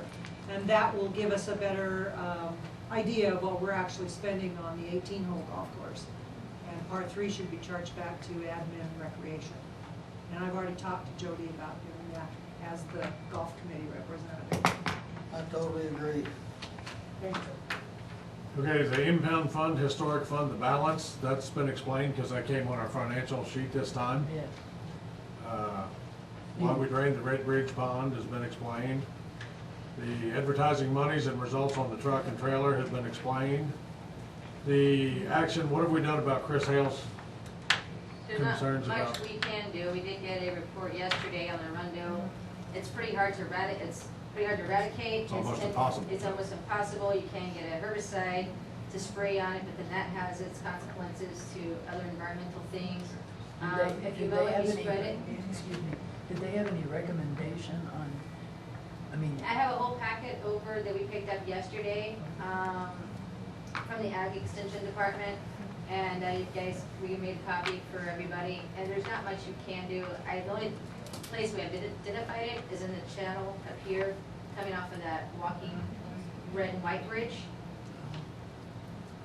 There's a rodent you can put in there that eats it. But it basically. then you've got a rodent problem. Yeah. What else does it eat? So there's some things for you guys to look over. Mowing is not the answer to it either. So, but it's kind of the same thing the lily pads are doing to the creek as well. So I'll have that information to you when we go to the exec session. I guess the only thing you can try to do is contain it, let it get farther away. Yeah, because I noticed in Del Rio along the golf course, they spent a lot of time and effort, very dirty work, cutting all that stuff out of Well, it. right, And it's cutting it. back. Yeah, you can't, it's difficult to kill it. Did you talk to the Oasis River Authority? We haven't yet. I mean, there's been a lot of things happening. Right, Right. we can't drop the Ford business and go to killing cane right now. Sure. But we ought to try to figure out how, when we do get time, how we would kill it. Because it is a problem in Del Rio. We're having a lot of trouble up and down with the banks. You skip number 25. Number 25. Why do we have an email provider? Why did we decide to have, what was the reason for having the email provider? Well, I like that we go backwards because we explained this a year ago, but for those who don't remember, when Camille used to do the email newsletter, she was having to take her 4 hours to actually cut and paste all of these emails into our system, our WorkDaddy email provider, and also create the template and how everything flowed. Constant Contact specializes in e-newsletters, and they hold all, you dump your stuff in once, or you add new emails into it, and their sole purpose is to create basic templates to make it so much easier for you to get your messages out. It's $30 a month. So you send your information to them and then they put it in? No. It's a template. We pick the template. David picks a template. It literally, once he has information from all the different committees and the communities reports and whatnot, he dumps all that information into something that looks nice and presentable, as opposed to something from here that we don't have capabilities because we don't have the software to do certain things. And he send and all those people in that database, that goes to them. so it's not really an email provider? No. It's a It's a company that specializes in e-newsletters, period. And it's $30 a month, and that's less than the man hours would take if we did it ourselves. And it has a professional look to it. The upcoming election laws, we talked about that and what the changes need to be made. We're working on that. How, we need to discuss and explain how healthcare law affects Fort Clark. And we have that in there. What is that? That's gonna cost us, what, $100,000 a year, $150,000 now? What, the healthcare insurance or the penalties? Either or. They're two different things. How are we gonna? Did you read this one? Yeah. Okay. So you read the. Well, I didn't read everything, and I can't quote you chapter and verse about it. Right. But how do they determine, how many, it says 50 equivalent full-time employees. How many equivalent, what base is the equivalent? Can I answer that one, Marie? Yes, I can. There is a calculator that they give you to determine if you have the full-time equivalent employees. So you take the number of full-time employees that you have, and by law, it's anybody who works 30 hours or more. It's not according to our policy, which is 32 hours. We have to go by whoever's working 30 hours or more on average a week. And then you take all of your non-part-time, non-full-time employees. You have to put in all their hours per week that they do, and then divide that by 30, and it gives us how many, you add that number to our full-time employees, and that gives us 50. So we are at 50 full-time equivalent employees. So we either have to offer full health insurance or pay the penalty. Which Well, is, the health insurance that we have to offer, we can't pay less than 60% of the premium, and that portion that the employee pays cannot be more than 9.5% of their annual income. right. So where are we gonna come up with the money to pay the fine or the insurance? How much is the insurance gonna cost us? It depends how many people sign up, and we budgeted for insurance to spend up to $70,000 last year, and we haven't spent anything. So it depends upon how many people want to sign up. We offer it, okay? So if we go ahead and move forward, we say we are gonna offer health insurance, who wants to sign up for this? This is how much it's gonna be based upon the math here. The more people that sign up for it, the better rate they're gonna get, okay? So I think our last figures were 19 people, because we brought everybody in, we brought the insurance company down, we got quotes, and so at that point in time, 19 people. So it'd be 19 people that roughly their monthly bill would be $364. We pay 60% of that. That would leave them with roughly $170 to $80 that would come out of their paychecks. So once we go forward with this, there might be more people that drop off because they don't want to miss $100 and some odd dollars out of their paychecks. You're in the clear because we offered the health insurance. Now the other part of that is, come January 2015, you have to have health insurance. Now they're going to pay the $180 it costs them a month under the employee ran insurance, or they're going to go out and get some other type of supplemental insurance on their own. So, assuming 20 people. Roughly, if we pay, let's say 20 people signed up for health insurance, where we're lucky right now, a lot of your people who work here are married and fall under their husband's health insurance because it's better. So based on those numbers and doing the math, you're looking, let's say if 19 people signed up for it tomorrow, we're looking at roughly $75,000 would be paying. And it's you pay your monthly, your premiums. So supplying health insurance to our employees is gonna cost us 70 plus a year, probably. Well, just like anything, if you have health insurance or car insurance, they like to get you the following year, we're gonna go up and how many people they're claiming and what type of health medical conditions our people have. Right, so we're looking at around 70,000. We have to budget next year for health insurance and have to offer it. If we don't, it's gonna cost us over 100,000 to pay the penalties. Correct. And how soon do we have to do, we have it January. January 1st of this coming year is when we have to do it. Are we gonna address it in this High year's time budget? that we do it, This fall. This needs to be done, but it should never have been taken away in the first place. No, we just gotta figure out where we're gonna get the 70,000 from. Well, I thought we already had budgeted that. Well, but we're also losing money and we haven't spent that yet too. I mean, yeah, we have to. I've heard you in that. It's something we're gonna have to budget for this Right. fall when we do the budget. Okay, we have a 15-minute member discussion period. I think I had 2 people sign up and one's already gone. They both might be gone. Art and John Roseski, they're both gone. Well, we're gonna have, what is foreclosures in here? Why do we have to discuss those in executive session? Oh my gosh, because it's I a think private there's matter. Yeah, it's in, I wouldn't want my foreclosure discussed in front of the membership. It's against the law to do that in open session, and you guys have to decide what you want to start the bid at. Okay, these are properties that some individual owns right now. John Smith owns this one here. And we're gonna go foreclose on them at the courthouse. That's confidential. Confidential. Well, we filed liens and all that, so that's I public guess we're information. all out of here. It's not at this point. Oh, okay. Okay, so I guess we head off to executive session for foreclosures. And personnel issues. Are you adjourning the, Yeah, we need to adjourn the meeting at, what is it, 1:37 to go to executive session. do we have any incident I want to get on tape? Anyway, Any incident that I want to have on tape or anything? No? No? Me feigning from home.